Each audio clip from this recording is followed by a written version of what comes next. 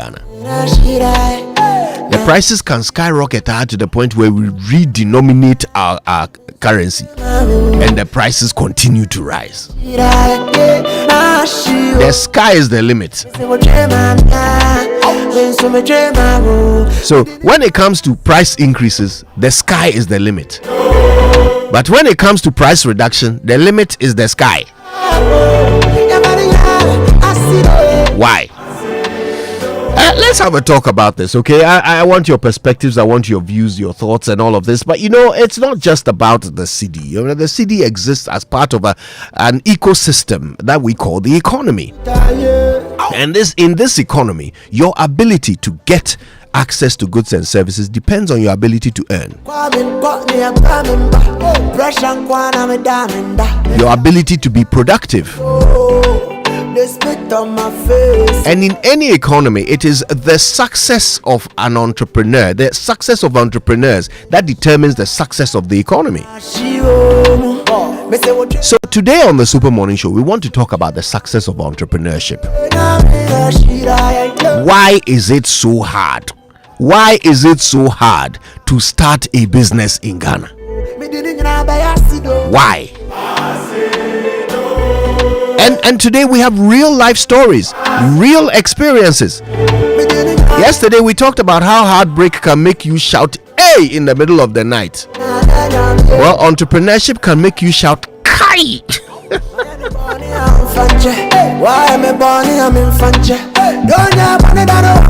Again, I ask why. Today's show is an important one. I think today's show will be revelatory. Is that an English word? Today's show will reveal a lot.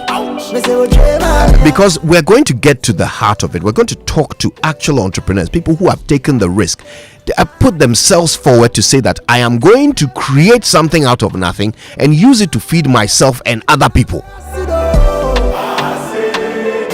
And we'll find out the minute you make that decision, what sort of obstacles immediately rise up in your way just because you made that decision in Ghana. Why? Why is it so hard to run a business in Ghana? My name is Kojo Yankson, and today it's my pleasure to bring you the award-winning Super Morning Show. Good morning, Ghana 4.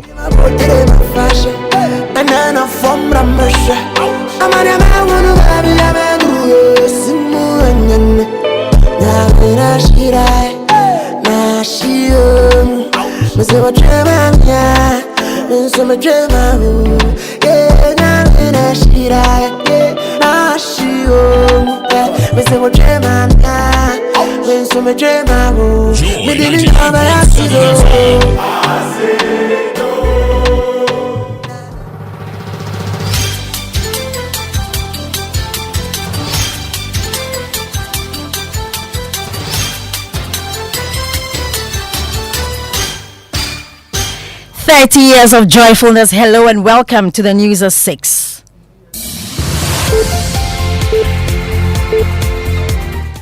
The news is live on Joy 99.7 FM, hits 103.9 FM in Accra. In Kumasi, we are on Love 99.5 FM and all 16 regions of Ghana. You'll also find us on myjoyonline.com, on YouTube, X Spaces, and on Facebook. Coming up, President Mahama issues strong warning to cabinet ministers who engage in corruption. As he says, offenders will be dismissed or prosecuted. That even within the corridors of cabinet, this statement has been said again and again. None of them is going to be spared if they do anything that shortchanges the country. None. They've been told in all certain terms. Absolutely, in all certain terms.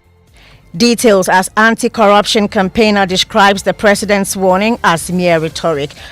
Also, government convenes a crucial meeting today in a last-ditch effort to persuade traders who have so far resisted calls to lower prices despite weeks of cedi stabilization. I have since called the president of GUTA for a meeting with the other trade associations. In Ghana, we don't control prices, and so government cannot push price reduction on them. Daryl has the business headlines. President John Mahama reveals private sector participation in Electricity Company of Ghana will target billing and metering as he announces several suitors have already expressed interest. We've got details on the Joy Business Report. And the Ghana Railway Workers Union demands full privatization of the railway sector, citing chronic mismanagement by leaders of the company as they embark on an indefinite strike. We are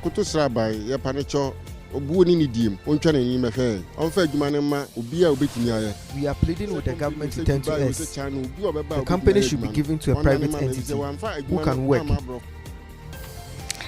Thanks for choosing us, home of independent, fearless and credible journalism. I am Hannah Odame with the details.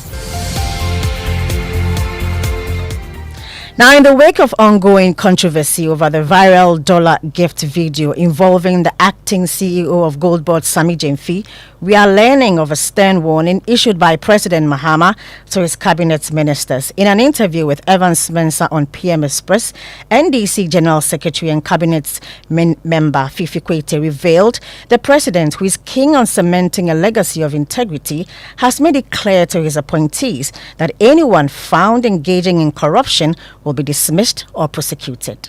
He wants to ensure that he leaves a legacy. So he's not here to come and countenance anyone shortchanging the country and just thinking about himself. And now as General Secretary, and I can tell you that even within the corridors of cabinet, this statement has been said again and again. None of them is going to be spared if they do anything that shortchanges the country. They've been told in all certain terms. Absolutely, in all certain terms, not just by the leadership, but also by the leadership of the party. So it means everybody on the same wavelength. We are not covering nobody.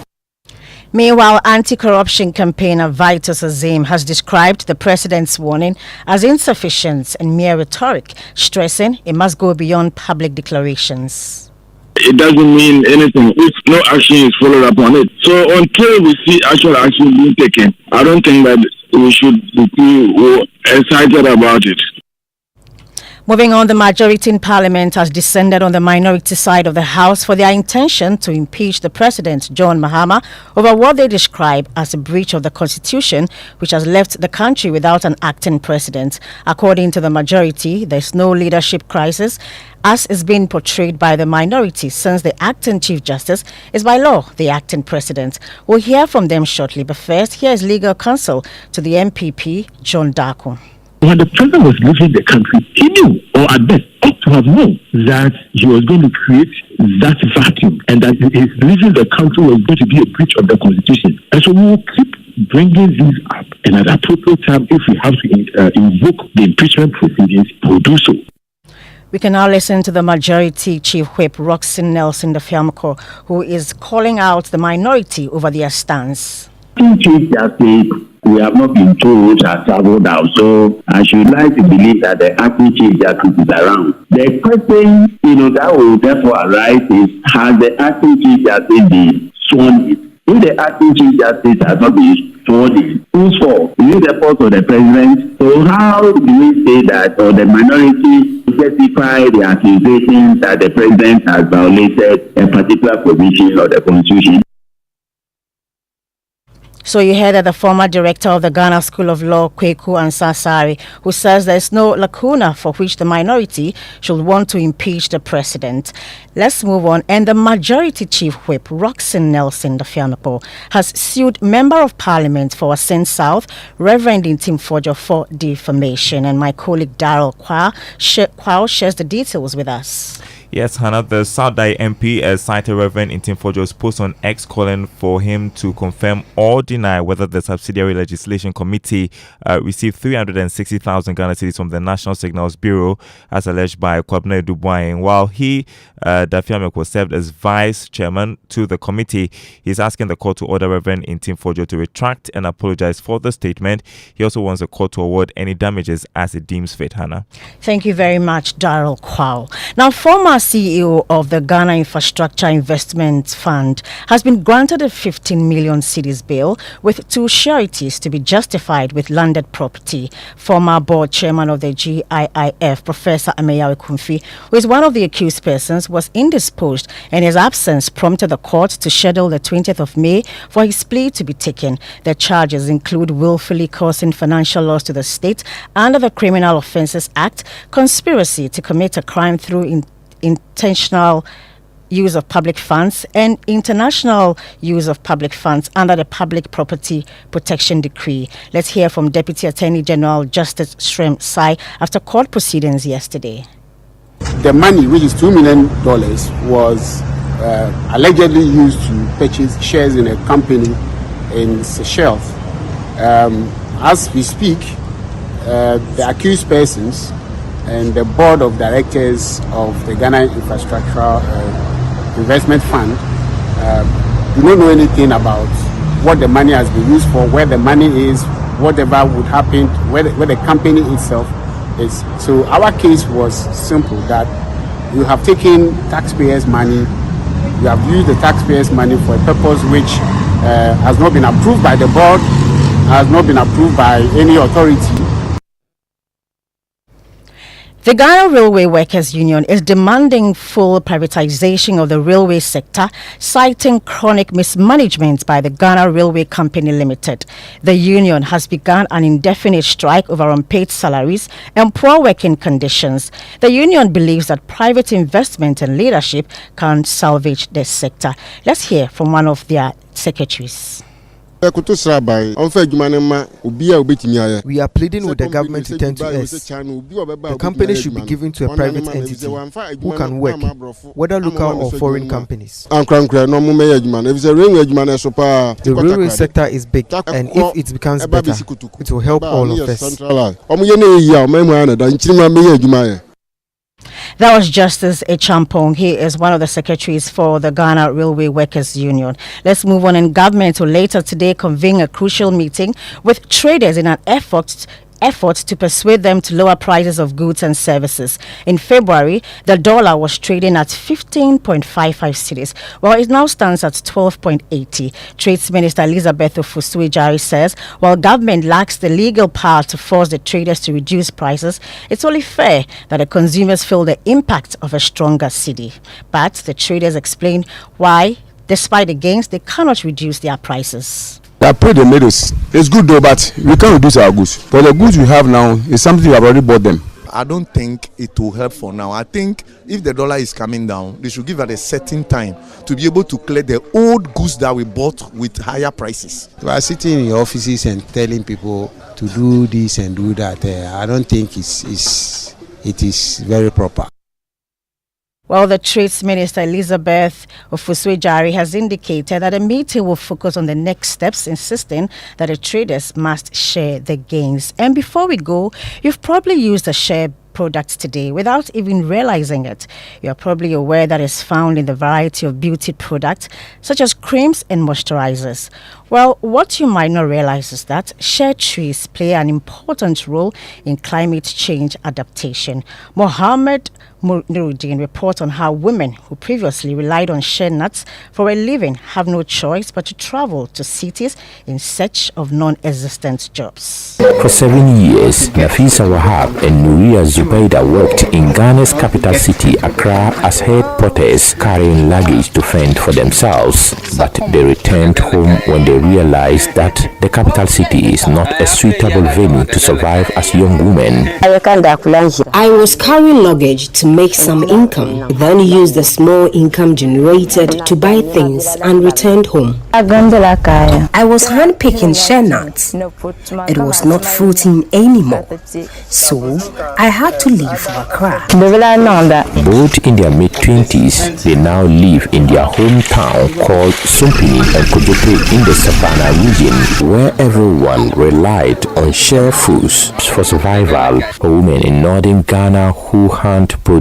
shea butter in their homes, it is a source of food, medication, cosmetics for skin and hair. But the women do not know why the trees are not bearing much fruits anymore. The shea tree no longer bears fruit as it once did.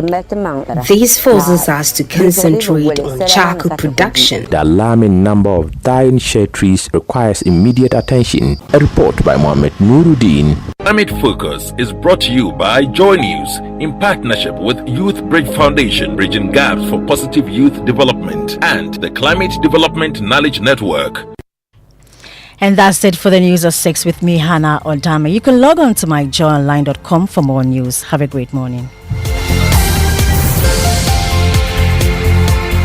Oh, jump on now. Go the go. Go me. At what time when you come back, we are not hear the sound of your car? Why you buy new car? No, I not change my car. It be the same ride. It be the fuel way I change. Way one shouts it. Ever since I started using the all-new Excellium Premium Fuel, fortified with 3-in-1 action. Oh, Joe, now my car they run like electric car. No, it's so. This is the type of fuel where they want to. Because now engine they cost. Where they want for way if I buy it, it go protect my engine. And with the small way I buy, I go drive, sir. Absolutely. It's like strapping a turbocharger to your engine and giving it a protector. And what they bust my mind, Seth, be the 3-in-1 action, no? Excellium, they prevent up to 99% of deposit. It be anti-wear, some be anti-corrosion. Won't pay when I open them. Hey, so where can I find this magical fuel? Just head over to any Total Energy service station and your car will thank you. Hey, then make a finish my go be fast, then rush go Total Energies. My friend, but why your hand my go be inside? I give you info. Make a feel the go be too small. The go.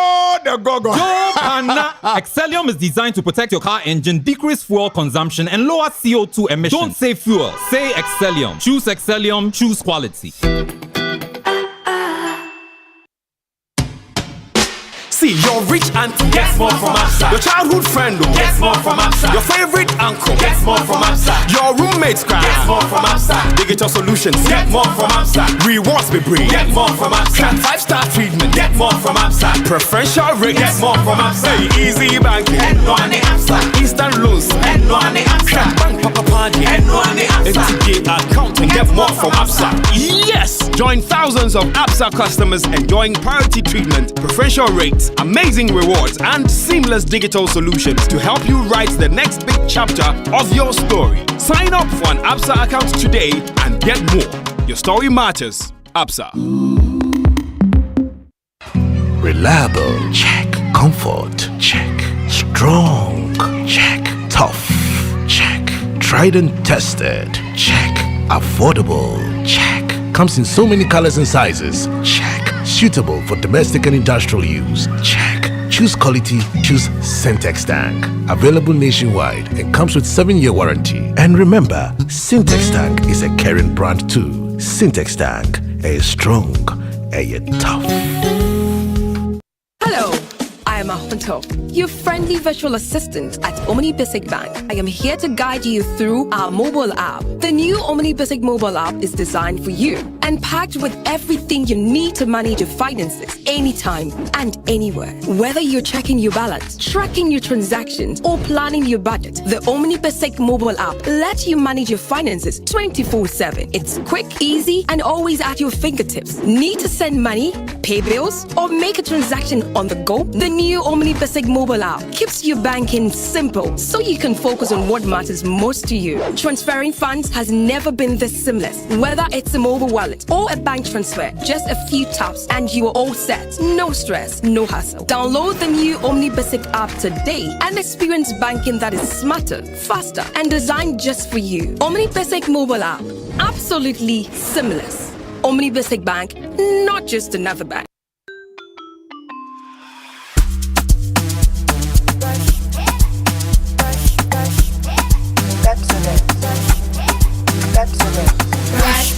Brush your teeth every day and night.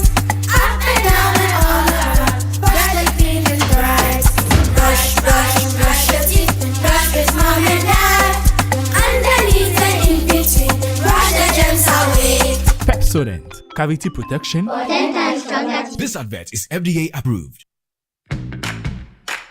What's your dream this year? To pull up in a brand new 4-wheel ride? Or you want to travel? Where? Sentosa Island in Singapore? Or Desert Safari in Dubai?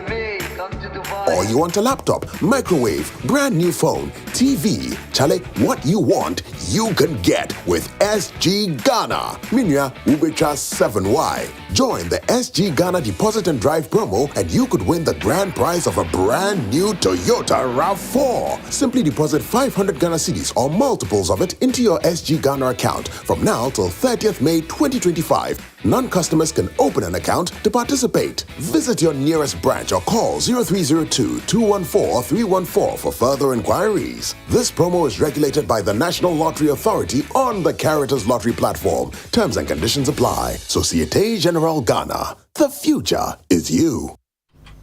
Bafu Biscuit. Hey, Kojo, good morning. How are you doing? I'm fantastic. I'm excited.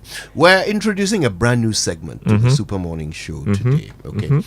It's called The Business Climate. Oh. Yeah, the business climate. So it's really in your wheelhouse, you know. I'm excited about that. Yeah, you must have met so many entrepreneurs who have given up, you know. But not just those who have given up. You must have also met entrepreneurs who have persevered. Yes, who have had the most amazing experience setting up business in Ghana. So there are mysteries to the business climate in Ghana that need to be unlocked, and that's what this segment is for. It's fantastic. And you know, it affects all of us. It does. Everybody has a side hustle in this country. Everybody's an entrepreneur. You should have one. I mean, yeah. If you want to survive. Let's try it out. What's your side hustle? You don't want to know. Oh, maybe we'll find you a customer today. When the mic I'm not ready off, to disclose yet, but okay. yeah. When the mic goes off, we all do something to make a living, right? And I mean, there's almost no exception to this. And we require an enabling environment in order to succeed.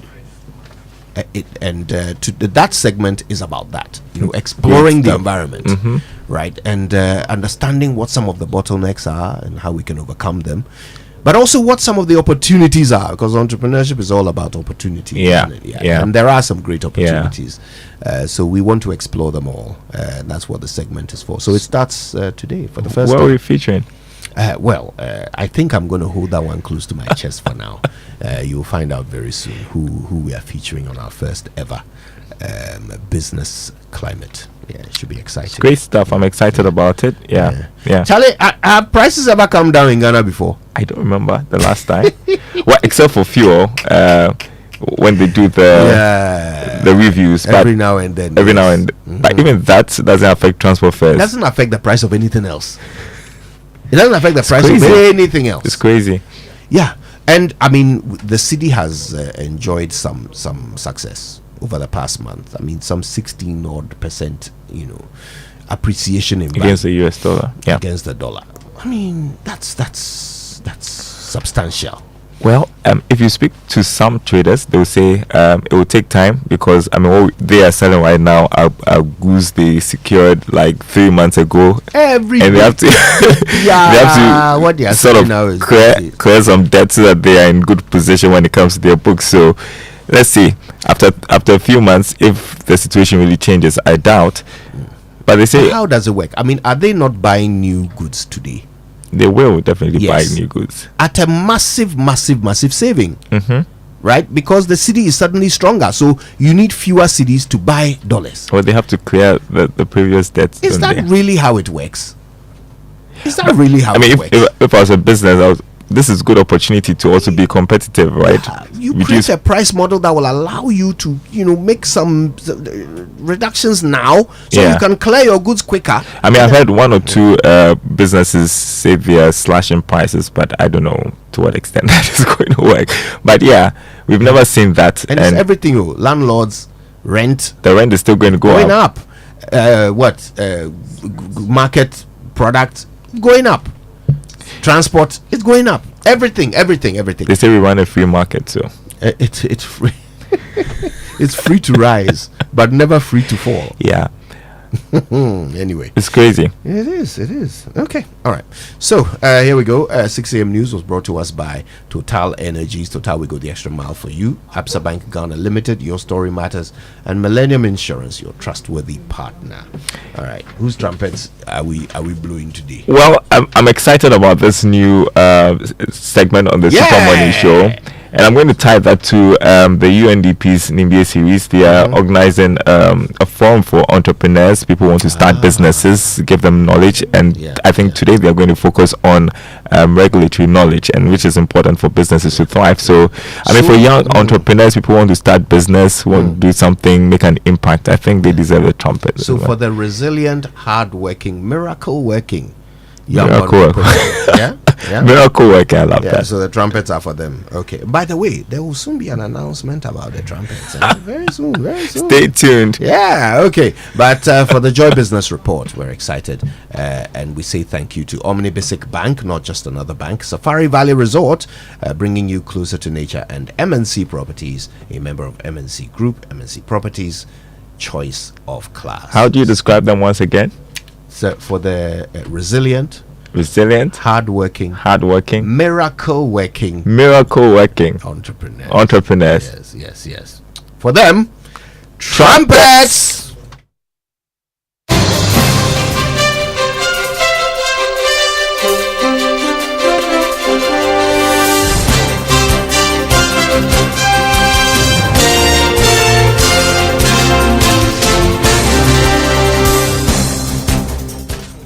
Hello, good morning. Welcome to the Joy Business Report. Coming up this morning, Chamber of Oil Marketing Companies confirms reduction in prices of petroleum products at the pumps beginning this Friday.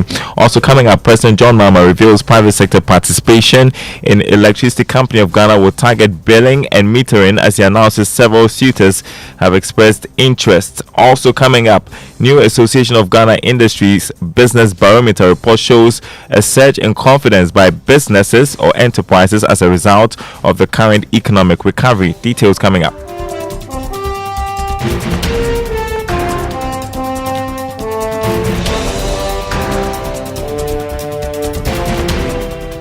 My name is Daru Kwab. Thanks for being with us. Hello to our friends listening from Kofo Radio on KT Radio. First up, prices of petroleum products are expected to be reduced at the pumps beginning Friday. That's according to the Chamber of Oil Marketing Companies, based on the city's current performance and reduction in price of finished petroleum products on the international market. Dr. Everson Opong is Chief Executive of the Association of Oil Marketing Companies. One of the biggest components in the price derivation of crude oil product prices in Ghana has to do with the Forex, and the second one, with all things being equal, is the crude oil Platts prices benchmarks.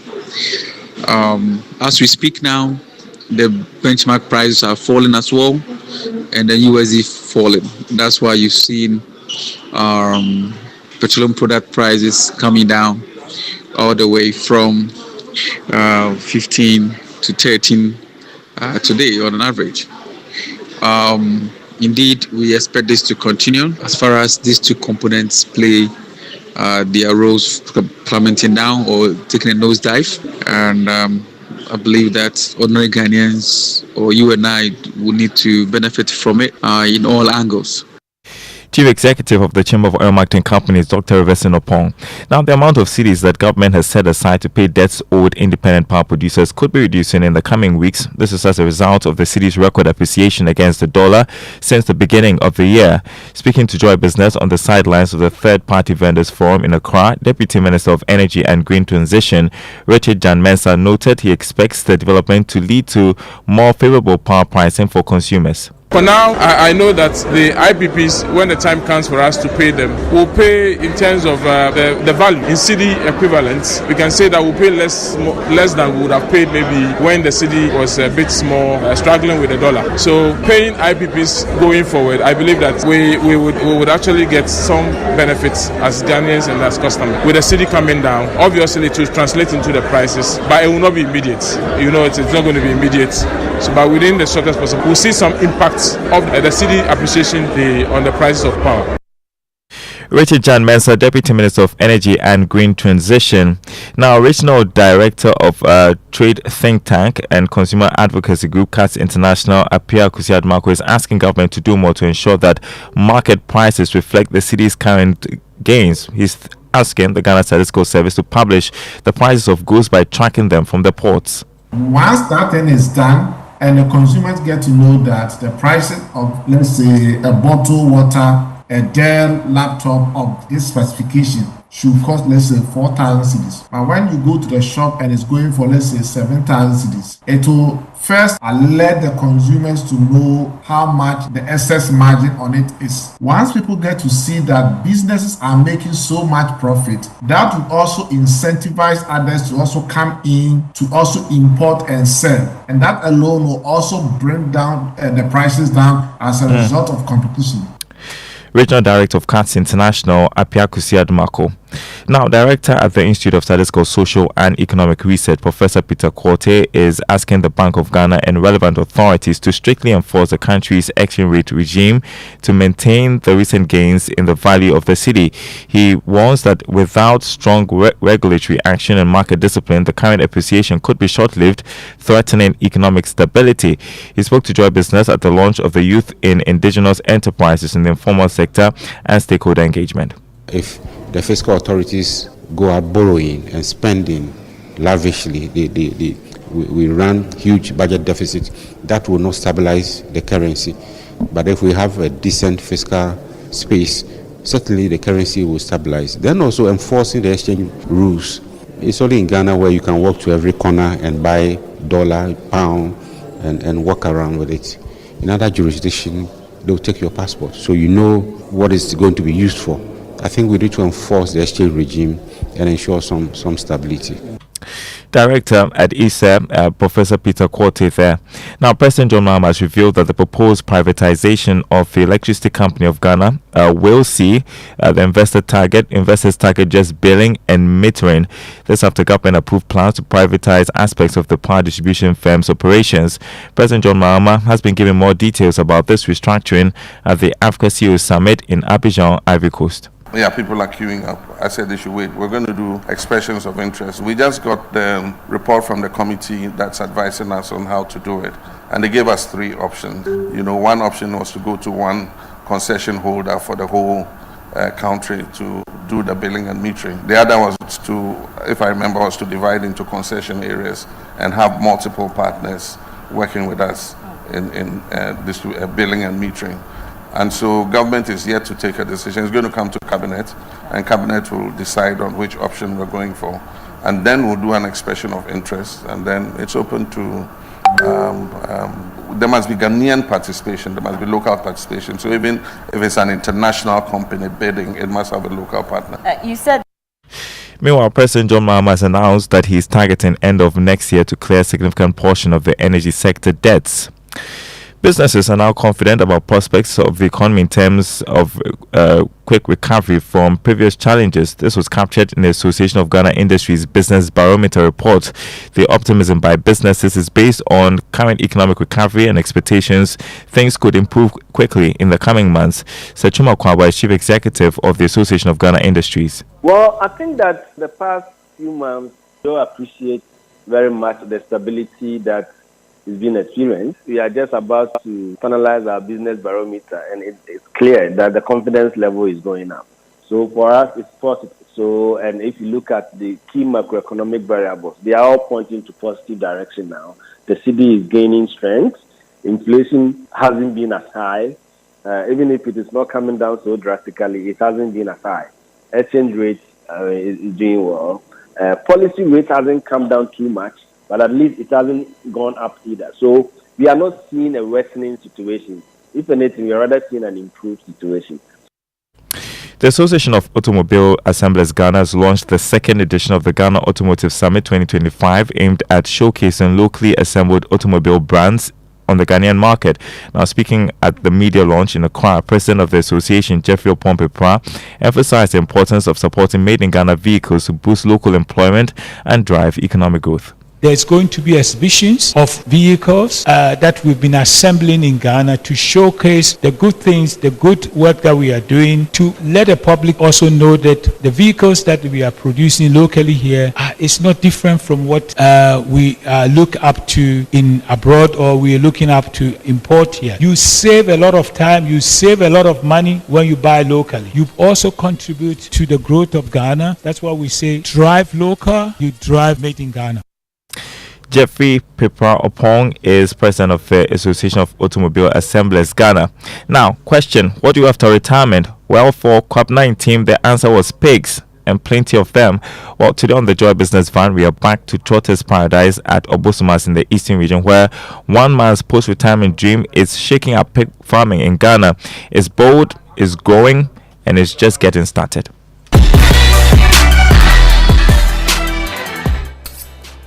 Hello, Joy Business Van.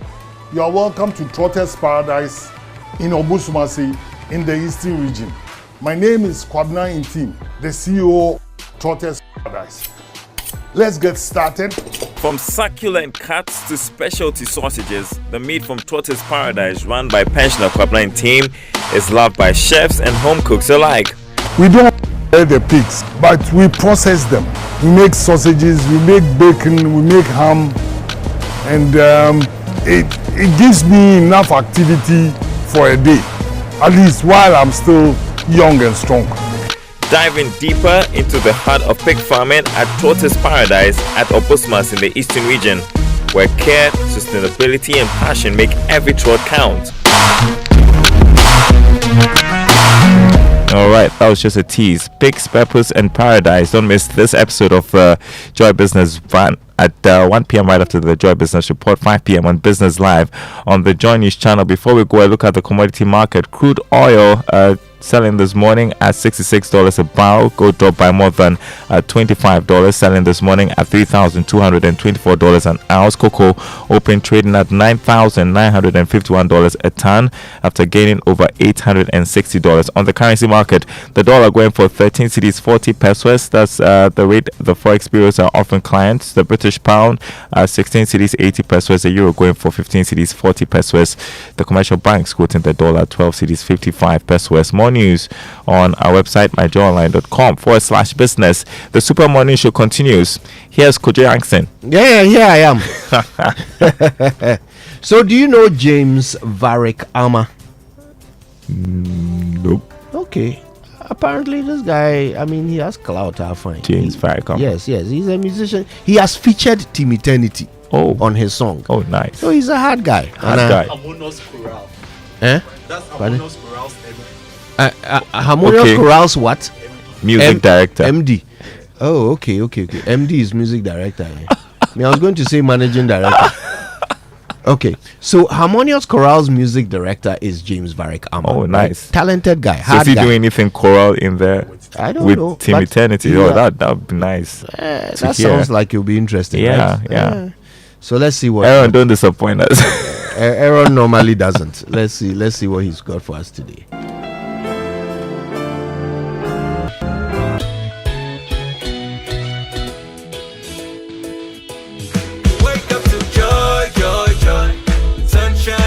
In the morning time, wake up to the Super Morning Show. Yeah, wake up to joy in the morning. Yeah.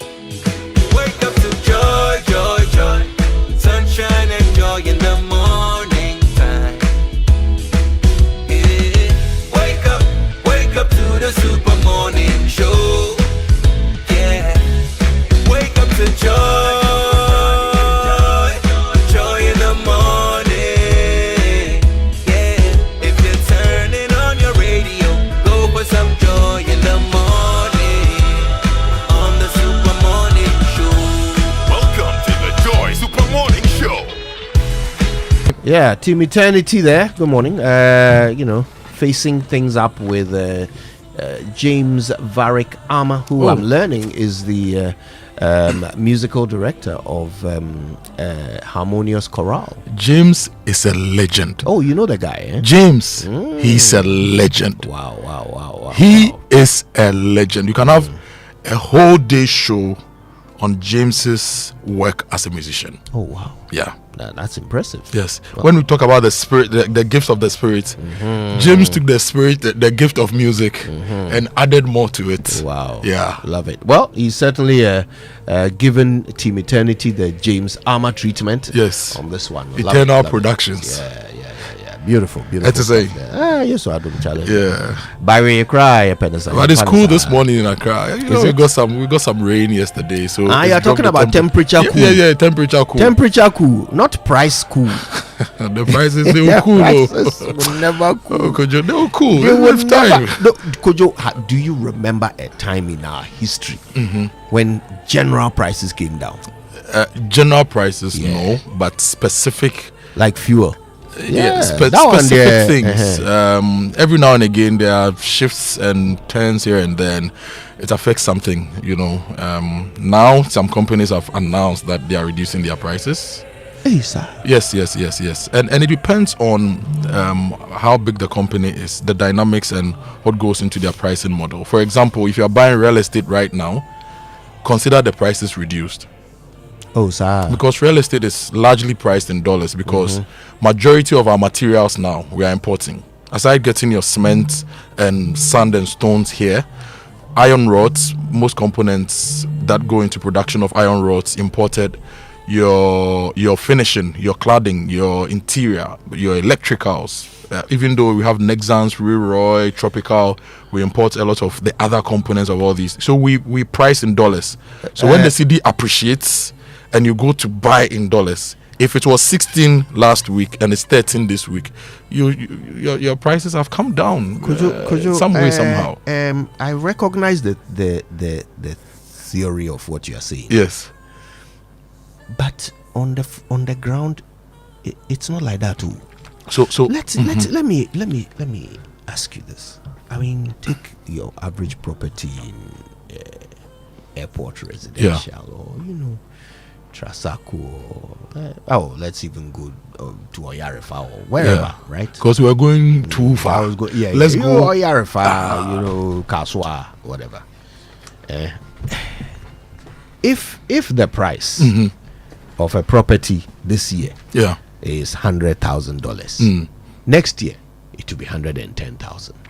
I mean, it will not come down to 90,000. Kojo, I have played in real estate for quite some time. Yes. And I've not seen any of the businesses I monitor actively increasing the price. But do they reduce the price? Because they index their prices to the dollar, especially with real estate. Thank you. At this particular point, you can assume that because the cedi is appreciating. No, that's actually the reality. If you're going to buy a house from my friend Kwabena Prepra, for example, or Saka, last year for shouts to Kojo Saka, $200,000. Saka's prices have not changed. Kwabena's prices have not changed. Right? It's still at the same, let's say $200,000. But as at December, you'd have needed about 16 cedis to the dollar. Now it's 13 cedis to the dollar. So in principle, that price has dropped. That's industry. There are the other industries we can talk about. If the dollar price has not changed, the dollar prices have not changed. But Kojo, are you sure of this? Because I promise you, if we ask people to bring in examples, right, of property prices, even land, right, that are in dollars, right, over the years, do these prices remain the same? The dollar doesn't really depreciate in value, not like how the cedi does. The dollar, its value has pretty much stayed the same over the past 40-50 years. However, the dollar prices of these properties have not stayed the same over the past 40-50 years. So right, they have not stayed right, because over the past 40-50 years the dynamics have changed. But this price, these prices I'm talking about, we are looking at, say, over the past 2, 3, 4 years, right? Those prices don't change like your price of a tin of milk, which changes. But they go up. But not as much because it's largely dollar index. Let's use something else. Let's use a different thing. Yeah, Right? I was thinking about property because it seems like an exception to the laws of economics. But but let's talk about. I other bought the things, land in right? my neighborhood for 12,000 cedis in 2015. Now it's going for 300,000 cedis. So right, because there's more demand, more services are coming. When I went there, it was called the forest. You understand? So now let's look at some other industries. For example, the electronic space. Yeah. There are companies here that are assembling TVs, fridges, and all those things. They bring them in as SKDs, semi-knockdown, or CKDs, completely knockdowns, and they do it.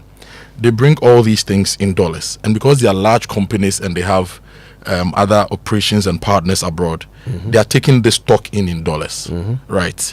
So their stock is valued in dollars. They have their overhead costs like electricity, transport, and all these things, labor costs, and all these things.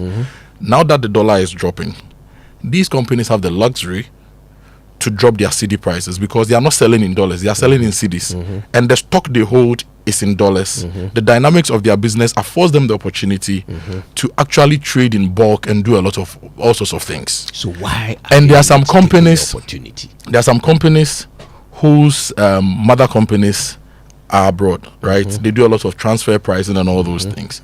So their dynamics are also different. And then there is your Konimo, the Kumasi Central Market trader, who goes to Turkey. Shout to Konimo. Who goes to Turkey 6 months ago. He went to Turkey 6 months ago to buy shoes and suits, for example. Now he bought them at 16 point something to the dollar, right? Yeah. Brings them in and pays a dollar indexed duty. Yeah. Which is paid for already. He's rented his warehouse and possibly paid for that and all those things. So if you tell Konimo to immediately drop it because it's now from 16 to 13, depending on how fast his SKUs move, okay, and how fast he sees liquidity and all those things, he can make it. But if it's the one retailer whose things don't move, so the dynamics are different across industries. And I love the fact that the minister says he's going to meet traders and industry to think through all these things. For example, your automakers. Yesterday we launched the Ghana Auto Summit at Alisa. We have about 10 or so companies that are producing vehicles, assembling vehicles here. They also bring them in as semi-knockdowns and they assemble, and they are taking it from their parent companies in dollars.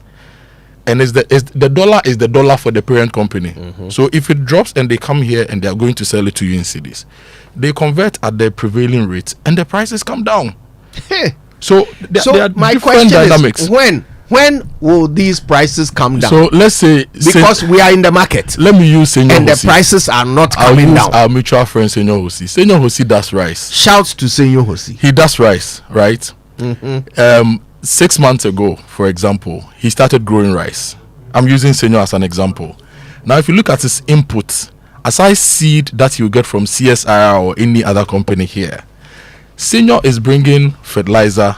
Senor will bring in crop protection and everything, and all those things is about 70% of his input cost, which he bought in dollars, okay, at that prevailing exchange rate. It's taking him 6 months to grow, process the rice, and within that period, electricity prices have also gone up. Other things have gone up. So you cannot immediately tell Opana that, Charlie, drop your prices. He needs to have a way to work around the numbers to enable him to drop the prices.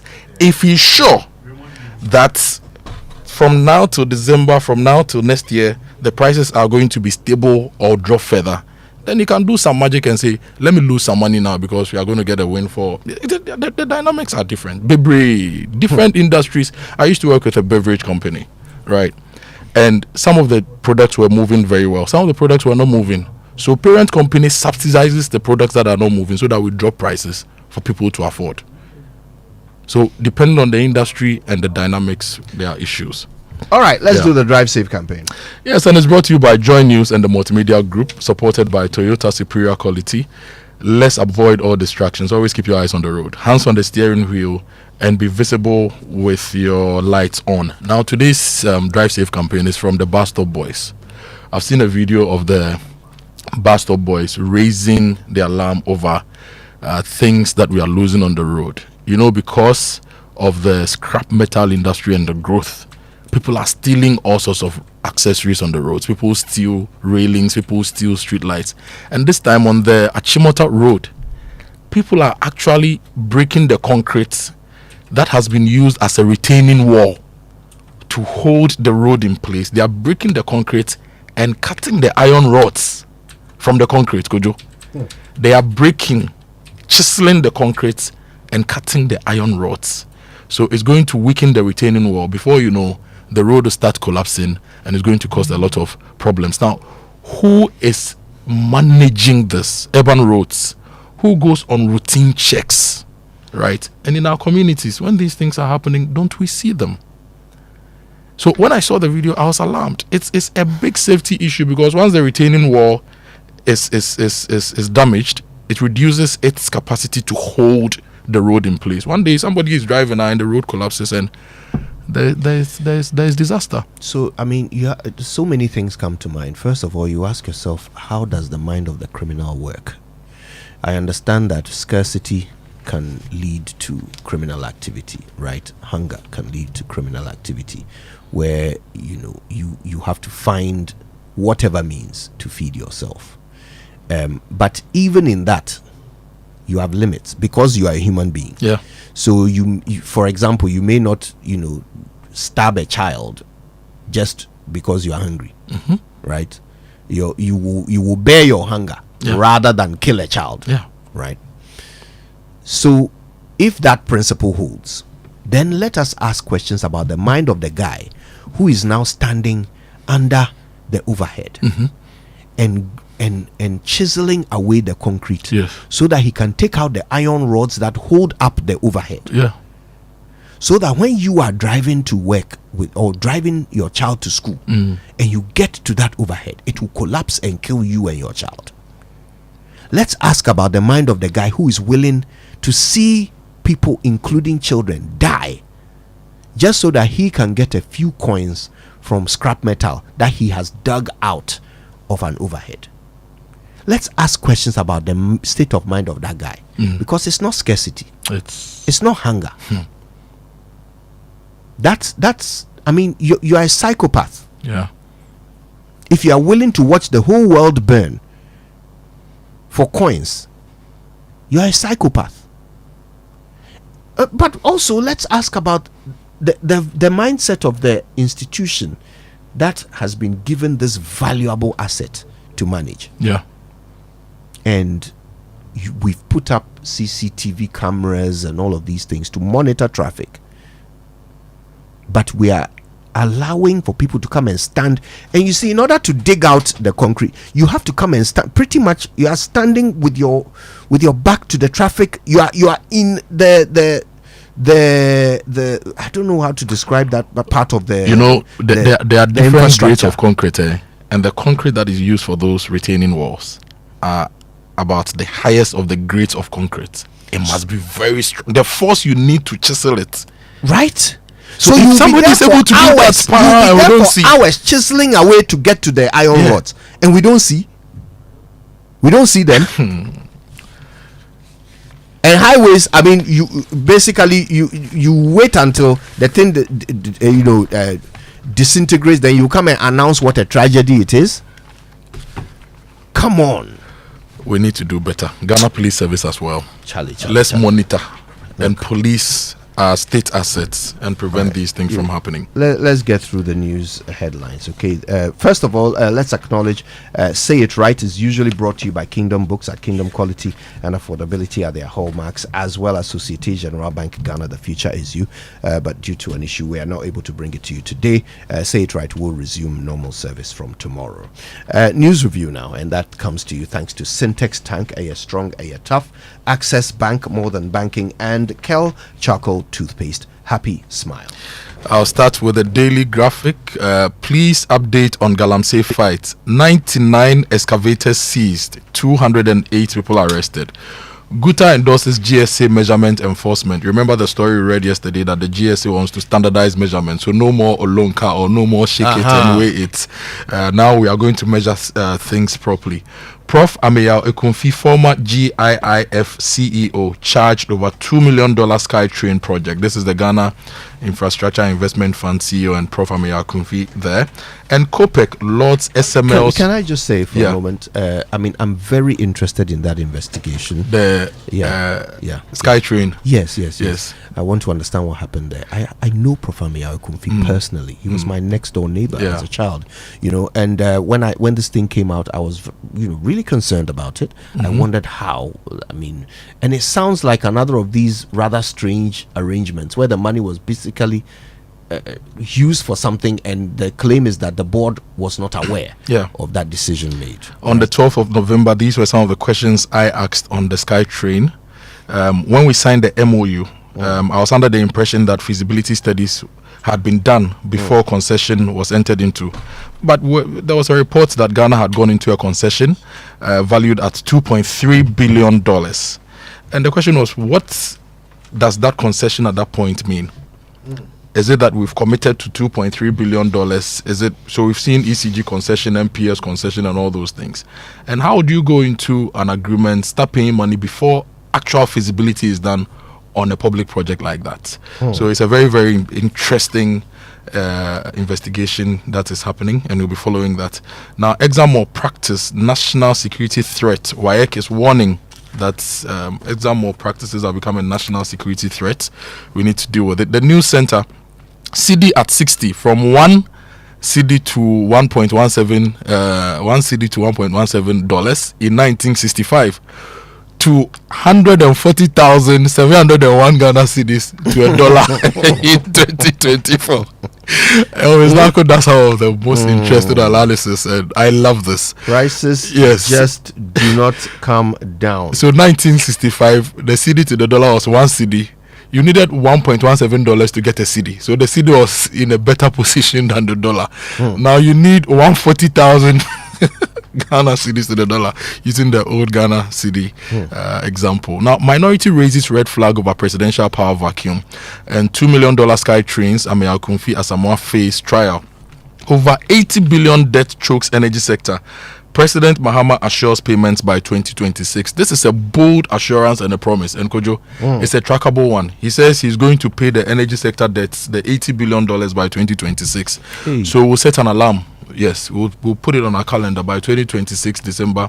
We'll check whether we've paid and cleared those debts. Speaking of setting an alarm, when did Ken Oforiatta say he will be back? I need to check for the actual dates, but Sometime in May, right? He communicated the dates. I've not followed it since we did those stories, but we can pull it up for you. Sami will get that for us. Sami, please get that for us. Now, the new publisher, Ghana State secrets may go public. Lawyer warns over rearrest of Edu Boaini.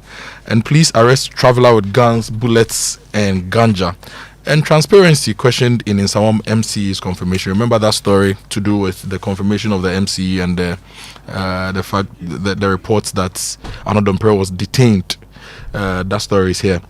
Now, the Inquisitor is talking about the Edu Boaini story. It says Edu Boaini rearrested and NPA to sanction non-compliant OMCs. So that story is also here in the Inquisitor. Kojo, I'll give you the Galamsey story first. It says the story by Timothy Nyangbe for the Daily Graphic says the police have arrested 208 suspects in connection with illegal mining, popularly known as Galamsey, in a series of operations in some Galamsey endemic areas that started in March. So since March, they've arrested 208 people.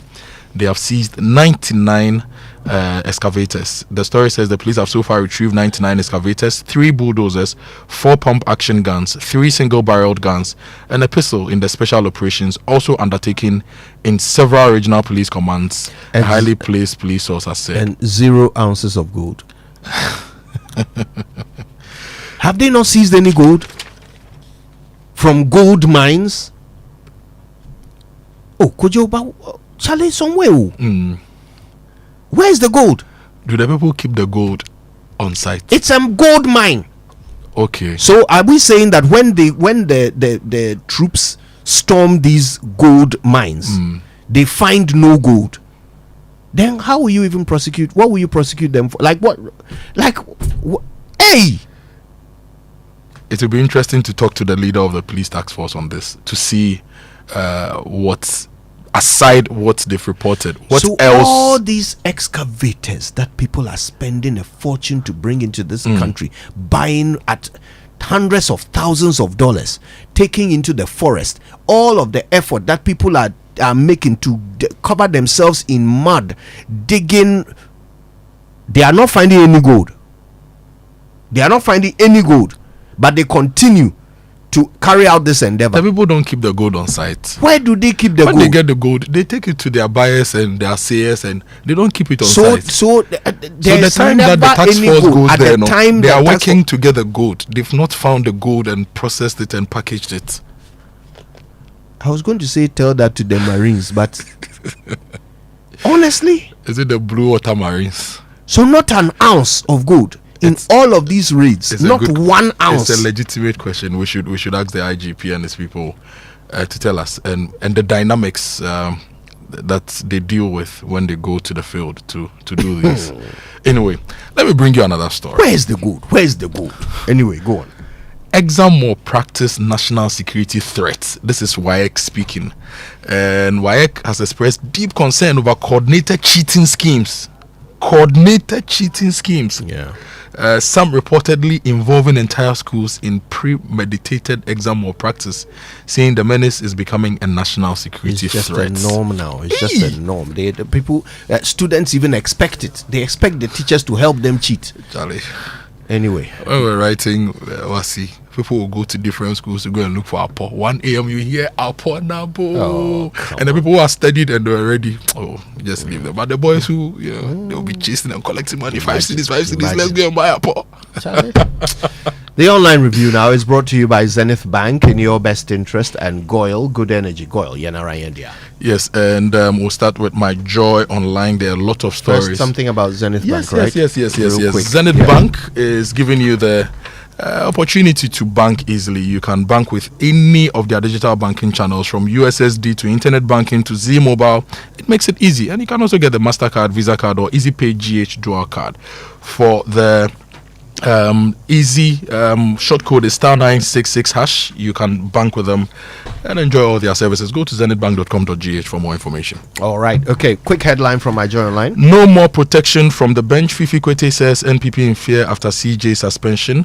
And there are some other stories. Let justice takes its course, even if it reaches the Chief Justice, says Fifi Kwete.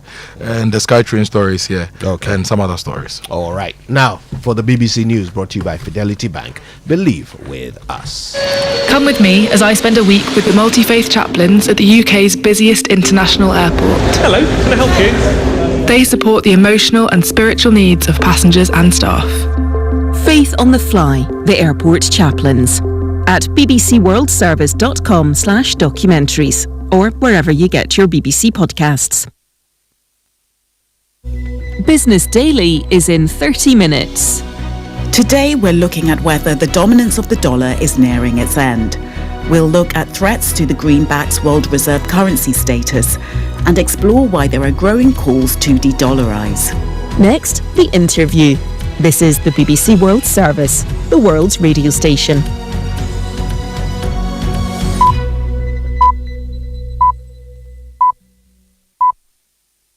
Coming up from the BBC World Service, The Interview. Conversations with the people shaping our world. With me, Kasia Madeira, presenter on the BBC News Channel.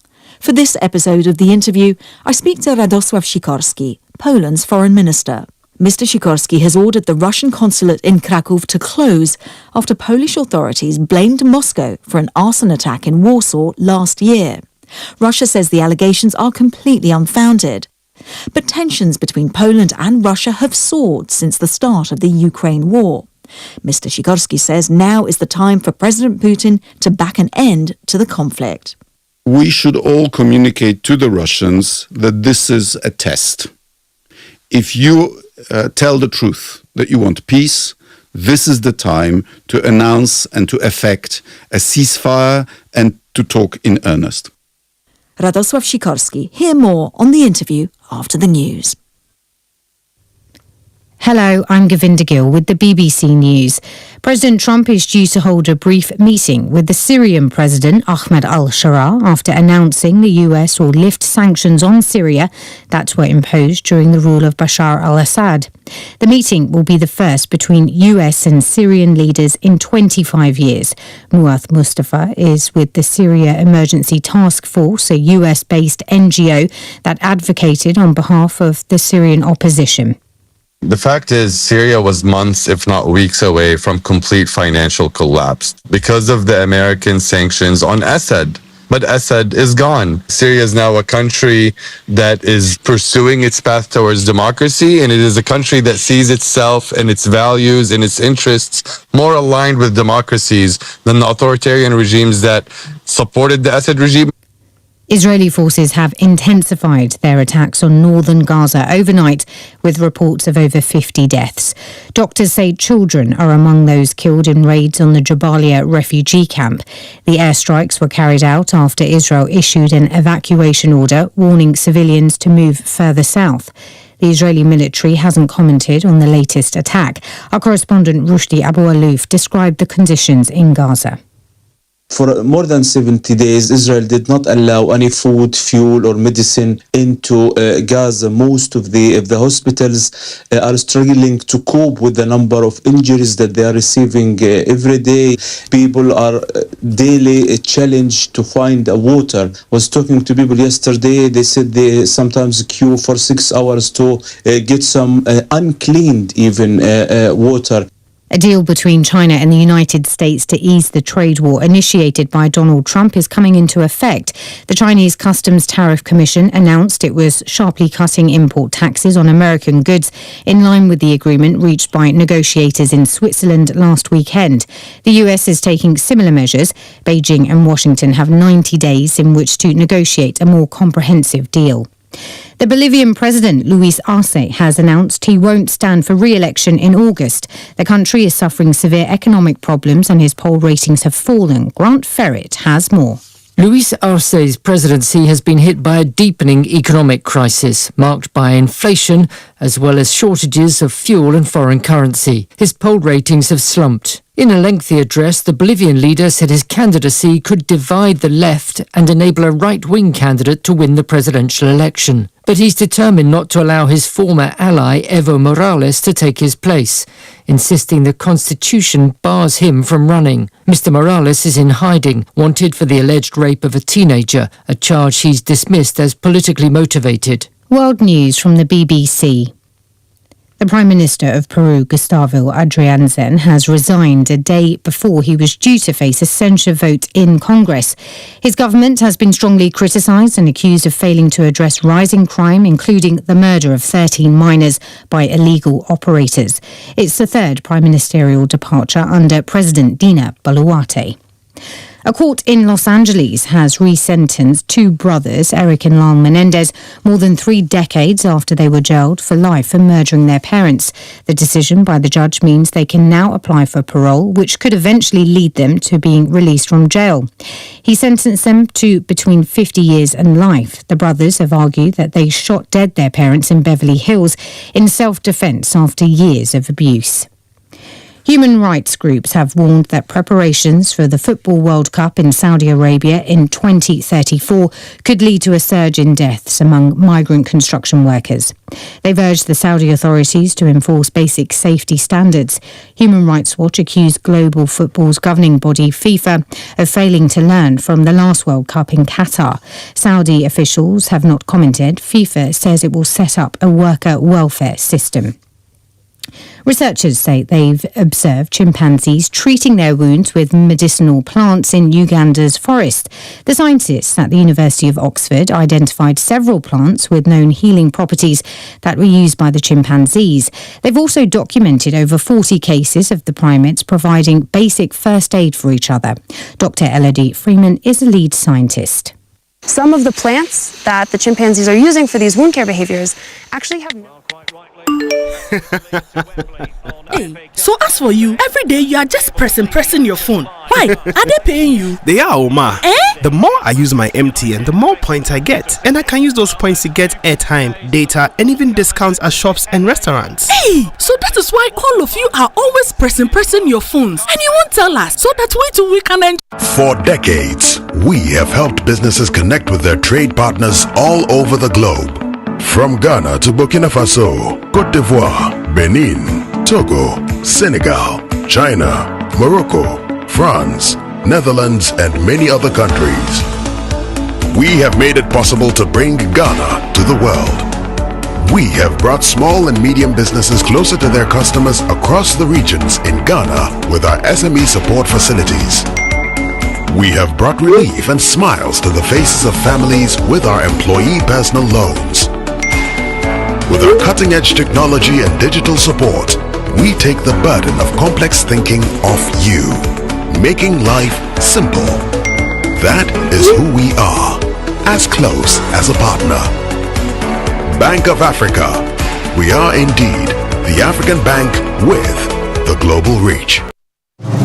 TCL's champion deals are here and they are big and bold. Buy 50-inch, 55-inch or 65-inch TCL QLED Pro 4K Smart Android TV starting from 7,999 Ghana cedis and get free 32-inch TCL TV. Buy TCL 75-inch, 85-inch or 98-inch TV and get free 43-inch TCL TV. The bigger the purchase, the better the deal. Buy TCL 115-inch QD Mini LED 4K TV and get a free 85-inch TCL TV. Discount so huge you feel like a winner. Looking for TCL refrigerators, washing machines, water dispensers, audio soundbar and more at cool deals? Rush to TCL showrooms and authorized TCL dealers in Ghana before stock runs out. Terms and conditions apply. TCL, inspire greatness.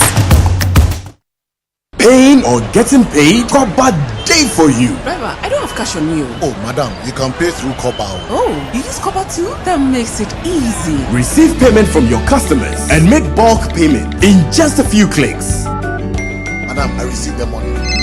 Hello, Coffee. Mom, you still haven't sent me the airtime and the house internet is finished. My game. I'm sorry, darling. Doing that right away. With Koba, you can send airtime to your friends and family and load data for some great entertainment.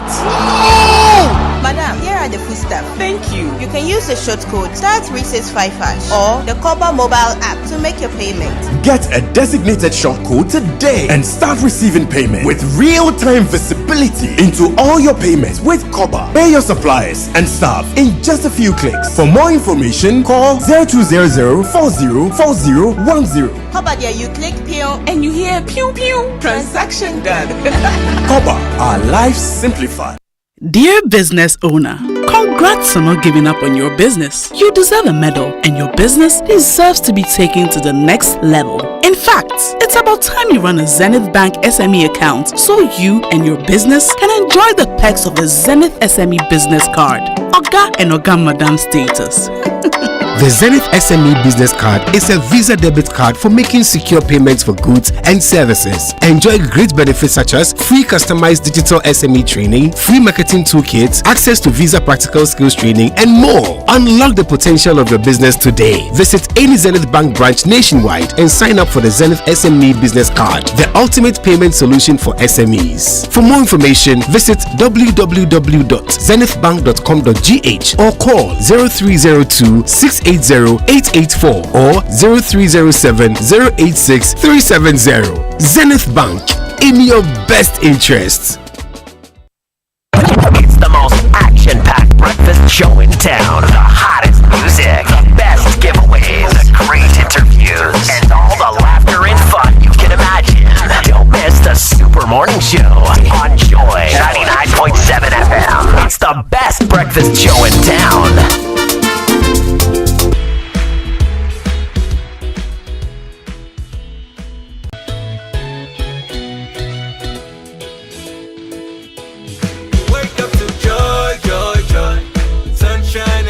In the morning time, yeah.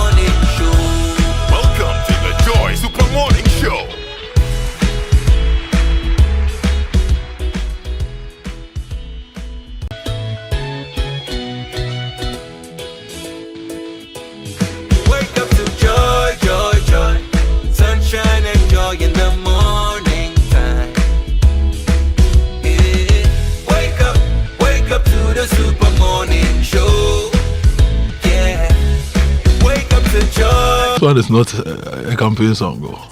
Yeah, it was.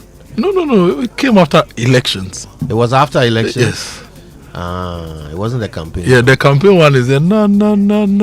Yeah, I know. Yeah, he did a song. And then no.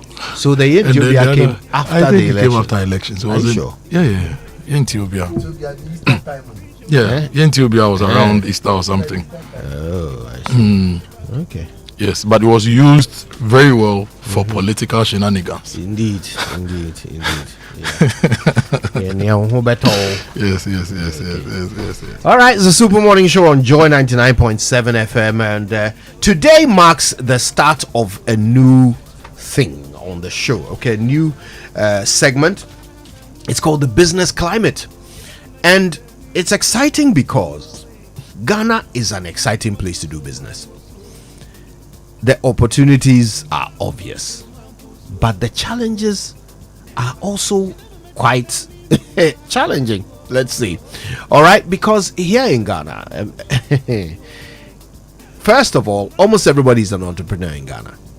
Everybody, no matter what you do, you have a side hustle. And that means that whether or not the environment is favorable for entrepreneurship is something that matters to you. It matters to you. And of course, every economy thrives on the private sector, which means entrepreneurs are what will make things work or not work. So in Ghana, what are these factors? What are the things that are opportunities for entrepreneurs, and what are the obstacles that they have to overcome? And how easy is it to overcome these obstacles as a Ghanaian business? Today, we start an exploration of that. We call it the Business Climate, and we are glad that you'll be here for it. Right? Who are we? Kojo, what can you tell us about who we will be speaking to? Yeah, today we'll be speaking to two businessmen. They are young people. No, if you're 40, you're not younger. One of them co-founded a business called Kodu Technologies. This business started about 3-4 years ago. Converts plantain and banana stems into sanitary parts. He's a very young medical doctor who got his friends together to start this business in Tamale. So they produce sanitary parts from plantain and banana stems, something that is considered waste. So we'll be talking to him to understand the challenges, because about a week or two ago he wrote on Facebook something that got a lot of other young businessmen talking, businessmen and women here, and basically they are saying that doing business in Ghana is way too difficult. And the other thing that came up was that we should also be looking at the fact that promoting entrepreneurship should be done in context and nuanced, because we've had so many state-led and private sector-led projects to promote entrepreneurship and create entrepreneurs, so much so that we've put a lot of people in a place where they even have mental issues, because we make it sound really great, we make it look good. And in the awards economy, a lot of people are also winning awards for all sorts of things being done and not being done. So we don't create the right context for these people. So people jump into it. Some people leave their jobs, jump into this, and realize that, Charlie, it's not it. So how do we create your next quintessential businessman, Ghanaian businessman? Yeah. What do we need to put in place in the environment to make these businesses thrive? Yeah. And how do we support them? So these conversations are about all of us. Like today we are talking about pricing. How do you support that trader in Kantamanto to grow and build a business to a certain point that some of these things can easily be managed without us having to have a ministerial conference or ministerial engagement? How do you build the next $1 billion Ghanaian business? So all these are things you'll be looking at. So if you're an existing business, big, small, large, like yesterday there's a story about Sentio Oil Refinery receiving 160,000 barrels of oil. So he set up a refinery in Ghana. How do you even get your raw materials to run? So we are looking at everything that's got to do with business and the climate. And climate, why not the business temperature? Why not? Yeah. Sure. Omekasa. Sure. Sure. Yes. So no, listen. I mean, look, it's one of the most difficult human endeavors anyway. Yeah. Right. Entrepreneurship is, creating something out of nothing. Yeah. Taking risk and creating something out of nothing. It's a mindset. Not everybody has it. Yeah. Right. Yeah. It's a skill set. Not everybody knows it. However, in Ghana, we tend to think that it's the kind of thing that just anyone can do. Yeah. If you don't pass your exams, then you become an entrepreneur. Yeah. So one of the interesting things we will hear today, Kojo, is Francis Obrikwen's position that we really need to approach this thing differently. Indeed. We need to change our ways, else we are going to throw a lot of our young people, young men and women, into spaces that will actually disrupt our economy. So, as I was saying, I mean, it's a skill set. It's not the kind of thing that you can just do when all your other options fail you. It's not the kind of thing that everyone can do as a hobby. Entrepreneurship is a vocation. And today we want to understand what the real push and pull factors are in this vocation. Yeah. Right? What makes it work and what hinders it? Right? And as a country, why do we keep getting it wrong? Why do we keep creating this idea that just anybody can be an entrepreneur? And we set up government offices to give money to people to go and do entrepreneurship. And there is no vetting of these people to understand that they can actually bring back a return on the investment we make in them. We just give the money out to them as long as they say the right things, when they apply for it, right? If you say the right slogan when you apply for it, then it's yours. And then there's no there's no desire to even claw back the investment. All we want is to give out as many of these grants, like we have to call them, to people as possible in a bid to buy their votes. But entrepreneurship is a vocation, and there are people who are trying to do it, trying so hard to seriously tackle it, to solve problems in society, to create jobs for people, and to create something out of nothing. And they are taking big risks to do it. And the government should simply be creating the environment for them to do so safely and with the least amount of risk and hazard. Yeah. But we are not. We are not. Capital, I mean, from the very beginning, even sourcing capital is a problem. I was at the Kwewu Business Forum, and I was shocked at just how hard it is for people to get ideas to back their rather brilliant ideas. The people of Kwewu, very enterprising. And they had great ideas, and they were going around these banks and pitching these ideas to them. And it was a surprise to some of them to even realize that banks are willing to have these conversations. Yeah. Right. So the lack of information is another impediment, and I really look forward to the exploration of this. And in talking our new about the series. entrepreneurship, over the years we've had over 40 different public-private programs or projects to train and create entrepreneurs in the country. And how many entrepreneurs have we created? We can look at the numbers. We have the Ghana Youth Entrepreneurship Inventory reports. One was done by Atu Ozanapia, who works with the KIC now, and another was worked on by Christabel Dazi of the World Bank. She used to be in the Ghana office. I think now she's heading the East Africa office, big woman. We can look at those numbers. And you mentioned the Kwewu thing. By the way, the numbers, don't forget what you were about to say about Kwewu. But when it comes to the numbers, I'm asking how many entrepreneurs we created, not how many people we gave money to. I hope we'll be able to show the difference. We have the breakdown of the numbers and the number of expected people to be trained, entrepreneurs created, businesses sustained. We can go through that. You were talking about the Kwewu people. Yeah. We mentioned that we proposed that they should set up the Kwewu Investment Fund. And I said that they can raise over $500 million to set up that fund to invest in businesses.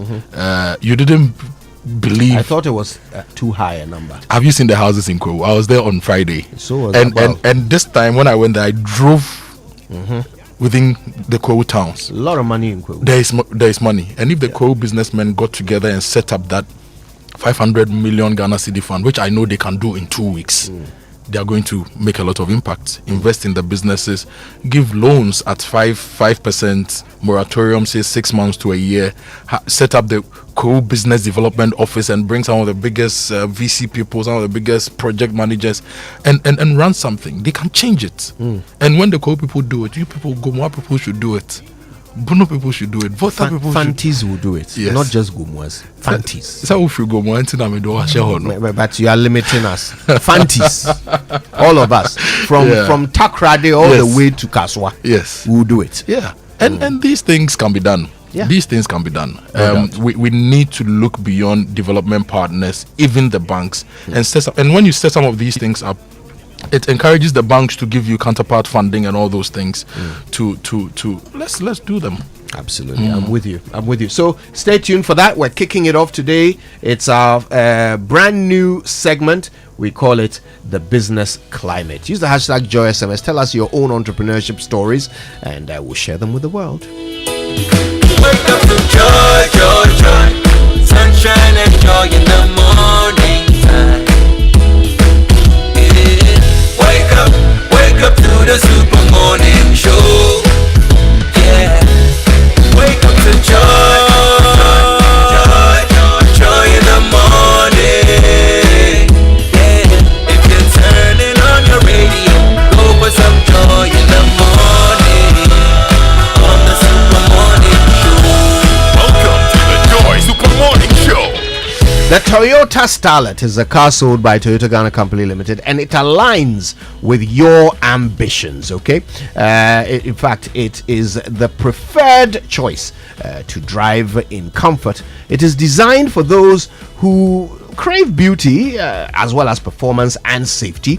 The Toyota Starlet delivers the perfect value for your money. Now, the Starlet is a 5-seater saloon with ample legroom to maximize driving comfort and minimize fatigue. So you can rush now to buy a Toyota Starlet from any Toyota Ghana Company Limited showroom today and enjoy 1 year or 20,000 kilometers, whichever comes first. Okay, you get free service with an extended warranty of 5 years or 20,000 kilometers, whichever comes first. So call Toyota Ghana Company Limited today on 0302 429 801 all the way to 805. Okay, call them for further information. Terms and conditions apply.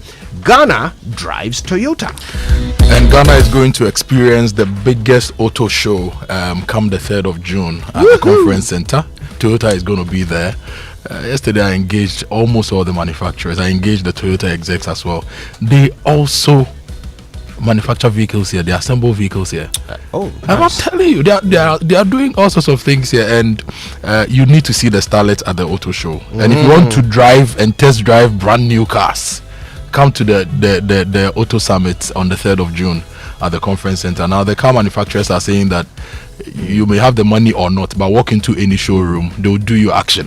Any car manufacturing showroom, go. The action will pie for you, and go and experience it. And this auto summit is brought to you by the AAAG Automobile Assemblers Association of Ghana and powered by Joy Business. We'll tell you more about it as we go along. Now, GIPC is giving you the advantage of enjoying their 24-hour premium service. It's designed to speed up investment registration and approvals. Once you submit all required documents and you pay, your registration, certificate renewal or quota application can be processed in just 24 hours. Yes, Kojo, just 24 hours. No more long waits, just premium service designed with your business in mind. For information on how to leverage this premium service, visit gipc.gov.gh or call 0200 112204 or 0200 112117. Kindly note that terms and conditions apply. Okay, now let me tell you how to make sure your car can go and go and go and go. All right, make sure you put in the absolute best fuel. Excellium from Total Energies is what you need. Okay, so now this premium fuel with its amazing 3-in-1 power means that you clean your engine, you extend its life, and of course you lower your fuel consumption. 3-in-1, beautiful. And it's thanks to its cumulative effect of the anti-corrosion, anti-wear, and detergent additives of Excellium new formula from Total Energies. It will lower your vehicle's fuel consumption while reducing CO2 emissions. You will drive, sir. Experience the difference with Toyota. Every time. Yes. Experience the difference with Total Energies Excellium new formula. Choose Excellium. Choose quality. And let's talk about dreams. You remember that song, Dream Big, yeah? Fidelity Bank says you should dream big. Don't have limits, just dream big. Chase your dreams and your ambitions. And wherever you are on your journey, if you are starting a career, if you are building a family, if you are growing a business or planning your future, Fidelity Bank is here for your journey. Every goal deserves a chance to flourish. And with hard work, dedication, and a strong belief in yourself, the seed of greatness is within reach. So trust in the journey and understand that Fidelity Bank is with you every step of the way. Together, let's turn your dreams into reality. We are here for your journey. Fidelity Bank, believe with us. You know, we are talking about entrepreneurs today. And Fidelity Bank has the orange corners. And in fact, the shoe I'm wearing is from a business that participated in the Orange Corners, and Fidelity helped them with some very, very good funding. And they have the Young Entrepreneurs Forum as well. So our banks, our businesses, let's put in place the stuff that the startups need and the SMEs need to grow. Kojo. Charlie, all right, so while we're at it, let me tell you about someone whose entrepreneurship journey has certainly led them to the heights of achievement. And we're talking about Vampi. Yes. Vampi and MNC Group. Discover MNC Group Global, your #1 partner in real estate, minerals trading, export logistics, and food commodity trading. Now, with their global presence, they connect markets that drive businesses with business growth, with a tailor-made solution to meet every need of yours. All right, so trust them to maximize your value in every deal. Reach them at MNC Group at mncgroupglobal.com. Okay, MNC Group, totally reliant. And Pepsodent Cavity Fighter is here for you. Yeah. Yes, Pepsodent Cavity Fighter is here for you. Pepsodent. If you're a big family, you need to get the 175-gram family pack. If you're a small family, 120-gram Ejakwa pack. If you are just you, get the 65-gram. And if you're a traveler like me, you should always have the 12-gram sachet on you, so that wherever you go, you have your Pepsodent with Pro Fluoride. Purchase it.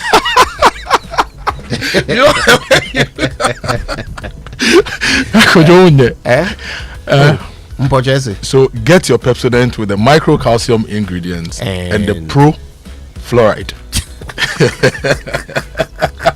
Pro today, fluoride tomorrow. Okay. And you know, Pepsodent can be found in any shop near you. So go to your corner shop, go to the mall, wherever you go, you get Pepsodent. And if you want to talk to your dentist for free, call 0800-161-000 and call the customer care center on 0800-200030. Pepsodent, every smile matters. Pro Fluoride. Why be, okay, now it's simple. All right, your tank really has to have the tortoise on it, otherwise it's not the correct tamp. Not it's not the correct word. Tamp. What is a tamp? Hey. You are tampering with the tank. Please, let's return to the tank. Thank you very much. All right, so listen, your tank needs to have the tortoise on it. All right, otherwise it's not the correct tank. That's right, the tortoise tank. Syntex tank is the champion of water tanks. It's strong, it's durable, and it's built to handle the Ghanaian weather. Rain or shine, Syntex tank has your back. So go outside, check your tank. If it doesn't have the tortoise on it, it's time to upgrade. Join the Syntex tank family today and enjoy water storage that is tough like the tortoise. Call 0244-335-168 to buy now or you can find one of their 400 agents across the country. You can also shop online at syntexgh.com. Syntex Tank, you're strong and you're tough. Yes. And if you've not renewed your motor insurance, please do so. Please do so. Because SG Ghana is not just about renewing your insurance. They are giving you a reliable cover, and they're also giving you extra benefits that will blow your mind. So from now till 30th of May, buy or renew your comprehensive motor insurance policy with SG Ghana Sound Drive and win big in the SG Insure and Win promo. You stand a chance of winning a 2-night all-expense stay for 2 at the Safari Valley Resort. You could also win 4 brand new tires or free car servicing for a whole year. Kojo, have you asked about tires these days, the prices? I'm afraid to. 4 brand new ones. Room 16, room 17. Will be great. Will be bottom. Hey! But SG Ghana says that insure and stand a chance of winning 4 brand new tires or free car servicing for a whole year. And there's more. You also get up to 1,000 Ghana cedis free fuel instantly just for renewing or buying your comprehensive motor insurance policy from SG Ghana. So call them on 0302-214-314 for more information, or walk into the nearest SG Ghana branch to buy or renew your motor insurance policy today.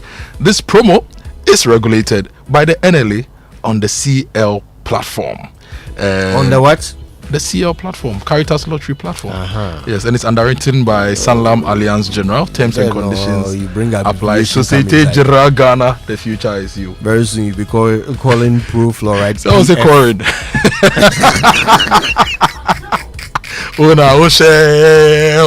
Mr. Colin. Mr. Corin, baby, I'm so Corin. One crabbing. What's he calling? Tell him why.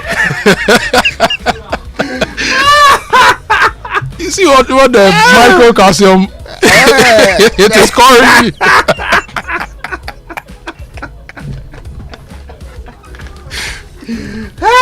Twado. Charlie. No, Twado. Oh God! Take it easy. I want the ground to open up and swallow me. All right, listen. Go to KingdomStoreOnline.com for the best quality office essentials, equipment, furniture, and stationery, all from Kingdom Books. Now, this stuff is really great. You can pay for it via Momo across all networks, and they'll deliver to your home or office in very good time. If you live in Accra or Tema, that delivery is also free, which is great. Terms and conditions apply. At Kingdom, quality and affordability are their hallmarks. And I'll tell you about the Access Bank Faketwa Beji Kesia promo. Access Bank has a pot of 500,000 Ghana cedis that you can win a share of. Yes, and they also have other things like PS5s, iPhone 16s, Chrome. 500,000 Ghana cedis is $500,000. Oh. So they are saying Faketwa Beji Kesia. Simply deposit a minimum of 250 Ghana cedis in your new or existing Access Bank account and increase it to 500 cedis or more and qualify for a draw. If you're a youth customer with a solo account, spend 500 Ghana cedis or more with any Access Visa card and qualify for a reward. The more you deposit, the higher your chances of winning. And they have 4 monthly mini draws and 2 mega draws for you, and it's running from now till September 2025 in partnership with the NLA on the Caritas Lottery platform. Terms and conditions apply. The Faketwa Beji Kesia trade. Hey. What is happening today? They've not brought the house of cocoa and bull fruits. This multilingual buying. They need to bring the house of cocoa and bull fruits. We are just destroying all languages today on the Super Morning. What is this? So join the Faketwa Beji Kesia promo. Save now for the future and win big. And if you want more information, visit ghana.accessbankplc.com or call toll free on 0800 004400. Access Bank, more than banking. Much more than banking. All right, stay with us. So much coming up on the Super Morning Show. Don't miss a thing. We've got sports, birthdays, and more. And some very interesting messages, Kojo. Yeah. I'll read all those messages. All of that after these.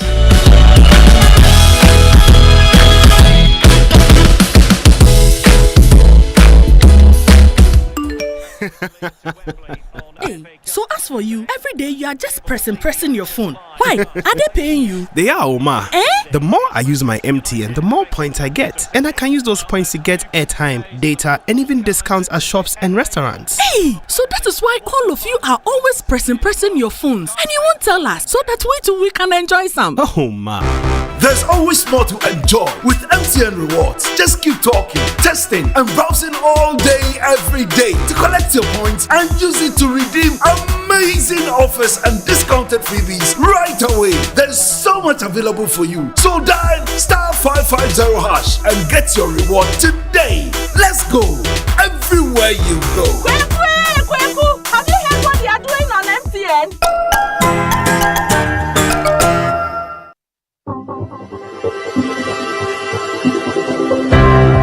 Ever wondered what else your Standard Chartered Visa card can do? It is not just for taking money from ATMs. Your Standard Chartered Visa card is the enjoyment card.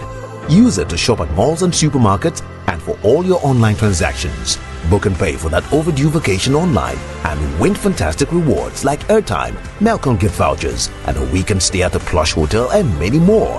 It is the enjoyment card. So next time you're about to make any payment, let your Standard Chartered Visa card lead the way, not cash. It is your gateway to secure, convenient, and rewarding payments. Visit the 360 Rewards website for more information. Standard Chartered, here for good.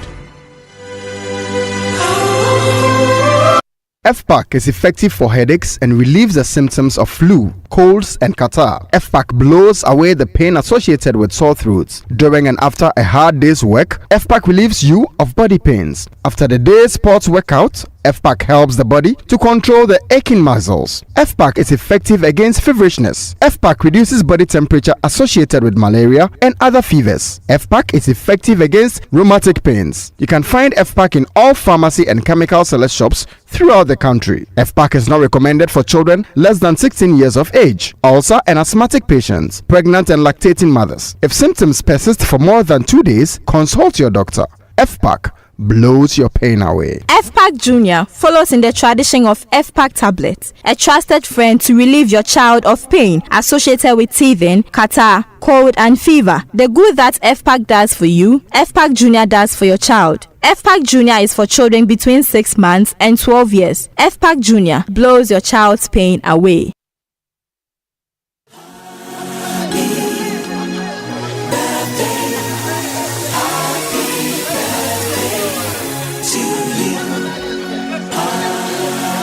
Alrighty, birthday messages on the Super Morning Show are brought to you by MTN. Everywhere you go, and Bank of Africa, the African bank with global reach. Bank of Africa, as strong as a group, as close as a partner. Okay, all right, I've got one here. This is a rather interesting birthday wish that was sent through. Let me see if I can read it quickly. It says, may his peace, love, and good health continue to be a banner over you. May you prosper, continue to prosper until you become very prosperous. We love you to heaven and back. Happy birthday to Mrs. Henrietta Achupi Segla. Henrietta Achupi Segla. Achupi means kakra, right? Not necessarily. Oh, it doesn't? Female in a twin. Okay, the female in a twin, yes. Not necessarily the kakra, yes, but the female. Okay, yes. Achupi Segla. It's from Nelson Joseto Koshi da Segla. That's Joseto. right. Joseto. Believer. Yeah. Joseto. I'm coming small. Today I've destroyed English, destroyed Fanti. Now I'm destroying everything. Okay, it's also from your grandchildren. Keshi Nonu. I hope I've said that right. Yeah. Yeiram, Yedokem, and Kekeli Dasegla. It's from the whole Dasegla clan. Love it. And happy birthday to Mrs. Evelyn Brandful. Happy birthday also to lawyer John Kojo Akoto of Ekufuado Prempeh and Co Chambers. Happy birthday going out to the General Overseer of Power Victory Chapel, Apostle Josiah Oben Jr., your family and the entire congregation of PVC Global celebrate you for leadership and dedication to God's work. And happy birthday to Elolo Kla and Kelvin Bruni of the Audit Department of Deloitte, and Ernesto Usubempo of the Tax and Regulatory Department, and Clara Enam Ahodeto of the Financial Advisory Department of Deloitte, from your country partner, Daniel Kojo Osu, and all staff of Deloitte. And a special one going to Victoria MFA Hardcastle, the CEO for Petroleum Commission, and also to Samuel Amegaibo of Greda. Yes, Samuel Amegaibo of Greda.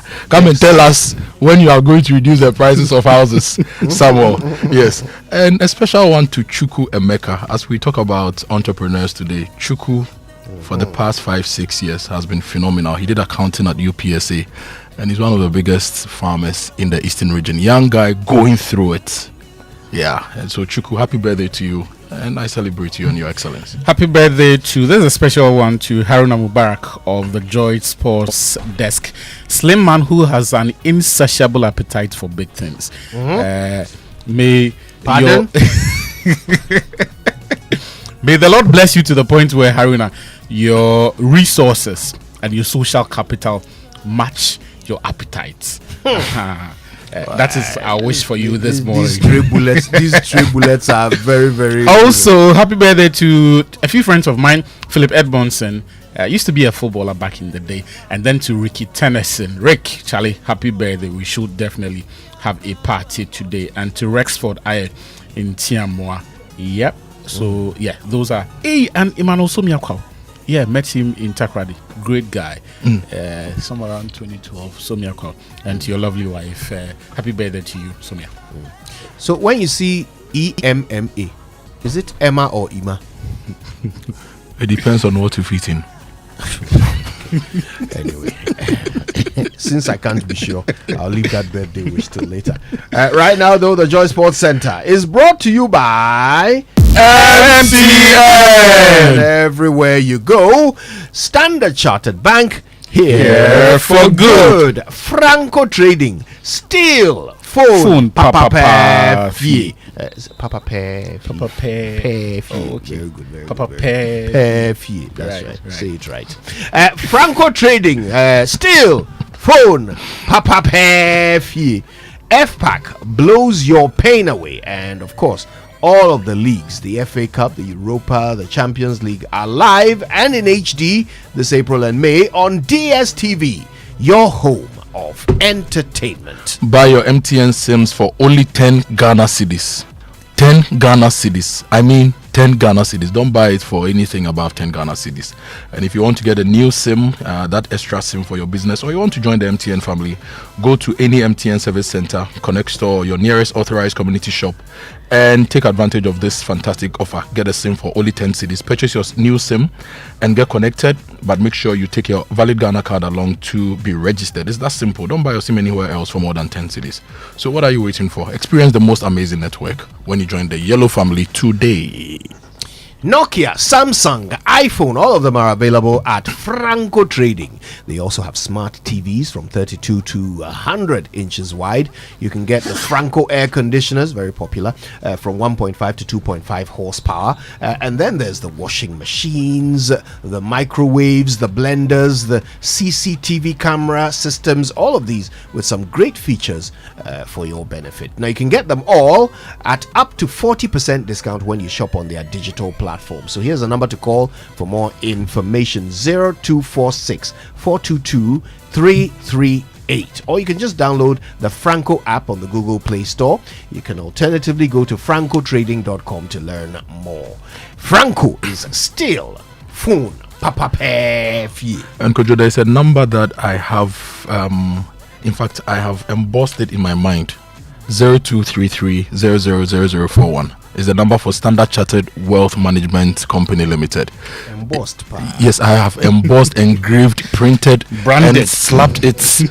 Yes, because if you want to make the right financial decisions, if you want to build your wealth, you need people to help you do that. And Standard Chartered Wealth Management Limited is doing that. They are giving you access to a wide range of investment options. They are giving you certified investment advisors to help you plan your wealth for yourself, for your business, anything that's got to do with money, financial goals, meeting them. Talk to Standard Chartered Wealth Management Limited.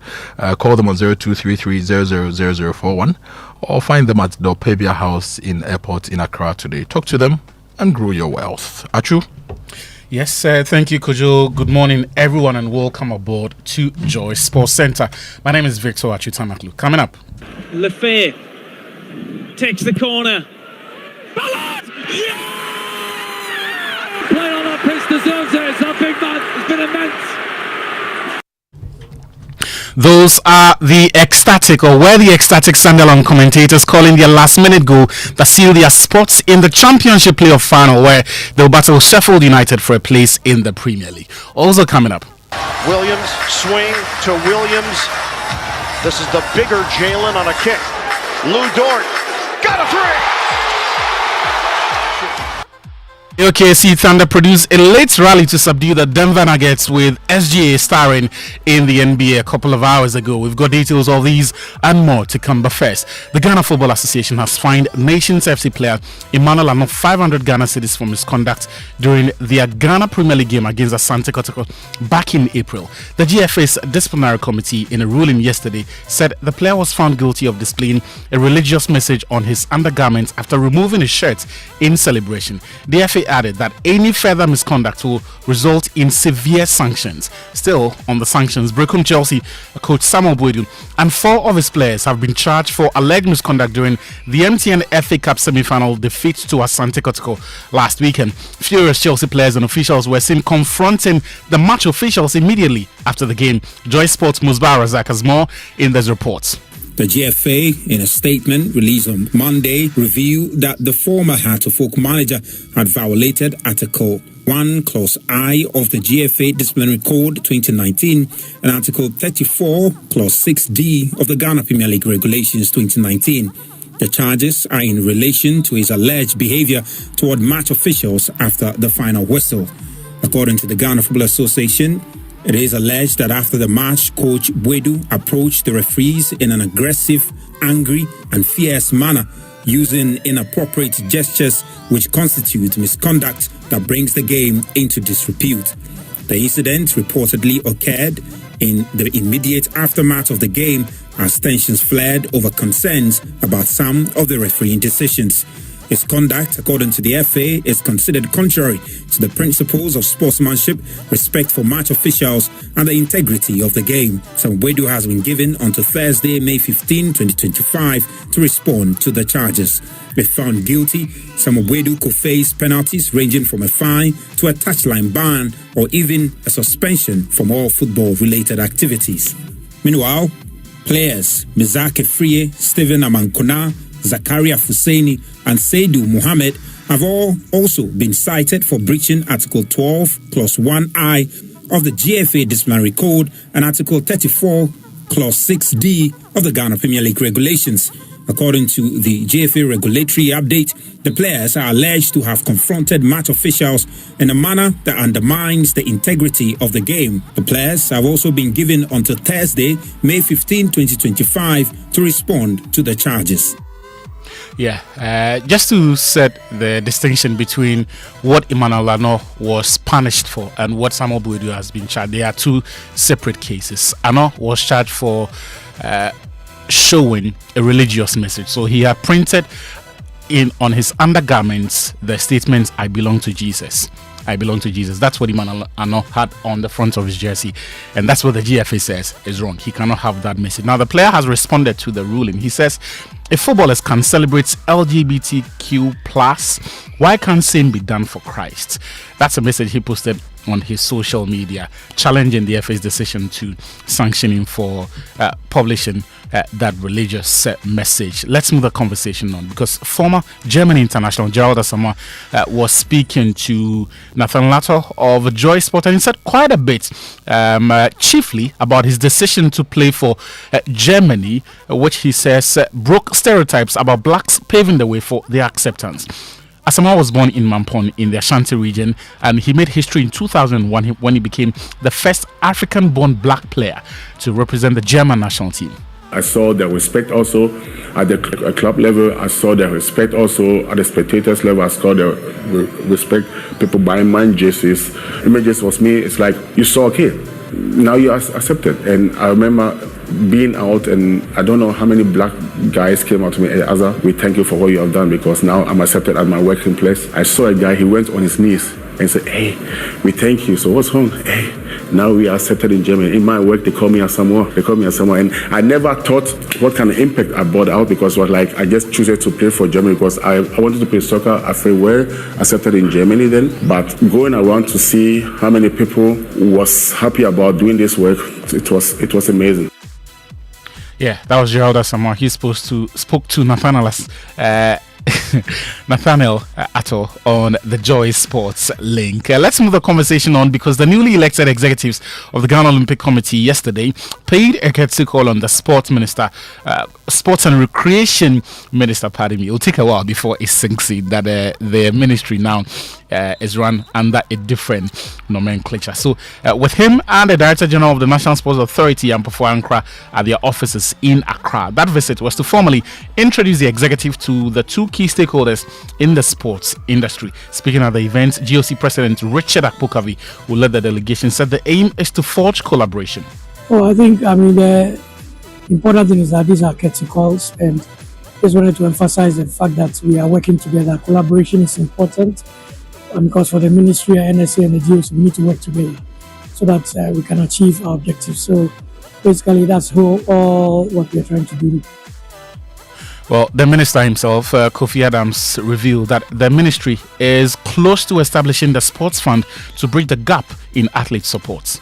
The ministry have engaged with many of you the matter of a sports fund, and we are inching close to getting that really done.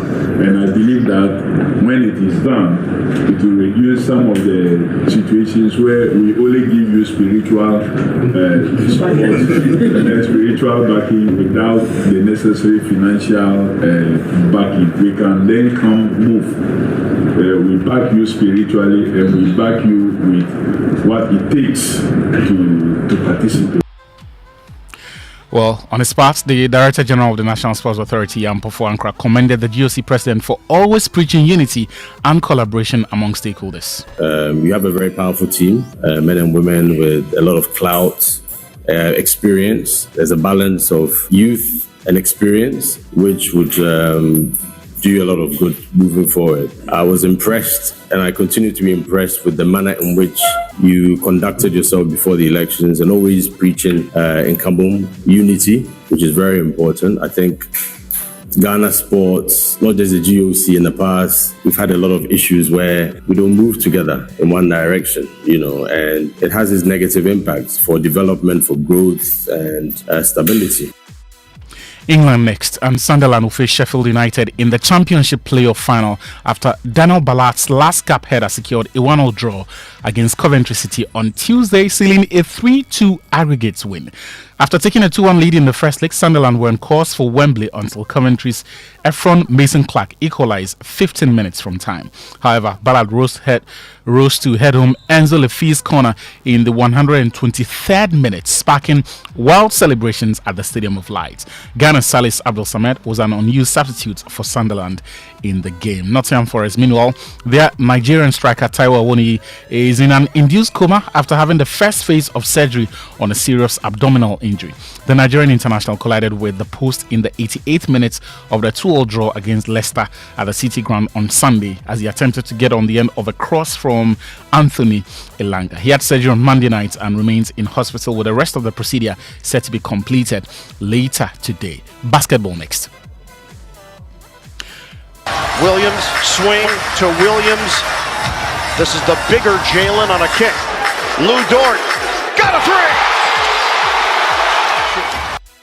That was the action as it happened, with Gilgo Alexander finishing with 31 points as the OKC Thunder rallied late for a 112-105 home win over the Denver Nuggets in Game 5 of the Western Conference Semis on Tuesday. Down by 9 with 8.5 minutes to go, the Thunder wound up outscoring the Nuggets 34-19 in the fourth quarter to take a 3-2 lead in the best-of-7 series. The Western Conference Finals with a win is set to come up. Let's now hear from SGA, who was speaking post-game after his brilliant performance. That's why I play basketball, and I know that across the locker room. So like whatever it takes to get that done is what our minds is on, and it's not just me, it's not just coach, it's not just Sam. Like, it's across the locker room, and I think that's why we've been able to win basketball games this year. Now we all know that we can't get ahead of ourselves, and we got to play the play in front of us. If we want to get there, we can't skip those steps, and that's what we focus on. Yeah, that was SGA speaking there elsewhere. Tyrese Haliburton scored 31 points and dished out 8 assists as the Indiana Pacers eliminated the host Cleveland Cavaliers with a 114-105 decision in Game 5 of the Eastern Conference semis yesterday. That's all the time will permit us for the Joy Sports Center. Americans have such great names for their tournaments. Conference. Western and Eastern Conference. Yeah. But I think in English football there's also the conference, right? They have the when you drop from the Premier League Championship, League 1, League 2, you go and you go and meet Enter Oil. the conference. When you meet Oil, they call it conference. Wow, Achu and the team have more headlines from the world of sports in all our subsequent bulletins. Make sure you don't miss any of it. All right, in a couple of minutes' time, we'll bring you the Joy Business Minute. But don't forget, today's conversation is all about entrepreneurship and the business climate. It's the start of our new segment, and we certainly want your entrepreneurship stories. Share them. Use the hashtag JoySMS when you post on X, or send them through to us on 055 111 997. We like a voice note as well, but don't make it too long. Okay, if you give us a 5-minute voice note, we can't play it. All right, 1 minute or less. Tell us a summary of your entrepreneurship story. We'll play it here on the Super Morning Show. Social media messages on the Super Morning Show are brought to you by EcoBank, a better way, a better Africa, and number 10 liver salt, a refreshing relief. And every day people face different emergencies: police emergencies, fire emergencies, medical emergencies, you name it. But many Ghanaians don't know their emergency numbers. Well, here is one you'd want to remember. It's the EcoBank Money Emergency Number, *770#. Yes, that is *770#. It gives you instant access to loans, fund transfers, utility bill payments, airtime and data purchases, and so much more. You don't need internet for this. Just dial *770#. No need to panic in any money emergency. EcoBank will always come to your rescue. Dial *770# for solutions to your money emergencies. EcoBank is the Pan-African bank. It is indeed. All right, time now for the Joy Business Minute, and that comes with thanks to Consolidated Bank Ghana, CBG, we stand with you, and Anointed Engineering Services, the generator experts. Hello, welcome to the Joy Business Minute, brought to you by Consolidated Bank Ghana. We stand with you, and Anointed Engineering Services Limited, the generator experts. Prices of petroleum products are expected to go down at the pumps beginning this Friday. This according to the Chamber of Oil Marketing Companies.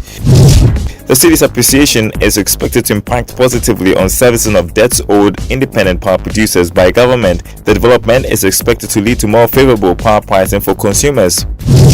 Regional Director of CATS International, Apia Kusiadmako, is asking government to do more to ensure that market prices reflect the city's current gains. And US President Donald Trump has said his country has no stronger partner than Saudi Arabia during his first major foreign trip, a whirlwind visit of Gulf countries mainly focused on shoring up investment. And that's the Joy Business Minute, brought to you by Consolidated Bank Ghana Limited. We stand with you, and Anointed Engineering Services, the generator experts.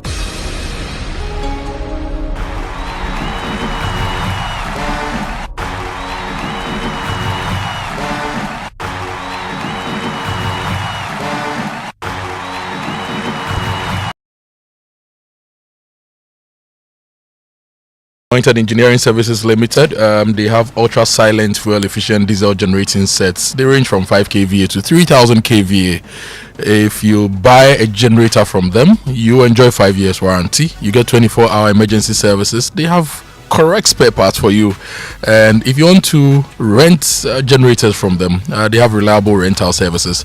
They give professional advice, and they have tower lights and for rental and for sale. So talk to them today if you also want to train in the electrical space, the generator space, and anything electrical engineering. Go to their latest branch at Pukasi Warehouse, opposite Eco Block, and their head office at number 77 Anointed House on the main Odoko Malam Highway near the Odoko traffic lights. Call them on 0243 480334 or 0540 109 493. Anointed, they are the generator experts. Yes, they are indeed. Yes, okay, yes. some messages coming through, right? Yes, we have a lot of messages, your reactions to the conversations so far. Okay, And we will read them in just a moment, okay, when we come back from these all-important messages. Stay tuned. It's the Super Morning Show. Fix me go betete Ghana. No gari, no oil, no plantain, just beans then eggs. Hey, brah, that be dangerous combination, no? Problem no day. I feel handle am. For Telecel, with the Bob say everybody gets what they like. That be why Made For Me bundles day. Based on your usage, you fit get your own data and call packages. Fala! Made For Me bundles like the way you want them. That *530# then buy Made For Me bundles today. Telecel, connecting energies. If you have 250 Ghana cedis right now, it can do wonders for you. Chairman, Fabeji, it could turn your tears into joy in the Access Bank Fakitwabeji Kese promo. Madam, Fabeji, it could get you up to 50,000 Ghana cedis cash prize. Business owner, Fabeji, as a student, make transactions with your Access Bank card, and that could get you Spotify and Netflix subscriptions, PS5, iPhone 16 Pro Max, and more. This be out of class senso. Fabeji, you see what 250 Ghana cedis can do for you? And Gasakra. Fabeji, it's the Access Bank Fakitwabeji Kese promo.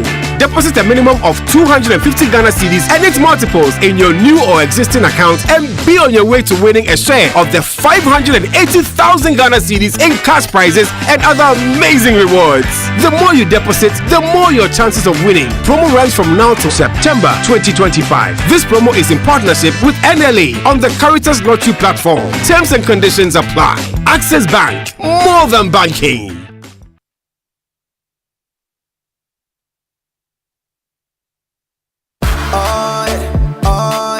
EcoBank Mobile, they make me say, oh yeah. EcoBank Mobile, they make me crazy. Download it and use it. It gon' make your life so easy, yeah. Oh yeah. Download it, you gon' enjoy it. Hit my rhyming check, hit my rhyming check. Come make a download them for you. Cause you can pay bills, you can buy credit, you can pay school fees, even chest tights with the Apple. EcoBank Apple.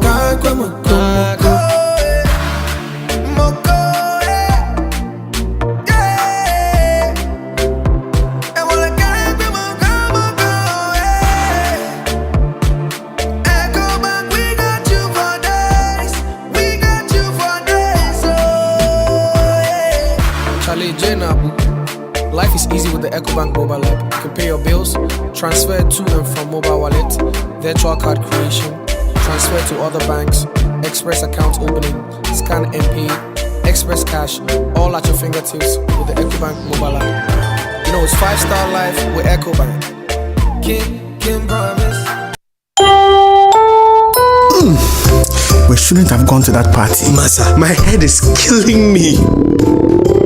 Is that your stomach? Yes. What did you eat? I don't know. Get rid of your gastric problems with number 10 liver salt. Number 10 gives you quick, effective relief from nausea, indigestion, heartburns, hangovers, and hyperacidity. And with different fruity flavors such as orange and lemon, it's a pretty tasty way to end an uncomfortable situation. Number 10 liver salt from Ernest Chemist, because everyone needs a chemist. This advert has been vetted and approved by FDA. Coffee in your cup and joy on the set. The Super Morning Show is always the best bet on Joy 99.7 FM.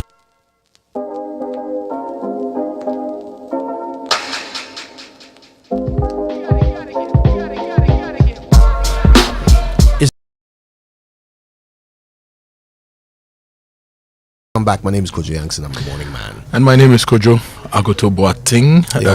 We have your messages on the scrap metal business. You know, the the drive safe issue we mentioned this morning. Yeah. This message says the scrap business is largely dominated by foreigners, mostly from the Sahel region, who deploy young boys across the country to steal all kinds of metal. National security must urgently address this issue. They steal gutter covers, they steal gates, parts from broken down vehicles and from fitting shops and more. We need to work on this. And on the roads and how we are policing our roads, this message said, Kojo, people build on roads, people build in waterways, we don't see it. Now people are taking steel, iron rods from our roads. Who is policing our environment? On the price problem, this message says you guys have done a great analysis. For the auto industry, the taxes are also a problem. So it's not just the exchange rate. Yeah. If this, we are going to deal with this. And on, we mentioned the 80 billion debt that the president says he's going to clear by 2026. We are going to really monitor that. This message says clearing 80 billion debt does not mean new debt won't come up. Question is the government going to have a lid down the existing 80 billion debt and not create any new ones? How do we know no new debt is being created? What accounting method do we use? Last in, first out, first in, first out? How are we going to deal with these things? So those are some of the questions. Now this one says, Kojo, good morning. In Ghana, landlords, traders and transport owners make life easy or difficult for citizens. Some years ago, I couldn't remember whether it was the Champon era or the prices of foodstuff were not expensive. The government initiated the food distribution corporation system, and every community had a food distribution shop where supplies such as maize, rice, gari, beans, onions, cassava, everything were sold at reasonable prices to the public. But it wasn't sustained. On housing, we should try and put up affordable housing for the people. He's suggesting the government should do it. And transportation, we need more buses and train services so that these mass transport means will help us regulate prices and not have the shift we are seeing. And so the government should also try the food distribution shops again. This should be handled by the Agric Ministry. Buy food directly from farmers and sell directly from farmers and sell to the public. The traders, landlords, drivers will sit up. Now this one says, good morning, I can feel your pain. This is addressing how we've arrested 99 excavators but we've not seen gold. Says, good morning, I can feel your pain.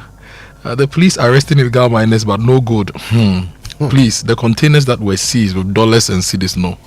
Where is that money? And no swear. And Nanekwe at Spintex says, good morning, Kojo and team. Something must be done about the scrap dealers on our roads. Most of our road signs are being cut off as well. And we need to deal with this.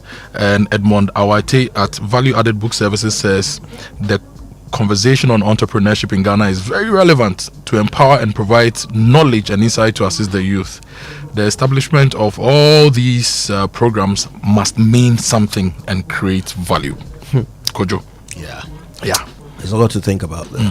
It's interesting. The texter who was suggesting that look, government needs to reintroduce the food distribution centers and all of this. There are two ways to solve any problem. One is that government solves it. Two is that government creates the environment for the private sector to solve it. Okay, and we insist that we are a capitalist a market, where we're a capitalist economy. So what we should be doing is that government should be creating the environment for entrepreneurs to solve problems, right? But because that's not happening, and because for some reason government is interested in procurement, so they want to be the ones pretending to solve the problem so that they can do procurement, right? And the fact that we are at the point where the suggestion is being made that government needs to go back and take control of food distribution, take control of transport, right? The fact that this suggestion is being made is yet another demonstration of the failure of government to create that enabling environment. And that's part of what we're discussing in the business climate, right? We want to demonstrate what is good about doing business in Ghana, but also to highlight the pitfalls, right? The obvious gaps, the low-hanging fruit that we actually can resolve and fix so that business can run smoothly in this country. Because every time you find yourself suggesting government should intervene, what you are doing is you are highlighting government's failure to create that enabling environment. And as for government intervention, as for them, they would like to intervene in everything in the world. Oh, people don't have food to eat. Then let's put together a food something and go and buy in front of the agric ministry to go. Yeah. As for them, they are ready. Oh, we need housing. Let's the government is going to saglemize an area. No, they will do it for you right now because it allows them to do procurement. Yeah. But the problem never gets solved. So we identify the growth poles and we put in place what we need to catalyze the growth of the growth poles, the industries with opportunity. Let's see how we can make those opportunities create value as fast as possible. And the ones with challenges, let's remove the hurdles. Then everybody can jump in and do something. In fact, if we do that, we can create multi-billion Ghana cedi businesses that employ more people and not have to create a lot of the smalls. It's true. Yeah, there's small. There are different levels, different tiers, but which businesses are big businesses that can compete globally? Like you take this one, you take that one, you take that one. SMEs, how do they fare with their counterparts across even Africa? Let's say if you're an agric SME, how do you compare with an agric SME in Kenya who is getting a loan at 2.5%, or an SME in Morocco which has a proper system which supports them? If you're an IT SME, how do you compare to someone in even Nigeria or South Africa? So these are the things we need to absolutely. And look, you talk about owning African Ghanaian businesses, right, and creating Ghanaian billionaires. We have a mentality that is against that. We do, because first of all, no Ghanaian owns any industry in this country. Well, I mean, I say no Ghanaian, I'm speaking generally. Some industries are owned by Ghanaians, but generally, if you go to retail, right, these supermarkets, they are not largely owned by Ghanaians. So we are not at the commanding heights of the we industries. If you go to name a oil sector. and gas. Oil and gas. Oh, we do have Ghanaian businesses, but is it predominantly owned by Ghanaians? Transport. It's not transport. Is it? The churches, the trucks. Is that transport? So the airlines. Is that transport? The local airlines. Name one big Ghanaian billionaire in transport. Oh, the late Alhaji Asuma Banda. The late? Yes. The late? And his family. And then who Wealth else? So the point is this: these are sectors into which VIP, Yesudia, and the group, the VIP men, they are millionaires or billionaires in their own right. I said billionaires. No, cedi billionaire there. We are getting there, especially the old Ghana cedi.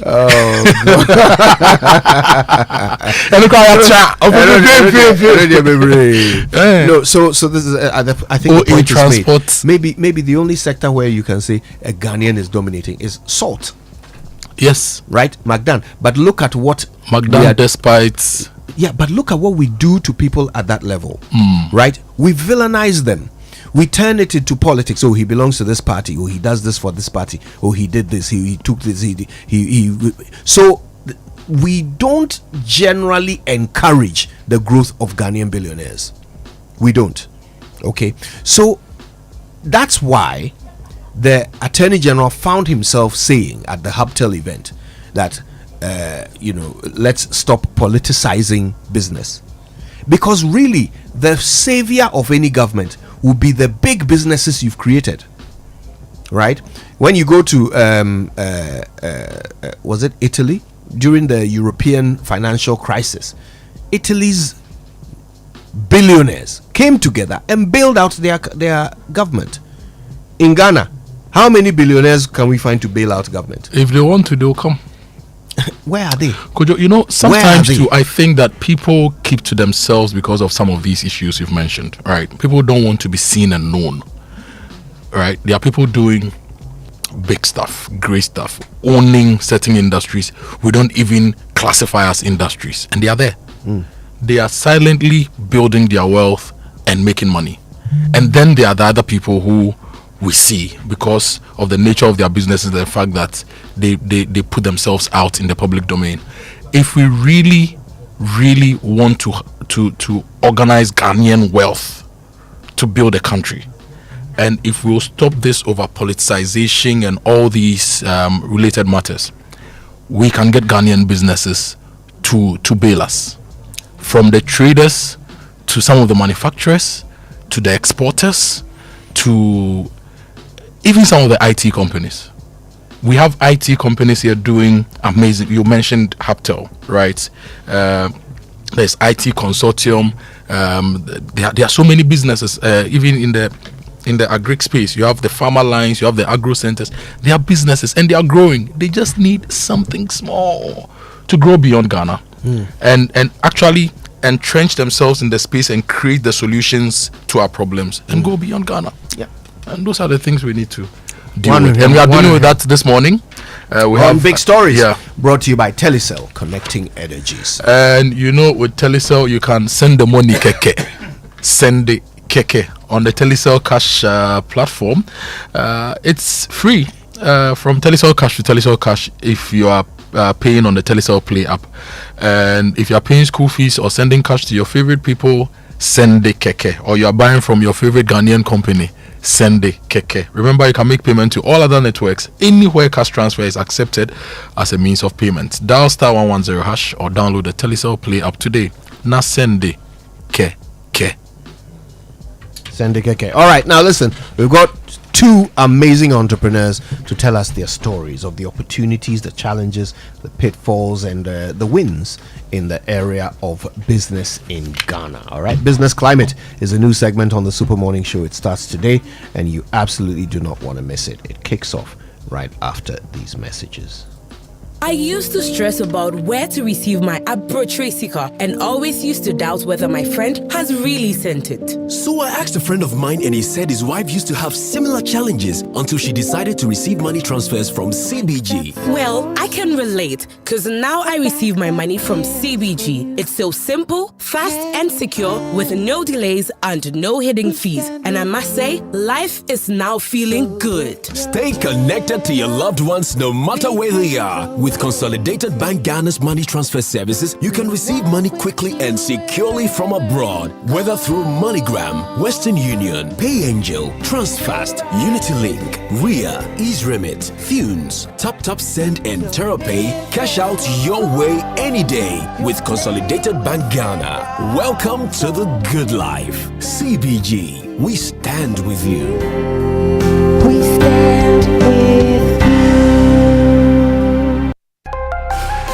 Are you tired of rising fuel costs and frequent service and maintenance draining your budget? Are you a transport business thinking of the best eco-friendly and cost-saving option for a car? Then switch to the Cerio Nano 3 electric vehicle. The Cerio Nano 3 EV is proudly marketed and distributed in Ghana by Anointed Engineering Services Limited. The sleek Cerio Nano 3 electric vehicle, with its advanced technology and high performance, emits zero emissions because it does not run on fossil fuels. No need to worry about a charging station because you can charge your Cerio at home directly by plugging into the socket. The Cerio Nano 3 electric vehicle offers unmatched comfort, interior design, fast charging, long-lasting battery, and a portable digital ultra-silent genset for backup charging no matter your power situation anywhere. Visit our brand new and ultra-modern showrooms in Accra and Kumasi. In Kumasi, Asukwa, in front of the TAT yard on the Ak Mayanka Road. Call our hotlines on 0544 340589 and 0243 480 334. Anointed also stocks genuine spare parts and delivers after-sales services 24/7 for our Cerio Nano 3 EVs. The Cerio Nano 3 electric vehicle. Experience a legacy of luxury modernized. Cerio EV. Go electric.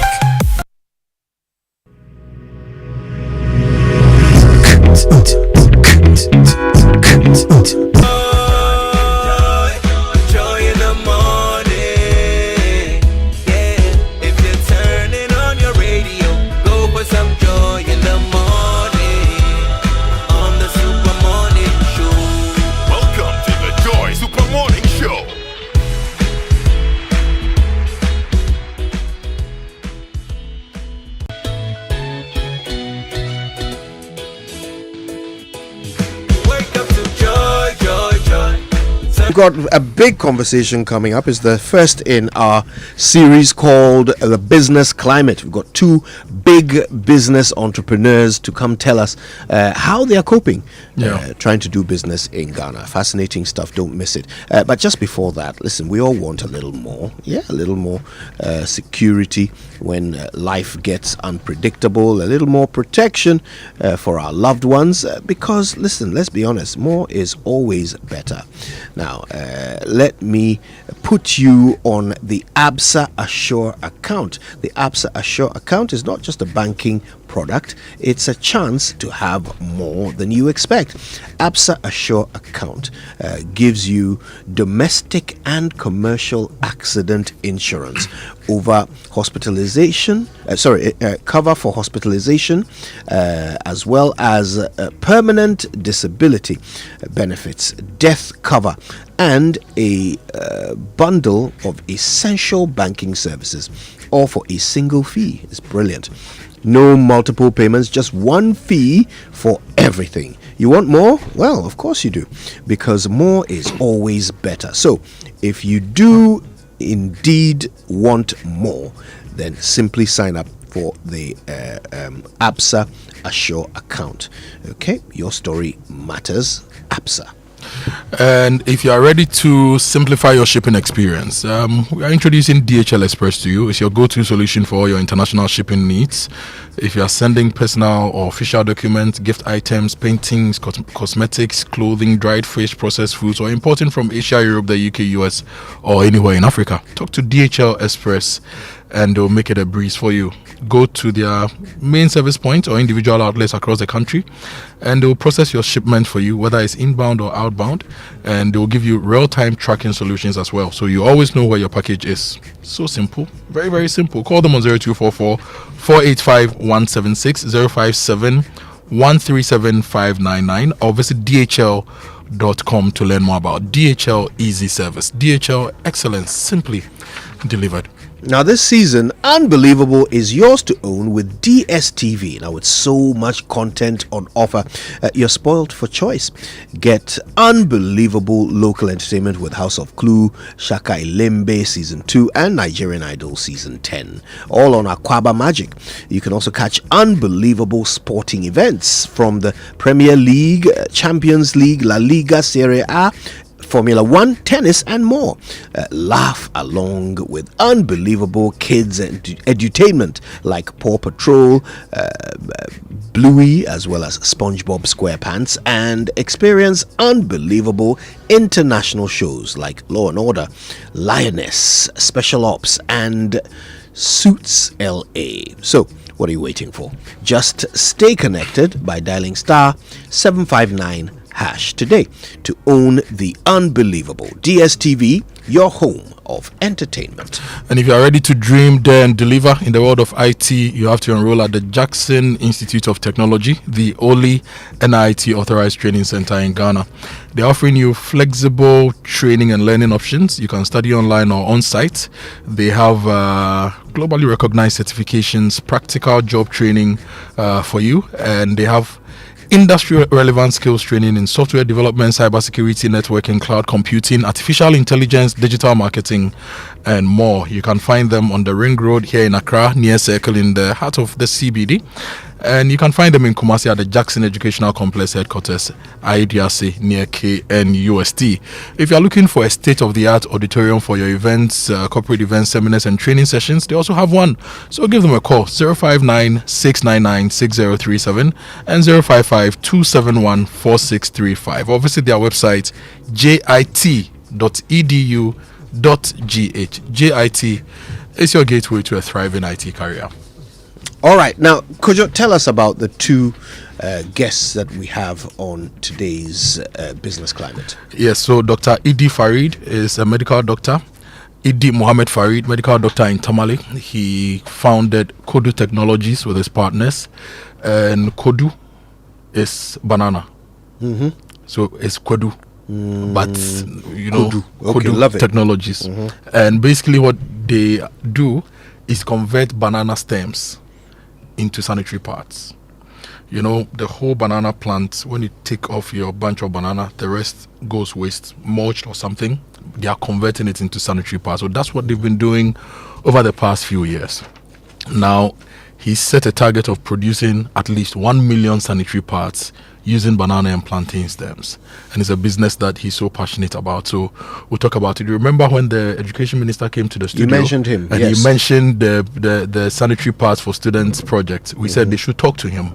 They had a meeting. We'll find out if our daughters and our nieces are going to have sanitary pads made with banana stems. And the other business is Francis Obrikran. He started a business called Dumso App when Dumso was Dumso. So he created a simple solution where every phone could have a torchlight. Back then, you know, not all phones came with a torchlight function, so that in Dumso you can have. Now the Dumso App grew into Swapaholics, a platform that encouraged barter trade. So you bring your phone, you take a car, or you bring this. And it's then became Agro Center, because he realized that on Swapaholics people were trading a lot of agri stuff, and there was a need to fund agri businesses and smallholder farmers. So Agro Center over the years has become one of the biggest agri-tech firms in Africa, not just in Ghana. And they've gone through it. They've been to almost every corner of the country. They have experiences to share. So what do we learn from them today? The challenges, how do we use policy to turn around some of these businesses and create the jobs and the value we want in our economy? We are talking to them this morning on the show. It's exciting stuff. Stay with us. It's all coming up after these. You don't hear about the Star Assurance 40 Reasons to Smile promo. Star Assurance is 40 years. And to celebrate this milestone, they are rewarding clients who buy or renew their existing motor insurance policy with amazing prizes. Every quarter this year, lucky winners stand the chance to win cash prizes of 10,000 Ghana cedis each, and the grand prize, an exclusive all-expense paid trip to enjoy the luxury of Dubai. So you mean if someone insures their saloon car, 4x4, motorbike, or any other vehicle, they stand a chance to be a winner? Exactly so. To participate, simply buy or renew your existing motor insurance policy with Star Assurance, and you are in. Akosia, thank you so much for sharing this with me. I'm driving to the nearest Star Assurance office now. Call 030-2751333 to talk to us, or visit any Star Assurance branch to buy or renew your motor insurance policy. Star Assurance, your solid partner. Terms and conditions apply. This promo is in conjunction with NLA on the Caritas Lottery platform. For over 20 years, Ashesi University graduates have been pioneering change across the continent and beyond. With our new graduate programs in Master of Business Administration, Intelligent Computing Systems, and Mechatronic Engineering, you can advance your career or your enterprise. And Ashesi education gives you more than just a degree. It equips you with skills for a lifetime. Visit www.ashesi.edu.gh to explore our programs designed for Africa's future leaders. Remember, applications are ongoing. Don't miss out on Electroland soccer deals. Buy and get whopping discounts in our Samsung Mother's Day promotion. Get awesome deals in Media Soccer Fiesta. Starting from 499 Ghana cedis, you will get a NASCO burner. With 1,599 Ghana cedis, you'll get a 32-inch NASCO LED TV. NASCO top mount freezer starts from 1,799 Ghana cedis. And NASCO chest freezer from 2,599 Ghana cedis. You will get a free desktop computer if you buy our selected NASCO 6 kg, 7 kg, 8 kg, or 10 kg washing machine. Rush to Electroland Ghana Limited and authorized dealer showrooms across Ghana for exciting soccer promotion. Electroland Ghana Limited, home of luxury and affordable electronics. Ah, my little ones, gather around. Once upon a time in the heart of Accra, a man in his fancy car sought directions. But oh, the Ghanaian way. Hello, bro. Good afternoon. Can you please show me where the Presby Church is? Go straight. 10 left at the big mango tree with the broken branches with most of the mangoes falling. Ask there. Anybody will show you. And when the Black Stars take to the field, every Ghanaian becomes a coach. Ah, the sacred cue for our beloved Gobe. As you wait patiently, rehearsing the perfect vibes.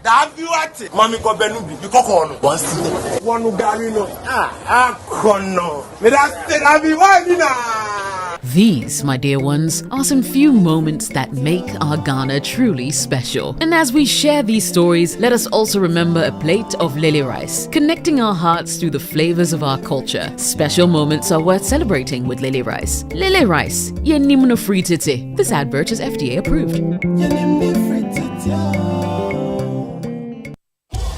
In Ghana today, the workforce is changing. That's why the Design and Technology Institute, DTI, is admitting youth who are 16 to 27 years old. As Ghana's first privately owned TVET institution, DTI is offering cutting-edge training to help you develop new skills to meet today's industrial demands. If you are a recent SSS or university graduate or an applicant looking for relevant career prospects, DTI lets you choose precision welding and fabrication, design innovation, entrepreneurship, and other exciting programs. DTI's unique competency-based curriculum focuses on practical skills and problem solving, ensuring that you graduate prepared to tackle real-world challenges. For more information, visit dtiafrica.com or call 054-169-3534. You can also pick up application forms at our campus in Mimpasem, East Legon. DTI, wired for jobs. Mommy, the Nido. Hello. Please add a pack of Nido. Sure. Sister, is that your daughter? Yes. The last time she came to buy Nido by herself and I forgot to collect my money. Oh, sorry. I'll pay today. Don't be sorry. She made sure to remind me. I love her honesty. So well done. Oh, thank you. Confident, curious kids will change our world. Nido, especially formulated with iron, vitamin C, and A. Nido, your love, their future. This advert is FDA approved. Coffee in your cup. Enjoy on.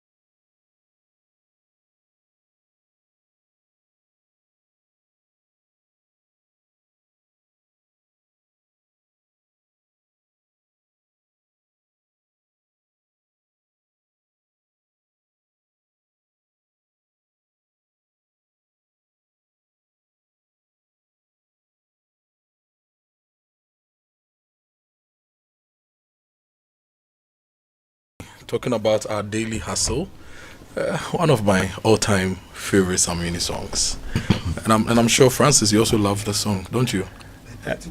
Yes. I think it's definitely, once you are in Accra or in Ghana, you definitely have some movements. I think it transitions into what we call the Papa movement. So this is a brilliant song. Yes, you are live on the Super Morning Show. My name is Kojo Akoto Boateng. We are talking about the business climate now, and I have in the studio Francis Obrikran. He's the Chief Executive Officer of Agro Center. In a bit, he will tell us about Agro Center.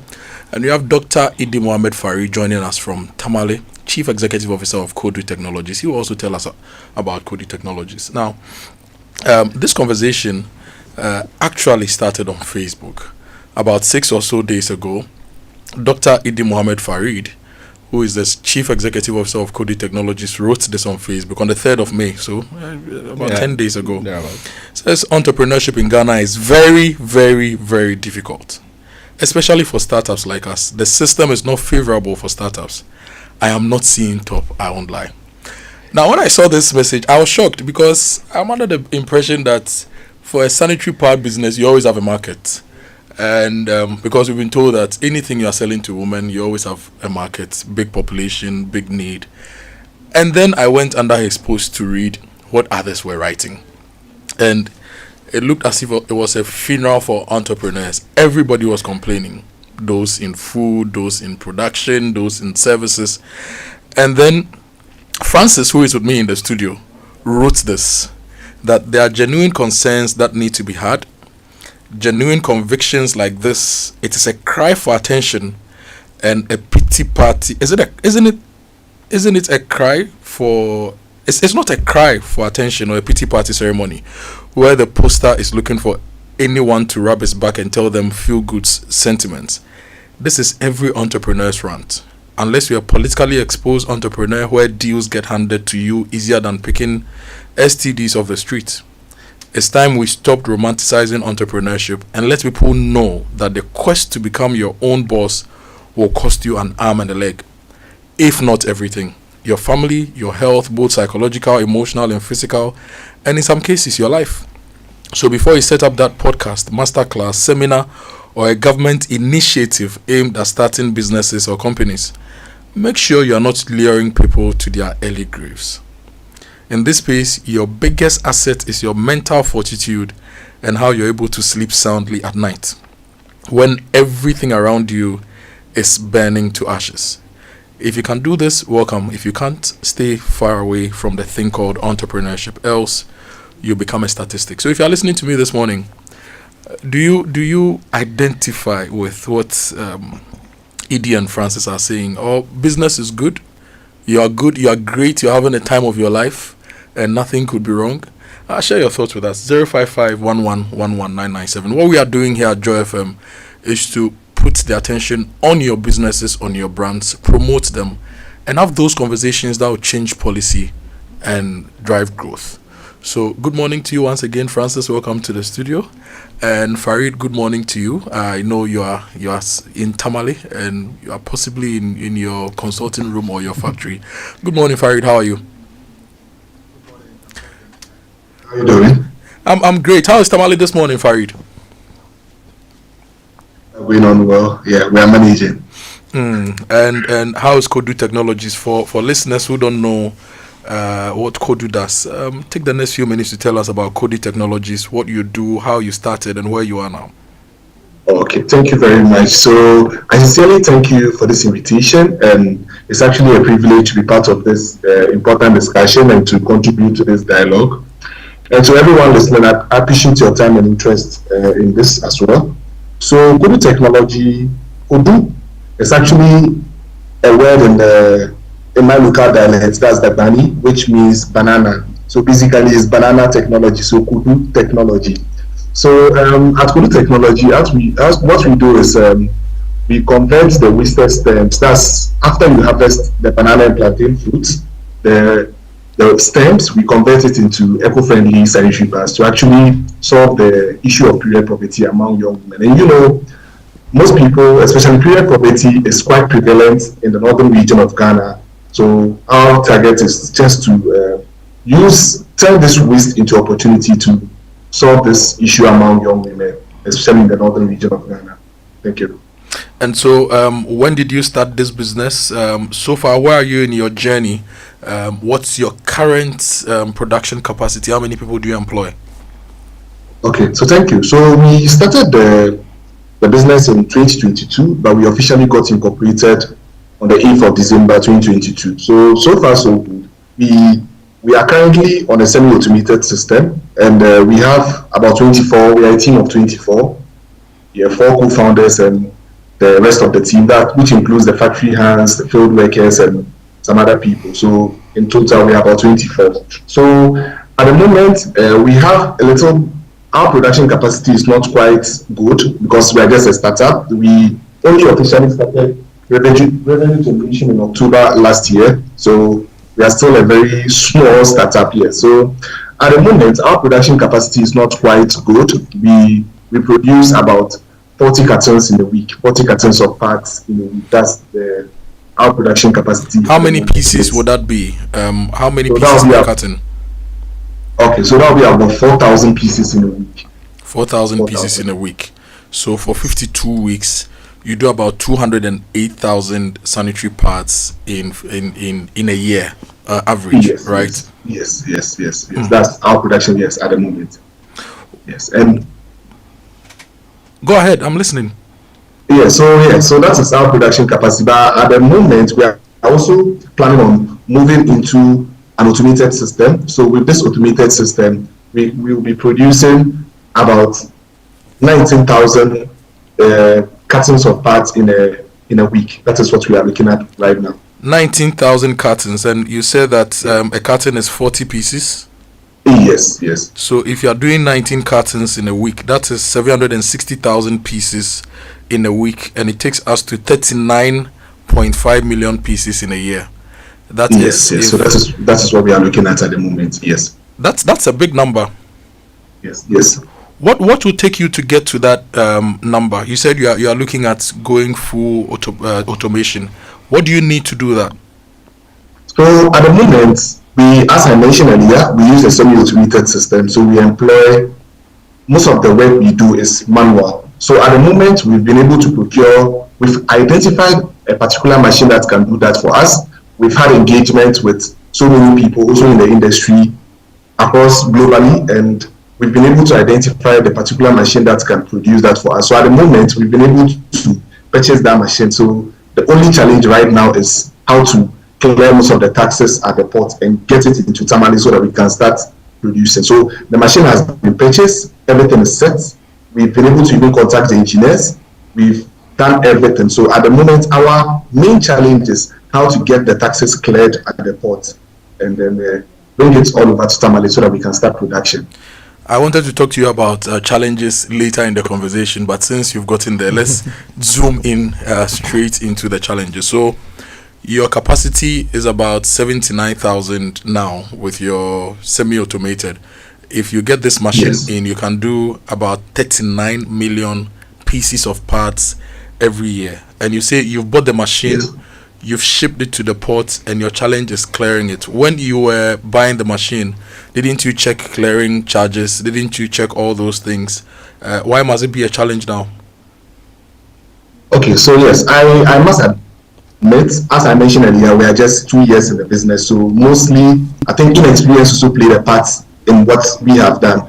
But to be honest, I was thinking, because we were in the agri-business sector and also we are youth-led businesses, some of these taxes, at least it's going to be a bit, it will be small, it will not be quite huge for us to clear. So when we're working on this, we were having hopes that we are in agri-business piece, we are youth-led business, we are not even up to 5 years.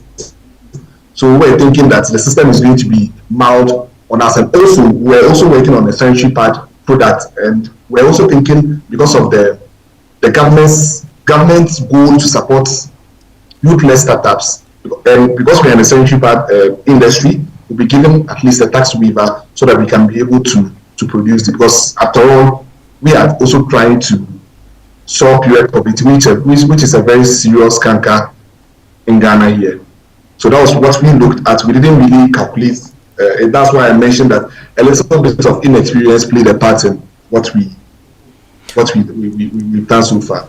Okay, so I understand. Sometimes when you are running a business and there is a solution, you just move in and you want to kill it, and then you come and then there are all these things you need to deal with. So I really appreciate that point. So you bought the machine, and now you have to pay taxes. Yes. How much did you get the machine for, and how much do you need to pay as duties to clear this machine to work? So we bought the machine at one of there are actually two in number. So we're able to work on, there are two. One is about $38,000 and the other is about $19,000. So for the $38,000, in a way, we are still working on that, and we've been able to do some one or two things. But for the $38,000 machine came in first, we were able to work around it here, even though we are not done, but there's some hope with that. But for the $19,000, the taxes slapped at us was about 250,000 cedis, and as at that time, that was about $17,000, which is almost the same amount price. We bought the yes. So you bought a machine for $19,000. You have to pay $17,000 as duty for the machine, and because you cannot afford that machine is at the port. Are there any avenues for people like you to get tax? Do you have to write to GRA, Ministry of Finance? How can you get help? Do you know how you can get help to get these machines to be a big player in the space? So yes, fortunately, we are able to consult a couple of people, and the advice was that sometimes the finance ministry, they give waivers on issues like that. So we've actually written to the Ministry of Education. We've written to the Finance Ministry through the Ministry of Education. We've written a letter. We've gathered all our documents, and we are just about to submit the letter to the Ministry of Finance with hopes that they can help us get this waiver off. They can help us waive these taxes off so that we can kickstart our business. Interesting. I wish you all the best on that. Now let's go back to your product before I bring Francis in. So you make sanitary pads from plantain and banana stems. How do they compare to the other sanitary pads we have on the market? What do your users tell you when they use them? Yeah, so our key value proposition is the price. When you compare our pricing to the others on the market, we are way lower than that. And also because of the products we are using, as in the raw materials we are using, banana fibers, they are rich in cellulose.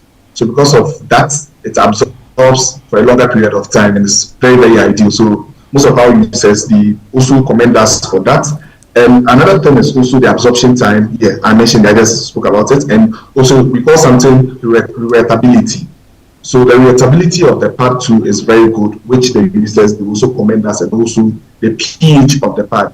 Our pad is 7.1 pH, which is close to neutrality, and a neutral pH is 7. Water, for instance, is 7, has a neutral pH of 7, and ours is 7.1. So we are almost closer to neutrality. So if you compare our pH to the others on the market, you realize that we have a very, very, very good pH. This is because we don't use any chemical in processing the pad. We do it naturally. Everything is natural.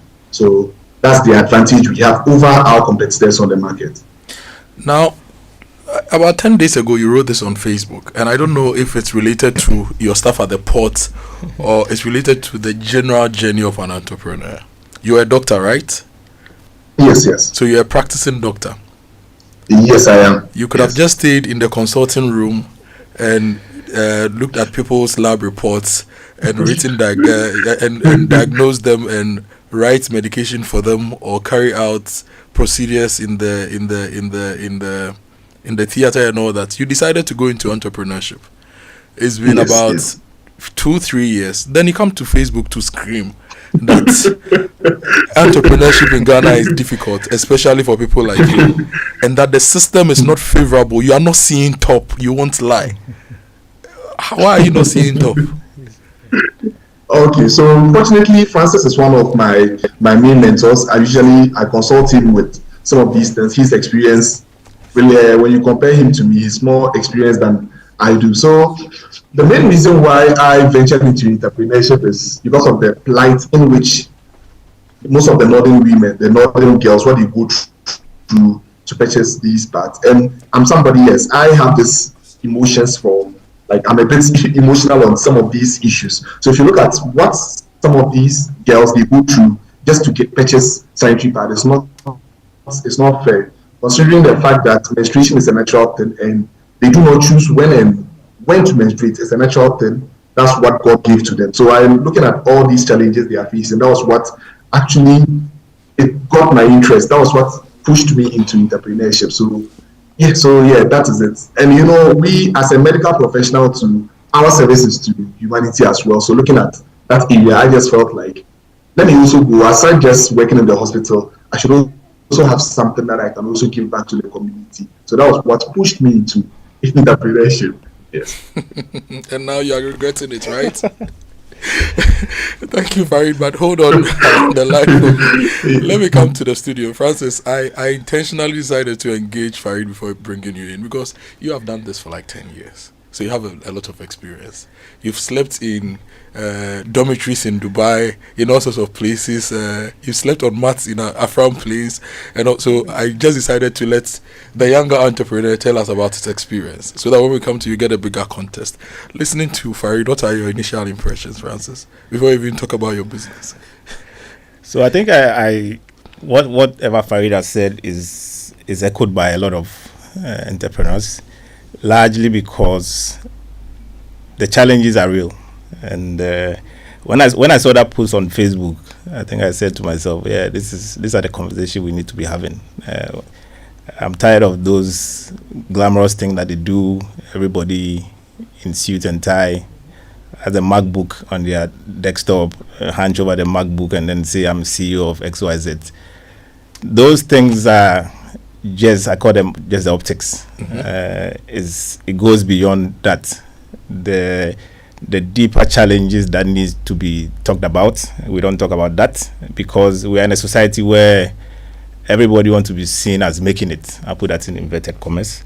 So you find out that everybody will do either fake it to make it, or even if they are struggling, they come out and they are smiling as if everything is okay. People go on platforms to speak, and then they say, tell us about your success story, and then we start ranting. Meanwhile, we are not successful. We are struggling beneath what we are doing. For businesses in Africa and even I think sub-Saharan Africa, if you are in this part of the ecosystem, you go through a lot of challenges, and I think today we'll talk about quite a lot of them, and most of them naturally come because of where you find yourself. In areas, Africa, for example, a lot of the infrastructure is not that developed, so you always have to build things from scratch. You can start off by saying, I'm going to do sanitary pads. Before you know, you are building the railroad for transport. Before you know, you are into inventory warehouse management. Before you know, you're into logistics. Before you know, you're into payment. So you can start with one thing, and then you're going to spin around and then have several ancillary businesses. That's just going to make the first one work.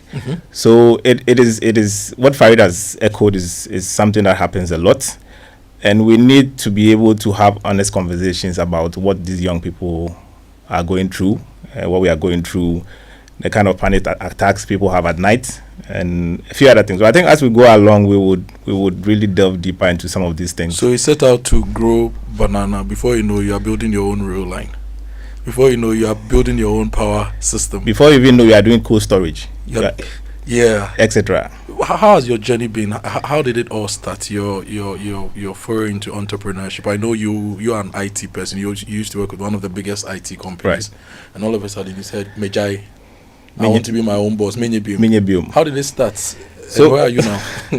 So how did it start? I think it's a combination of several factors. I think, as you mentioned, right after KNUSC, I had worked in software development companies, so my exposure to tech had been from where I worked, and I didn't start Agro Center as a first. You know our journey.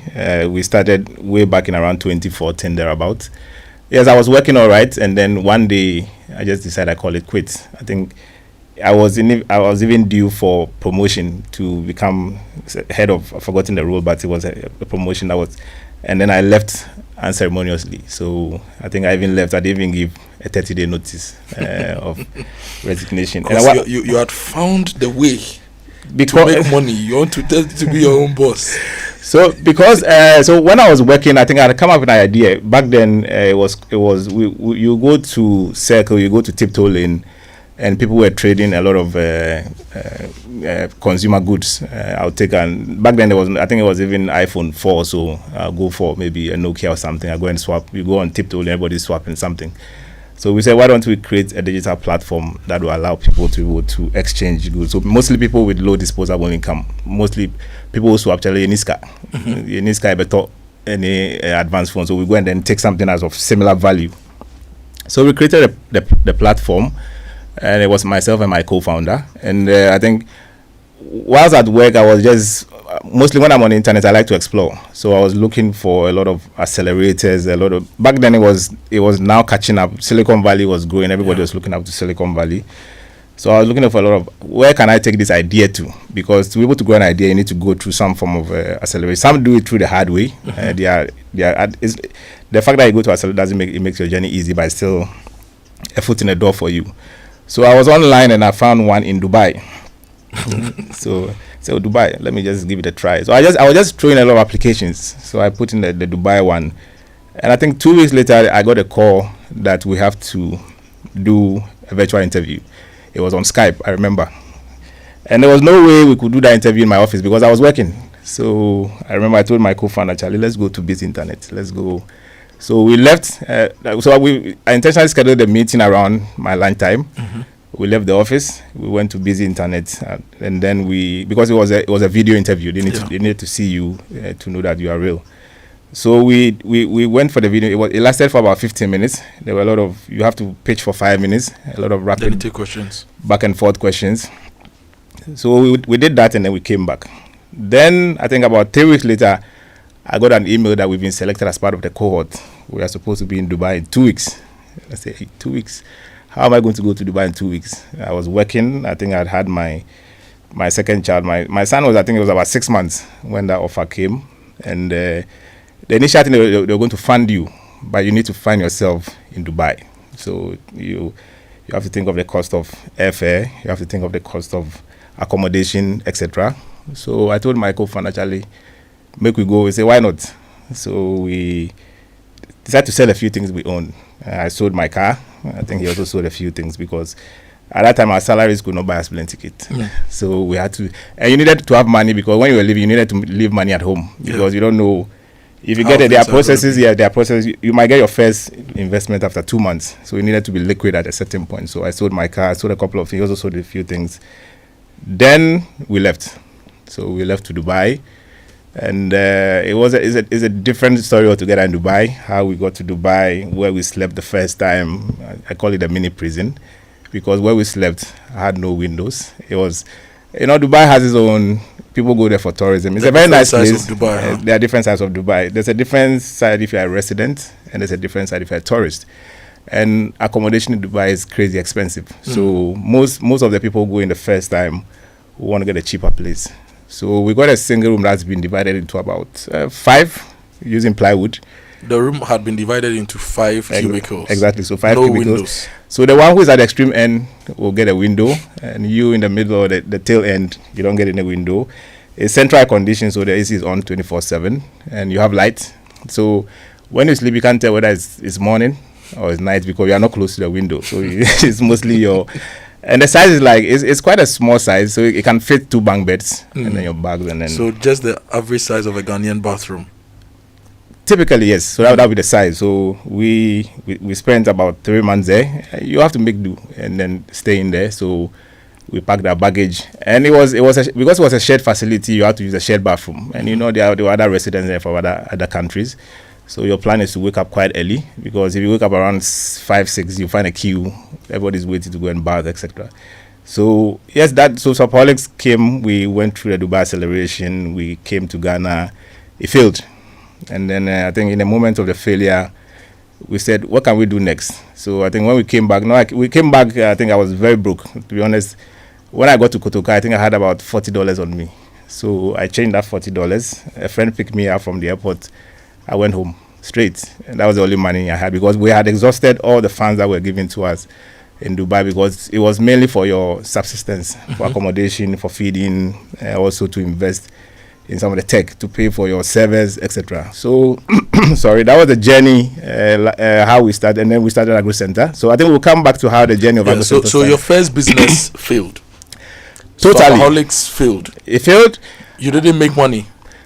Zero revenue. You lost your car? Yes, I lost. It wasn't only the car. I think I lost a lot of things. You lose a lot of things. You lose even in some points. You end up almost losing your sanity. Yeah. So when I came, I think I was indoors for about 3 months. I was living in Pram Pram. I didn't want to even step out. My friends would call me, Charlie, let's meet you back. I say, I'll have to give an excuse because I didn't want to. And mostly I didn't even have money for TNT. Wow. To be very honest. So I would be in Pram Pram. I bought a camera. So I think one of the things I bought in the world was a camera. So I took photography. So the Emmanuel Baby of blessed memory, he would come to Pram Pram. We would do a lot of photo work. We go to the beach. We take photos. I come back. I edit. It was at that point where I was coining the idea of Agro Center. So I think I still have it on paper. So all those photos you were posting on Facebook, getting a lot of likes and shares, and generating conversations, it wasn't because you had made it and you could have time to take photos, but you were actually losing it. No, so I think I was so it wasn't as if your business had failed, and yes, without that, Charlie, you would have gone. Yeah, so that was a coping mechanism for me. Wow. So I would take photos, edit, put it there, and it was at that time there was a lot of interaction on social media. So that was something more where you take it as an escape, and then you try as much as possible not to let it crash you, because for a business to fail, in most cases, entrepreneurs want to beat themselves, because I always say it's the business that failed, not you. Yeah. Maybe the business was not right at that time for you to launch, or you did something that it's a learning curve. Yeah. So it was. You shouldn't beat yourself. It was more of just what can you do to come back as a business. And I didn't want to work. So when I came back, I had a lot of job offers.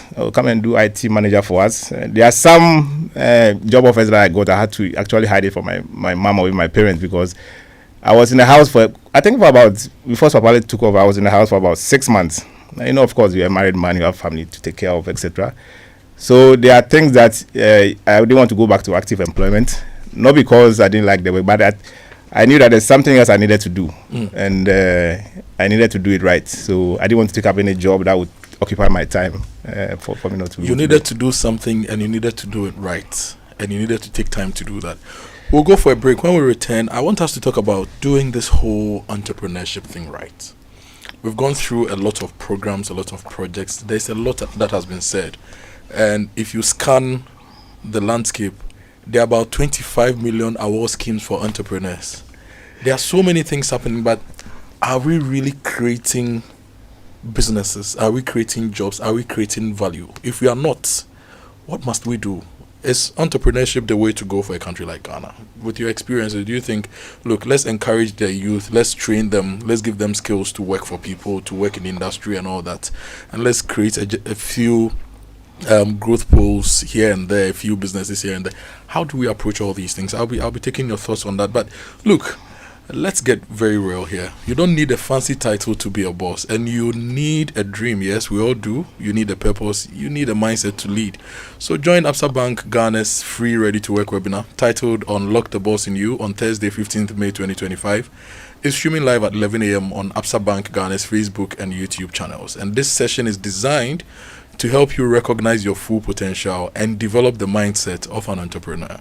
Expect insights and inspiration from seasoned young entrepreneurs to help you start and grow the business of your dreams. No suits required, just a bold vision and the courage to begin. So see you there, Thursday, 15th of May 2025. ABSA, Ready to Work. Your story matters. And MTN is giving you the opportunity to grab an extra SIM or join the MTN family for just 10 Ghana cedis. Get a SIM card for only 10 Ghana cedis. Head down to any MTN Service Center, Connect Store, or your nearest authorized community shop to take advantage of this fantastic offer. Remember to purchase your new SIM card and get connected. All you need to do is to carry your valid Ghana card along. It's simple. Don't buy your SIM card anywhere else for 10 Ghana cedis. So what are you waiting for? Experience the most amazing network when you join the YOLO family. So Farid and Kofi, when we return, I want us to talk about some of your personal challenges in your industries and what you think we should do as a country in addressing the issue of entrepreneurship, the issue of entrepreneurs, and the issue of creating value in our economy. We'll be right back. Stay with us. When I wake up in the morning, I brush my teeth with Kojo Charcoal toothpaste. This gives me confidence all day. Anytime you meet Amma, don't be surprised I smile showing my beautiful white teeth because I don't have cavity thanks to Kojo Charcoal toothpaste for its natural charcoal properties. In fact, we are like twins. I can't go without my Kojo Charcoal toothpaste. That be why I dey use Kojo Charcoal toothpaste morning and night when I dey go bed safe. It dey make my teeth white when it dey comot every scent from my mouth inside. My confidence level they go up, so I dey show my 32 teeth all. Introducing the Kojo Charcoal toothpaste, formulated with activated bamboo charcoal powder, ensures whiter teeth and removes bad breath. The strong natural property of the activated bamboo charcoal removes bacteria, absorbs surface stains on our teeth caused by coffee, wines, and tobacco. Welcome, Kojo Charcoal toothpaste. Kojo Charcoal toothpaste, Sankofa Yenchi. Kojo, happy smile. This advert is FDA approved. Come on. Good boy. Honey, look, he's crawling. Wow. Good job. The new Cerelac Wheat and Maize has the combined goodness of wheat and maize grains fortified with iron, vitamins, and minerals also found in fruits and vegetables. To prepare the new Cerelac Wheat and Maize, just add milk. Enjoy your little one's big moments at less cost. Cerelac, care for them, count on us. This advert is FDA approved. Do you know that NIT is back in Ghana? Yes, you heard it right. NIT is back in Ghana, and Jackson Institute of Technology is the official partner. It's bigger, it's better, and it's here to revolutionize IT education in Ghana. Get ready for world-class training and unmatched opportunities powered by Jackson Institute of Technology. Jackson Institute of Technology is shaping futures with hands-on IT training for youth, students, and professionals. Courses include cybersecurity, Python programming, data analytics, networking and hardware essentials, and Microsoft Office Suite. We offer flexible schedules, affordable payment plans, and expert trainers with globally recognized certifications. Scholarships are available for women and girls. Sign up early to grab yours. You can locate us in Accra at Abna Atia Towers, Ring Road Central, or you can call us to enroll on 059 699 6037 or 059 699 6042. Take the first step towards your dream career with Jackson Institute of Technology, where your tech future begins. Building or renovating? Look no further. At Interface Limited, we have everything you need to create stunning spaces. Transform your interiors with our top quality plasterboards, acoustic ceilings, and cement boards. Step into style with our exquisite laminate and engineered floors. And for your data centers, durable raised access floors. Elevate your outdoor spaces with our WPC decking and fencing. Protect your home with our beautiful and reliable roof shingles, insulation, canopies, and PVC fascia boards. Add a touch of elegance with our beautiful POP cornices and roses. Quality, affordability, and style all in one place. Building a better Ghana, one space at a time. Visit www.interfacelimited.net or call 0274 999 999. Welcome to Spintex Plaza, where living and working blend seamlessly. Spintex Plaza is the place to be. Furnished apartments feel so free. Imagine coming home to a luxurious furnished apartment with everything you need. Rooftop pool, swim under the sky.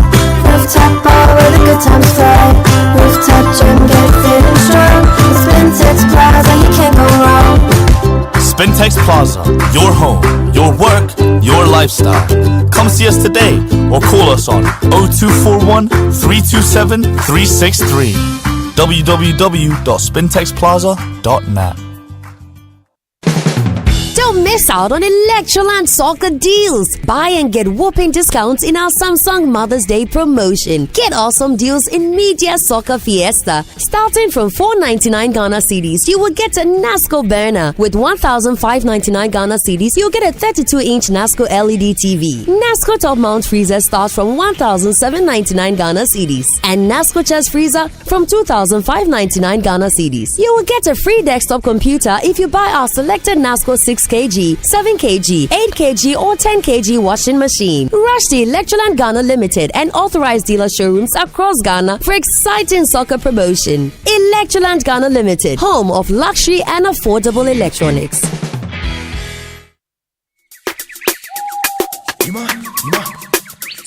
Coffee in your cup.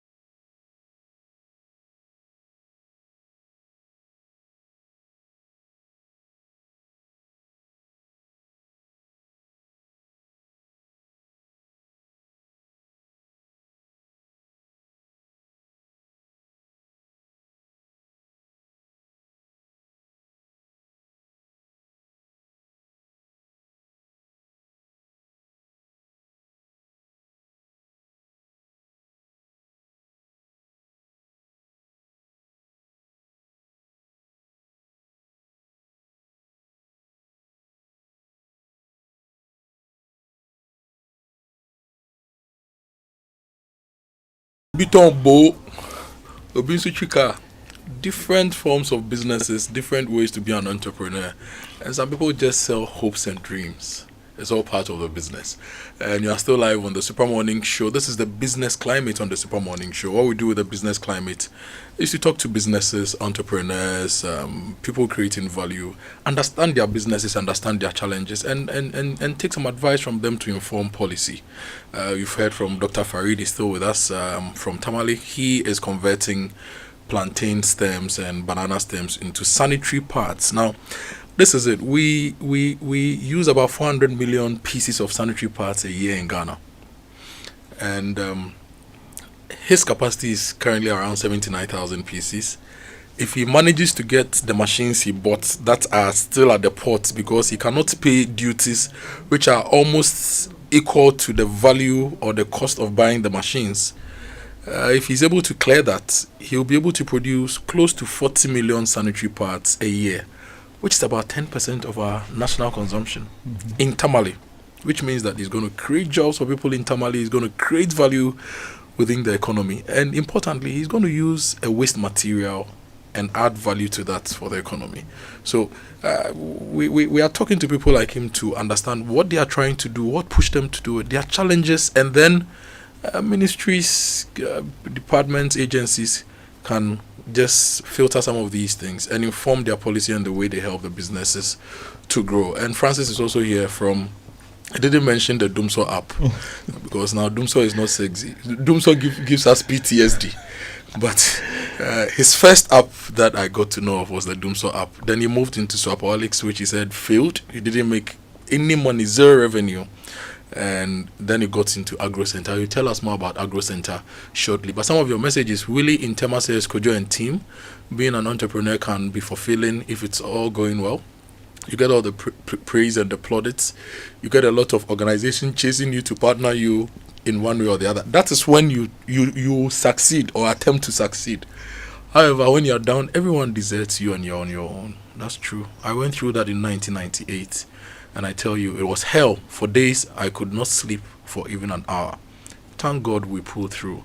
To be an entrepreneur, you need to have a thick skin, be a dead goat, have mental fortitude, and be ready for any eventuality. Willie, you should send us your details. I'd like to have a conversation with you and go through your journey with you and learn some lessons from that. So if you can do that. Now, AIM says that the nature of my business is to help Ghanaians to get products and services on credit. After 13 years in business, every passing day, I ask myself if this is worth my efforts. Trust me, the same Ghanaian I'm trying to support is making sure that I fail. I have never seen a million cedis before. Imagine sitting on a million CD debt, but I've never seen a million CD before. I have never borrowed from any financial institution to operate. That's always been the trust capital my suppliers extend me. A friend in Canada is on my neck to relocate to Canada because of my business model. Here in Ghana, just do cash and carry and sleep peacefully. Why? This is from AIM. I have a friend who worked in a big bank, big shot in the bank, and he started a fashion business. In fact, all my suits and trousers I've been wearing over the past 6 years, his business started it. He started that. People stressed him. He left the bank, left his business, and relocated to Germany. But I'll read one more of your messages before I come back to Farid and Francis in the studio. Okay, let me just come to Francis and Farid in the studio. I'll read your messages later. 055-1111-997.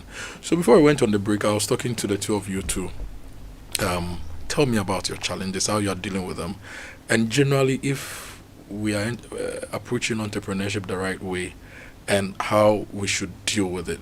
Let me take Farid's challenges and how he's dealing with them. Then I'll come back to you, Francis, for us to talk about the broader issue of entrepreneurship and how we can use the power of the state to make things work for us. So Farid, you mentioned that you are tired and your tired is actually tired. What are the core challenges? Hello? Yeah. What are the core challenges you are facing? How are you solving them? And what can we use the power of the state to help you? How can we use it to help you?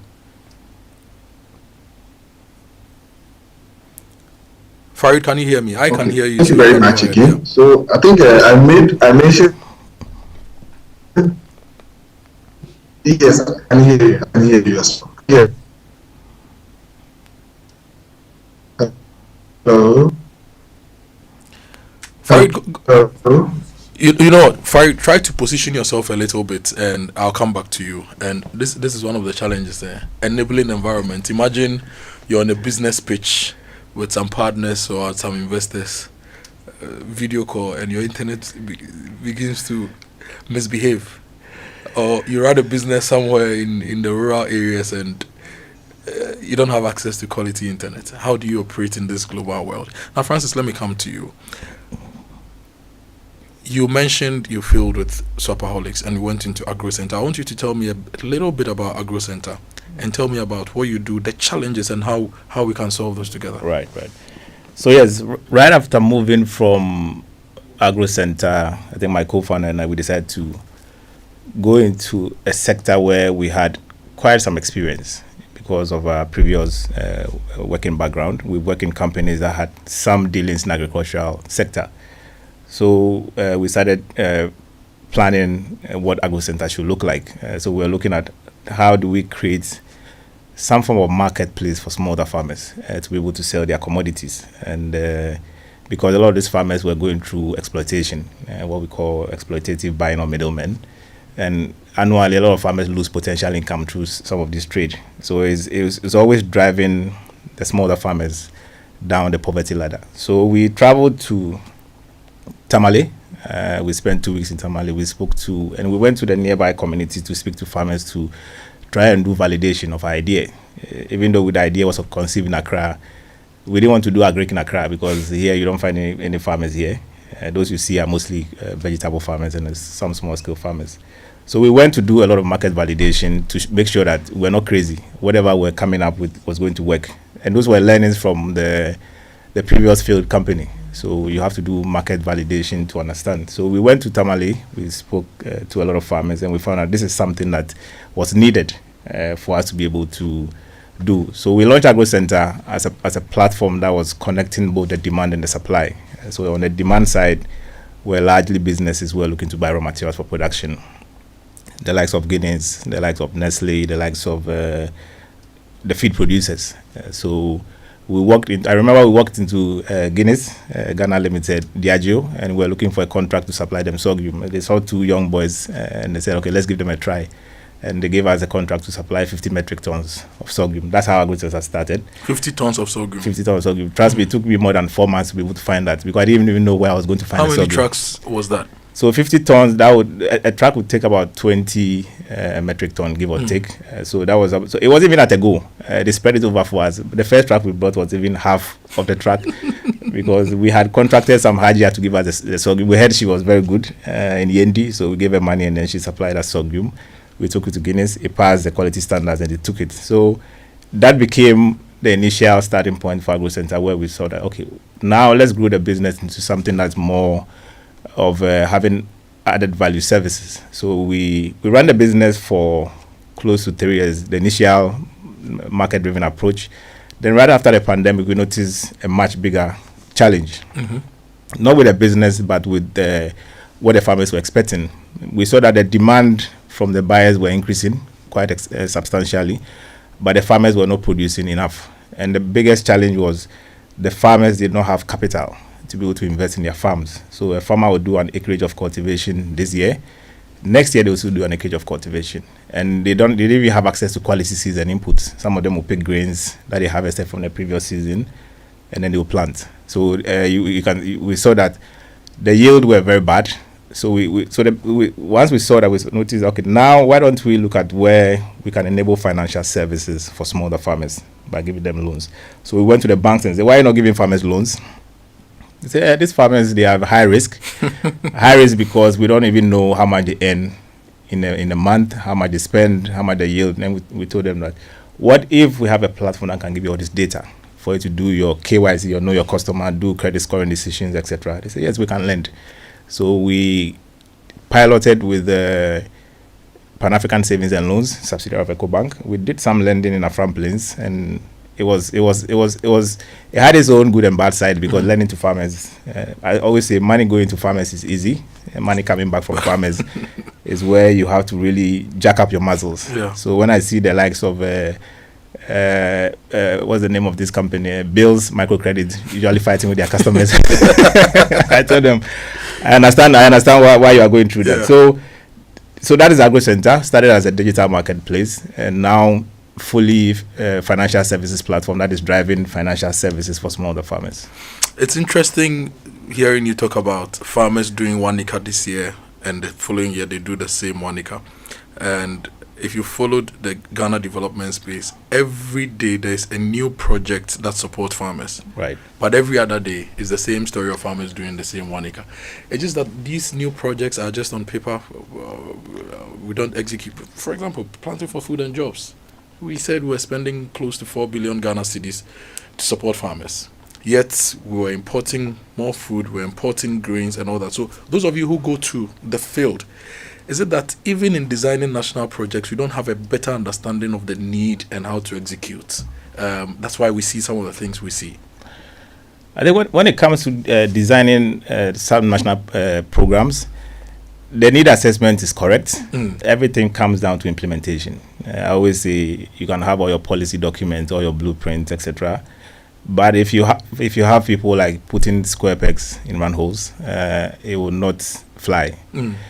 The challenge in the agricultural space is highly fragmented, and you need experienced people. Before you even move fertilizers, let's say from Accra to one of the rural communities, it has to go through several layers of interventions. There are various players, gatekeepers within this space. The transporter is there. Okay. You have to rely on a third-party transporter. Okay, so let's start from the ports, for example. Right. When fertilizer lands at the ports. So it has to go through the clearing, and in most cases they have a central warehouse in Accra where to be stored. Then the distribution happens. So they usually use what they call the hub and spoke approach. If you know the bicycle, the hub is in the spokes are at the end. So then the distribution happens from the central warehouses to the other parts. And in most cases, you'll be using a third-party logistics service. Most of these truck drivers don't even have trackers on their trucks. We tried that. We put some trackers on the trucks. You'll be surprised that they remove the trackers from the car. Some of them will park in areas, and then they're going to see their wives, girlfriends in some community. And the car will be parked for about 3 days. And the moment they move, they put up their phones. So you can't even reach them. You can't even call them until they get to where. So they move, and then they get to whatever district they are going to. It has to go through the district warehouse where you have to go through, they receive its inventory warehouse management. Before now, it gets distributed to the communities. So from the larger trucks now, you move to the smaller ones where they're boboya. So if you don't coordinate very well, that is where a lot of these inefficiencies happen. If you don't coordinate very well, there are a lot of loss of goods in transit. Because if the driver carrying is not well regulated, he might have set off with 100 bags. You get to where he's going, it's 50 bags. Some already lost. Then the distribution also happens. Yes, of course, there are people behind it who are doing the distribution, etc. If you don't put in technology to be able to monitor this distribution, in most cases, the farmers say, yes, we are going to distribute. There's no database of the farmers. So it becomes quite chaotic. I remember we tried working with Planting for Food and Jobs back then. We were trying to secure fertilizers for some of our farmers in the upper east side, around the Tongo side there. And they told us we have to bring all the voters' IDs of the farmers before they can give them fertilizers. That was back then. The Ghana card was now coming in, so the voters' ID was one of the primary IDs that we use. So when I mentioned that you don't have a database of how do you even know who I'm bringing to you is a farmer or not. So you just bring the names, they give you the fertilizer. So you might be giving the fertilizer even to a wrong person. So even let's say even the 50 bags that's left, 20 will take who are real farmers, and then the 30 might be not farmers. Now the 20 farmers who have even taken it, how are they going to apply it on the field? Do you have extension officers who are going to monitor all the activities that they do? There's something we call planting protocols. From the time I put the seed to the ground, there are various activities I have to perform to the time I harvest. If you don't show up, the farmers don't know. The farmers. So I remember one time when there was a fall armyworm invasion, most of the farmers did not even know what kind of inputs to use to spray. I remember some of our farmers were using they use detergent in knapsack sprayers. They bought so clean, and then they were spraying the field with. They claimed that it was killing, but it wasn't working. So you see the lack of knowledge at that level even. So yes, the implementation might be right. No, the execution, the idea is good, but then if we don't follow through with the right, using technology and the right people, it just becomes good on paper. Thank you for allowing me to tap into your experience to analyze national projects. I'll come back to your own problems shortly, but let me go to Farid. I believe we have him on phone now. So Farid, you are telling us about your problems and how you are dealing with them, and how we can use public policy, the national system, the state to make to enable your businesses grow. Go ahead. Okay. Yes. Okay. Thank you very much. So I think one of our key challenges in our industry is the lack of support and trust. Yes. You realize that we at Kojo Technology, I mentioned earlier that we started in 2022. Hello? Yes, Farid, we can hear you. Please go ahead. Okay. So we started a business in 2022, and we've received quite some support from us and financial support from bodies like Cosmos Innovation Center, the Ghana Climate Innovation Center, the European Union, UNICEF, Selection Strategy, among others. So you realize that all these people that have supported, they are not more like government agencies or organizations. These are NGOs and foreign NGOs that have supported us till now. So in our industry, we lack this kind of support. I believe that I feel like the government and the other the government organizations, the government themselves, they don't really trust. Hello? Yes, Farid, we can hear you. Yes, it's echoing, so just don't worry, just go ahead. If the line is no good, I'll let you know. Okay. So from all these bodies, as I mentioned, they are foreign bodies and they are NGOs and they are not government organizations, but they have trusted startups and they've given startups funding to support them. So I believe that if there are several other organizations by government to fund some of these startups like us, we'll be able to do business and also employ a lot of people. Another challenge we face is with the regulatory bodies, especially with GSA and FDA, for instance. It took us more than a year and a half before we got certified. You'll be going back and forth with FDA, GSA, and so I believe that if there's this kind of protocol in a way to support startups so that they can fast track them, because you can leave your product with GSA and FDA, it takes several months before you get your product certified, which is not easy. So at a point in our production, we couldn't proceed because of FDA and GSA certification. So it took a lot of time before we were able to acquire the certifications. So I believe that if bodies like GSA, FDA, and they can be able to be a bit mild on startups, it's going to help. And I'm not the only person going through this. Kojo Technology is not the only company going through this. Are you asking them to fast track the process or be mild and not go through all the safety checks before they approve your product? Okay, so I think I want them to fast track the processes because it's not easy. Sometimes you be there, you have orders, you can't even meet the demand because, you can't even produce, you can't even sell because you still need certification from FDA and GSA. So I want to appeal to them that if they can fast track their processes for startups, it will help us here. And another thing in my industry is the taxes. I mentioned earlier again that it's quite high on us, and I believe that the menstrual sector like this, if we get enough support, to be able to even support the government to fulfill the free sanitary pad distribution process. So these are some of the challenges we face in our industry. Is your business playing any role in the free sanitary pad distribution project? So far, we've had engagements with the Ministry of Education, which went quite well. Yeah, but it's because of the demand. We are able to pick the document that entails everything, but looking at it is because of the demand. And what can help us fulfill or to meet that demand will be the machine I'm just talking about. So if we're able to get that machine, we'll be able to meet the demand. So the conversation with the minister went very well. I was even surprised with how down to earth he was. He met us, everything went on very well, but it's just the demand. Because the numbers the government is looking at the moment, we will not be able to give them that number unless we are able to do something about the machine we have. With that, we'll be able to to give them the numbers that you want. Is the state not ready to break bulk and let you supply what you can do?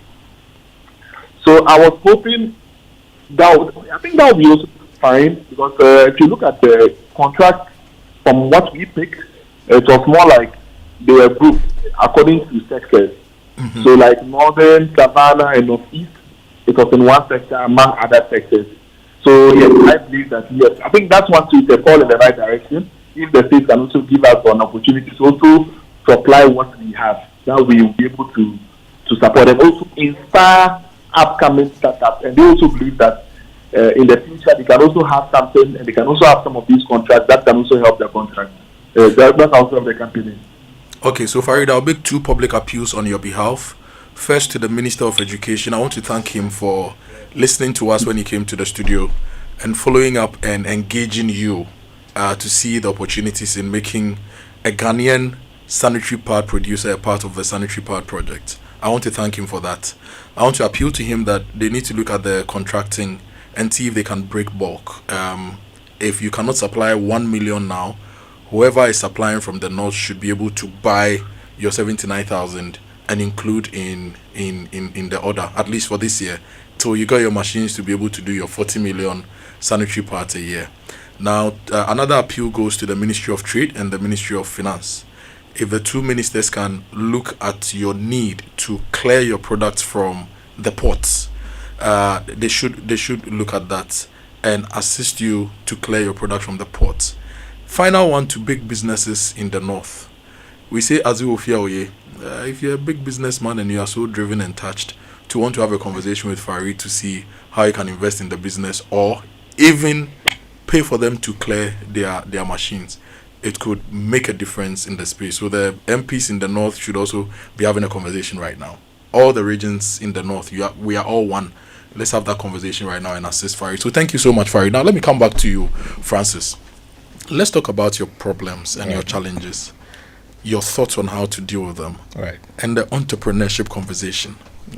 Should we just throw it in the bin and find a new way of creating value in the system?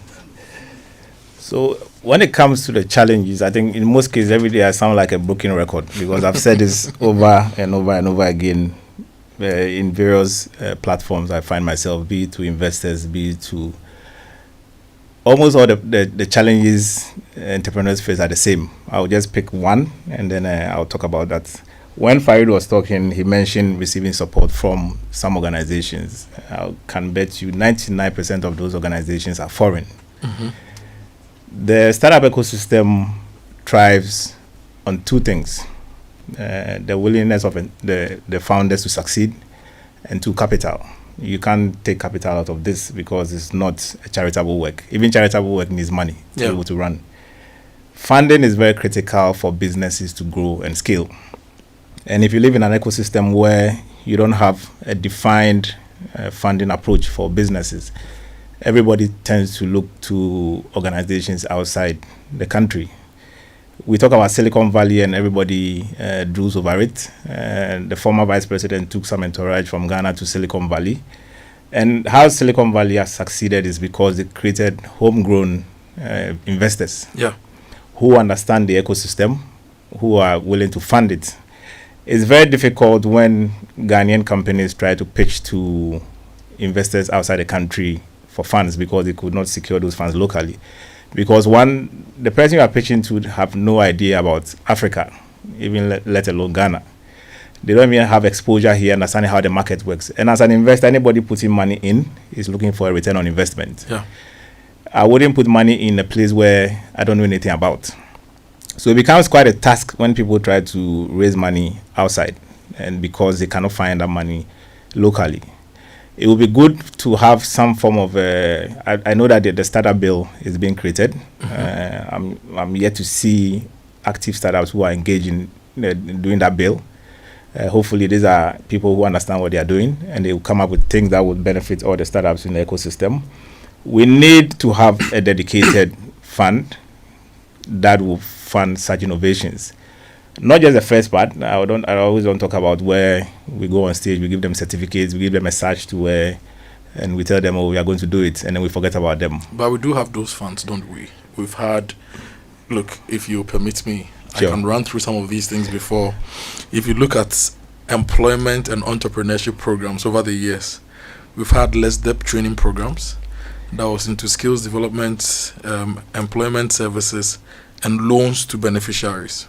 Yedie, so some of these are public and private, right? Yedie, skills development, entrepreneurial training, apprenticeship, grants given to 15 graduates. Blazing Trails, GCEII, Enterprise and Leadership Development, Engine Program, Teacher Professional Development, Tech Girls, Enablers Business Launchpad, Youth Farm and Markets, Venture Support, Student Entrepreneurship.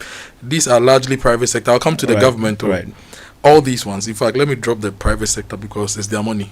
And then government sector, YE, NVTI, GEBSS, Corporate Council, ICCES, OICGD, MDPI, Youth in Agric, Youth in Cocoa, Gratis Foundation, Rural Enterprise Program, COTVET NAP, COTVET GSDI, YES, which became NEIP, which has launched all sorts of things into Ejumera.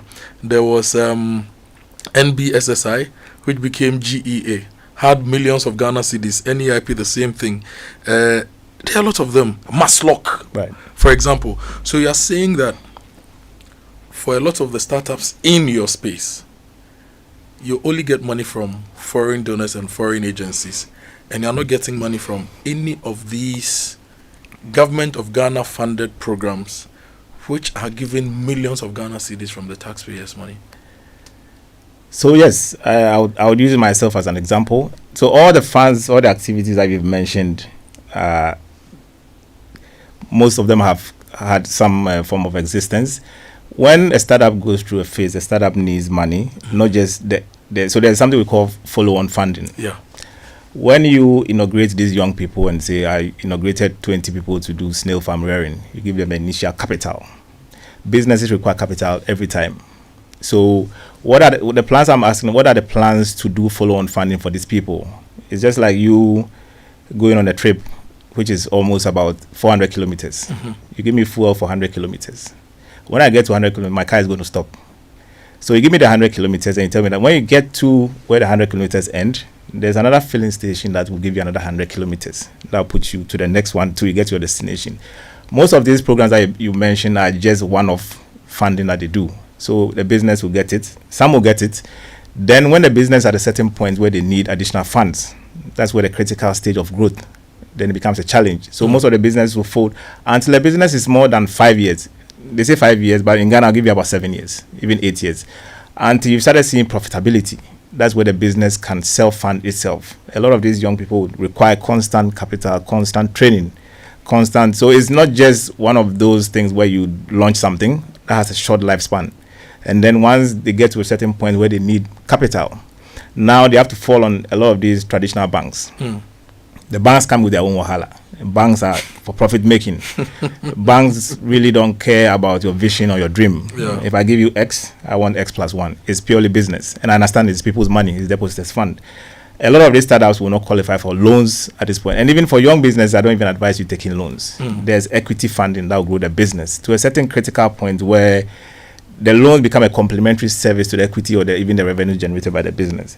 And even for most of these businesses to qualify for debt financing, aside a few of the banks that I know who are doing unsecured lending where you don't require collateral, most of them will ask you to bring a lot of things, including your grandma's tooth where you buried her, including a few other things, before you can get access to capital. I remember talking to one of the banks, they asked me to bring landed property or 40% of the money I had. So I asked myself, if I have 40% of the money I was why would I come to you in the first place? And they tell me, yes, it's business, they can't do anything about it. So a lot of companies will not qualify to receive even loans. So when we resort to outside funds, these are venture capital who have the patient capital, who are willing to wait for 5, 6, 7 years. And most of them, even they fund you the first time, they are willing to introduce you to other companies. And it's difficult because before somebody is going to fund you, there are certain requirements that you have to meet. If I'm going to receive money from a US entity, they will not fund the Ghana business. They will require I form a US holding company. Yeah. Because for trust, you have to form a company that in Delaware, or some of those states where you are a C corporation, Yeah. where you transfer all the rights that the Ghana business owns to the that. shareholding entity. The money will sit in the US account where it comes to. So if you've seen all the business who have raised millions from Nigeria, Ghana, none of them have shareholding in Ghana. The Ghana business now, which started, is more like a subsidiary to the mother business where all the funds, the investors sit. And at that point, it doesn't become a traditional business. Yeah. You have a lot of foreign influence on your cap table. So cap table is mainly your equity table, where those who are part of it, where those decisions they make, sometimes they can tell you, okay, let's move to a different ecosystem. You can leave the Ghana market and then operate, because at that point you've brought in additional investors who are part of your board. So the biggest challenge is access to continuous capital for a lot of businesses, because it's very difficult to see people start something 3 years matu shop name. So for the leaders who tell us I've launched so and so program, I want to employ 40,000 people, 50,000 people, they really need to have their teams sit down, review what they want to do, the whole the thing business is, lifespan, and create a solution for that, not just to launch. Yeah, and in most cases we don't need the numbers. You see, it's become a numbers game, where this one said I created jobs for 150,000 people, I did it for 200,000 people. If you check the more advanced markets, there are about 3 or 4 big companies making those waves. You don't need 1,000 small companies, you need just 10 big companies. So you look at the ecosystem, you look at who are the businesses who are doing well. How can I expand this team to employ more people, instead of now trying to fund the small ones who might die at a certain point? You look for those players and then you expand them. The likes, so everybody wants to get to the likes of the big players, where if you ask me how many people am I employing, I should be able to say I'm employing about 2,000 people, 3,000 people. So that's how you grow. It's not everybody who is supposed to jump on the entrepreneurship bandwagon.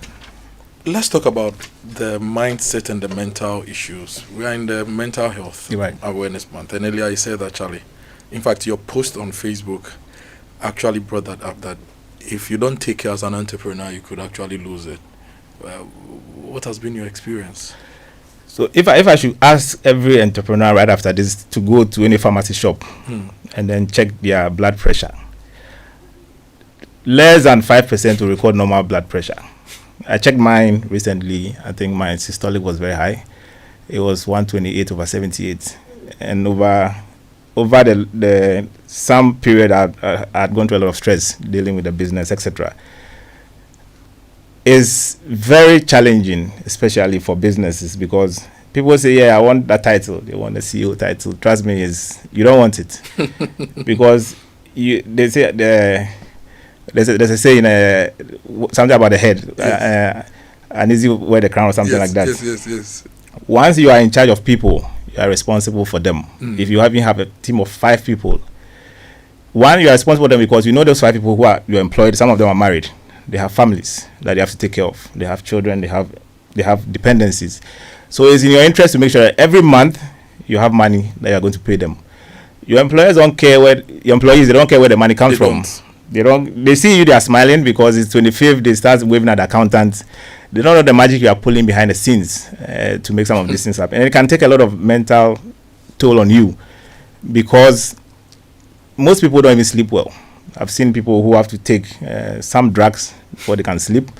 I've seen people who have to do some other things before they can even have sleep.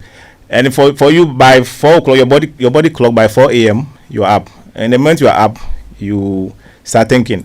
So I had to actually set a timer on my phone, a sleep timer. By 9 o'clock, everything on my phone goes off. Easy lies the head that wears the crown. Because at 9 o'clock, somebody might send me an email from a different time zone. I read that email, I'll not sleep. Because you start thinking, your mind starts processing a lot of things. And in most unfortunate cases, if you are married, it's your spouse who becomes the sounding board. Because you might end up taking that anger on your spouse. They've not done anything. You'll be there. In most cases, you are moody. You are not happy. You are moody. And in some cases, you don't even want to talk. You get it. So my children have not seen me since Thursday. I see them. Yeah. But they've not seen me since Thursday. Because by the time I leave home, they are asleep. By the time I get home, they are asleep. So I see them every day. They've not seen me. We live in the same home. That's very common. And in some cases, even some you might even not see your kids for about 4, 5, 6 months.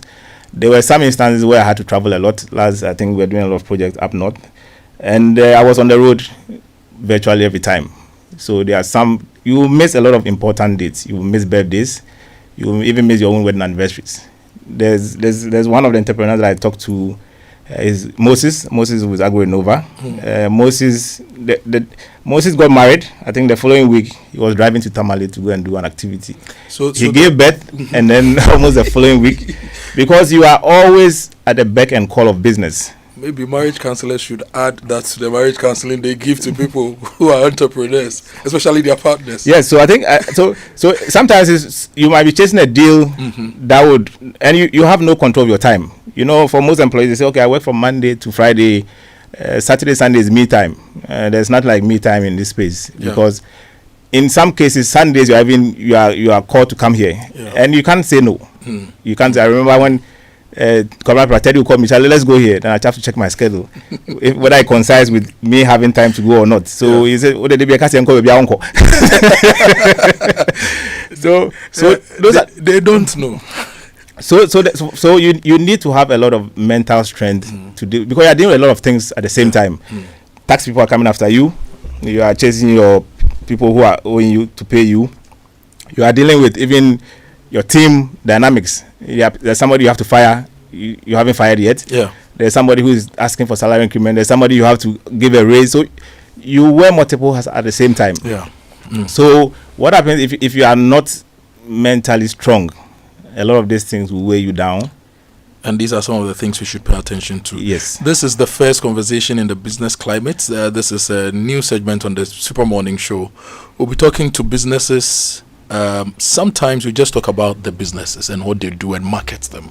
Sometimes we just talk about the general issues to do with specific businesses and industries.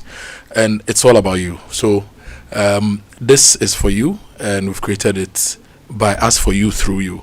So remember, it's the business climate. And I'm wrapping up here with Francis Obrikran, who is the CEO of Agro Center, and Dr. Idi Mohammed Farid, who is the CEO of Kojo Technologies. There's a lot to talk about, but we can't exhaust it all here. So we are just about wrapping up. I'll give you 30 seconds, unfortunately. I know if the president is not listening, people in his office are listening, the ministers are listening, Ghana is listening. What do you expect if the president, what one thing, just one thing, do you think should be done or changed to enable startups? I know the bigger businesses also have their issues, to grow beyond the early stages, to enable a lot more startups to thrive beyond the early stages. One thing, Pe. So I think there should be a forum like what we are just having, where it's being run by, let's say, the government, where they have to listen to candid opinions. I don't want any sugar-coated words. I don't want. You don't want any settings and packaging. I don't want any inshallah vibes. It should be just be raw with us. What can we do? And I think there's a lot they can learn from that if they come down to the level of listening to people. Yes, all those fancy launch are good, but have a session where you want everybody to just be themselves and then tell you what they want, and you can learn a lot from that and what to support the businesses. Farid, if you're on the line, any final words for me? Yeah, so I also, I agree with you. I think the government organize the forum and let us our mind. They should listen to us to know what they're really good. And we shouldn't be doing it, use the word test. Listen to us. But there's a lot, we are going to a lot. And I'm appealing to the government that we should open, get a forum, and invite all startups for everything. And let's speak our mind, listen to us, and consider, see how people.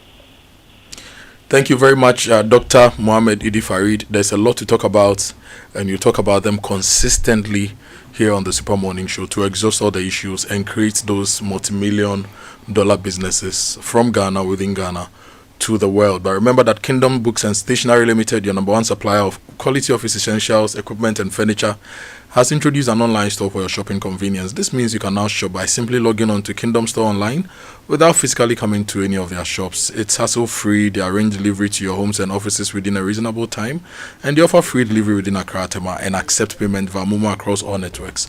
Terms and conditions, however, apply. At Kingdom, quality, affordability is our hallmark. And June 11 to 13 is the Ghana Horticulture Expo, those of you in the agri space or those who want to get into agri and the ally space, it's a great platform for you to come and network, sell, get opportunity to and open up markets for yourself. And it's coming up 11th to 13th of June at the Accra International Conference Center, organized by FAGE and GEPA, and the president will be there to give the keynote and listen to businesses, concerns of businesses, and how we can grow together. You need to register. Go to GhanaHotiExpo.com to register. I'll read one message. We'll go for a quick break. When we come, we'll read the rest of your messages and wrap up. And this message is from Charity Edupong, CEO of Mianan Foods, and she says, listening to Francis Obrekran on Joy FM makes me think I am not crazy after all. Charlie, take a chance. The experience is always worth it, even if you fail. That's our advice to entrepreneurs. We'll be right back. Stay with us.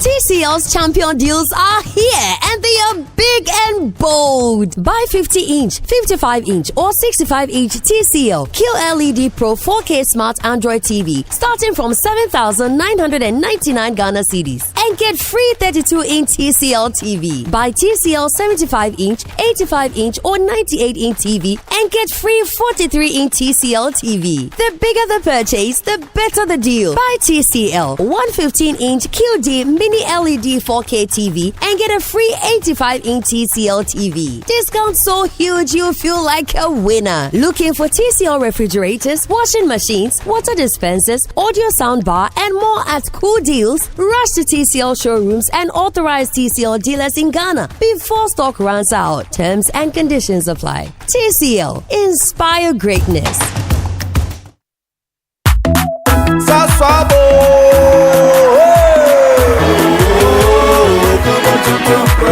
Sasso, sasso, se come tonton preko. Sasso, sasso, se come tonton preko. Edrana drama in your session. Yeah, how can see any malaria? Minya me call me sasso spray. Every mosquito study run away. Tonton preko, sasso sasso, mi se come tonton preko. Come tonton preko, sasso, come tonton preko. Nani shamne die, demo stronko. This advert is FDA approved. Kids, no running. They grow up so fast. Come here, guys. Who wants to watch their favorite show on GoTV? Your family's favorite moments are made better with GoTV's shows. We've got loads of local, international, and kids channels, and all the football you need from the comfort of your home. You can also watch your favorite shows wherever you are with GoTV Stream. Stick with GoTV and let's go together. GoTV. Love it. FPAC is effective for headaches and relieves the symptoms of flu, colds, and catarrh. FPAC blows away the pain associated with sore throats. During and after a hard day's work, FPAC relieves you of body pains. After the day's sports workout, FPAC helps the body to control the aching muscles. FPAC is effective against feverishness. FPAC reduces body temperature associated with malaria and other fevers. FPAC is effective against rheumatic pains. You can find FPAC in all pharmacy and chemical select shops throughout the country. FPAC is not recommended for children less than 16 years of age, ulcer and asthmatic patients, pregnant and lactating mothers. If symptoms persist for more than 2 days, consult your doctor. FPAC blows your pain away. FPAC Junior follows in the tradition of FPAC tablets, a trusted friend to relieve your child of pain associated with teething, catarrh, cold and fever. The good that FPAC does for you, FPAC Junior does for your child. FPAC Junior is for children between 6 months and 12 years. FPAC Junior blows your child's pain away. Attention Ghana, the Green Revolution is here from 11th to 13th of June 2025. The Accra International Conference Center comes alive with the Ghana Horticulture Expo 2025, the nation's premier showcase of fruits, vegetables, technology and export opportunity. Organized by the Federation of Associations of Ghanaian Exporters in collaboration with the Ghana Export Promotion Authority and proudly supported by Ghana Exim Bank, Fidelity Bank, GESA, AgroCity, AgroMonti and GIZ with Joy Business business as the official media partner. This is your gateway to innovation, trade, and partnerships. And the highlight, the keynote address will be delivered by His Excellency, the President of the Republic of Ghana, John Dramani Mahama. Book your exhibition stand or register now on www.ghanahotiexpo.com, or you can contact 0243 345 7783 or 053 522 4555. Ghana Horticulture Expo 2025. Growing Ghana, exporting excellence.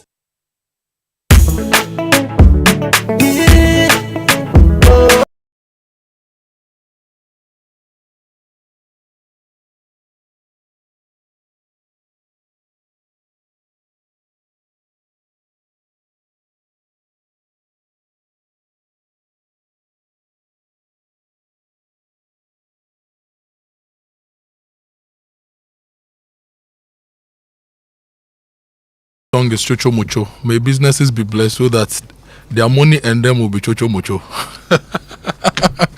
Yes, I pray that your business does well, so that you make money, so that you pay your staff, so that you pay your taxes and help us develop Ghana. We are wrapping up on the Super Morning Show on Joy 99.7 FM. Remember that the Sunday brunch at the Palms Family Holiday Inn is still ongoing. It's this and every Sunday from midday, and it's all for 500 Ghana cedis. Indulge in complimentary soft drinks, continental buffet, a rich spread of African favorites, live music to elevate the vibe, and a beautiful and perfect ambience for relaxing with friends or family. Whether you are celebrating or taking it slow, the Palms is where your Sunday should begin. Reserve your seats now. Call 055 100 0333 or 055 100 0555. Sundays, the Palms. Make it a Chocho Mucho experience. And Joy News and the German Embassy present the Climate Talks. Join us live from the Freeman Methodist Church at Jamestown on Thursday, May 15 at exactly 10 a.m. to explore clean cooking solutions and the economic power of Ghana's nationally determined contributions. The NDC's 3.0. Discover healthier, greener cooking methods that fuel private investment and also pushes community action. Be part of the change. Tune in to Joy News and Asempa FM for the community engagement. Make sure you are seated by 9:30 a.m. for a live broadcast at 10 a.m. Climate Talks, cooking up a cleaner and greener future. And if you are passionate about good governance and fair play in the public sector, don't miss this public lecture by Central University. Is going to be presented by Professor Philip Ebo Bonzi Simpson, respected professor of law at the University of Cape Coast. He delivers this thought-provoking lecture on the topic, A Regime for Public Sector Compensation, a restatement of the concept. It's happening Wednesday, May 14, 2025. That is today. Today is Wednesday. Kwame Nkrumah Auditorium, Ghana Academy of Arts and Sciences, near Alliance Francaise, Accra. Time is 4 p.m. And this lecture, organized by Central University College's Central University Center for Creative Expression and Policy Advocacy, will be chaired by Professor Bill Pupulampu, Vice Chancellor of Central University. Call 0246 480 040 to engage and to find out if you can attend and register.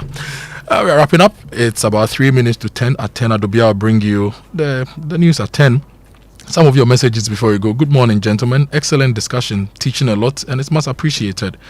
It's not all gloom, though. There are days of joy and fulfillment. This is from Francis in Oyarifa. Indeed, there are days of joy and fulfillment. Good morning, Kojo. I'm really interested in farming, but the challenge is the startup capital. Where do I get support, capital, training, etc.? Apologies, I missed that part of the conversation. And it's from Sam in Tabora. Sam, interested in farming? Try NEIP, try GEA, try some of the other institutions. And this message says, good morning. It's great that the Super Morning Show is beginning these conversations. We businesses, traders need a platform. We talk about our issues all the time. And sometimes some of us will share opportunities. Thank you for promising to share opportunities with listeners. Our time is up. We are going to wrap up here. My name is Kojo Akoto Boateng. I've been here with Kojo Yankson, the morning man. We are wrapping up tomorrow on the Super Morning Show. Let's talk about mental health, okay?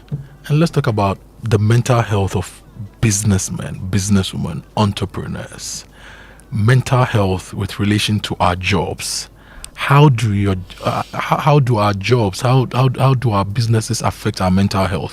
What are the conversations that we really need to have that we are not having? Let's have them here on the show tomorrow, on the Super Morning Show on 99.7 FM. Adobia is here, and it's time to bring you the news at 10. Have a great day. Keep listening to Joy. Over.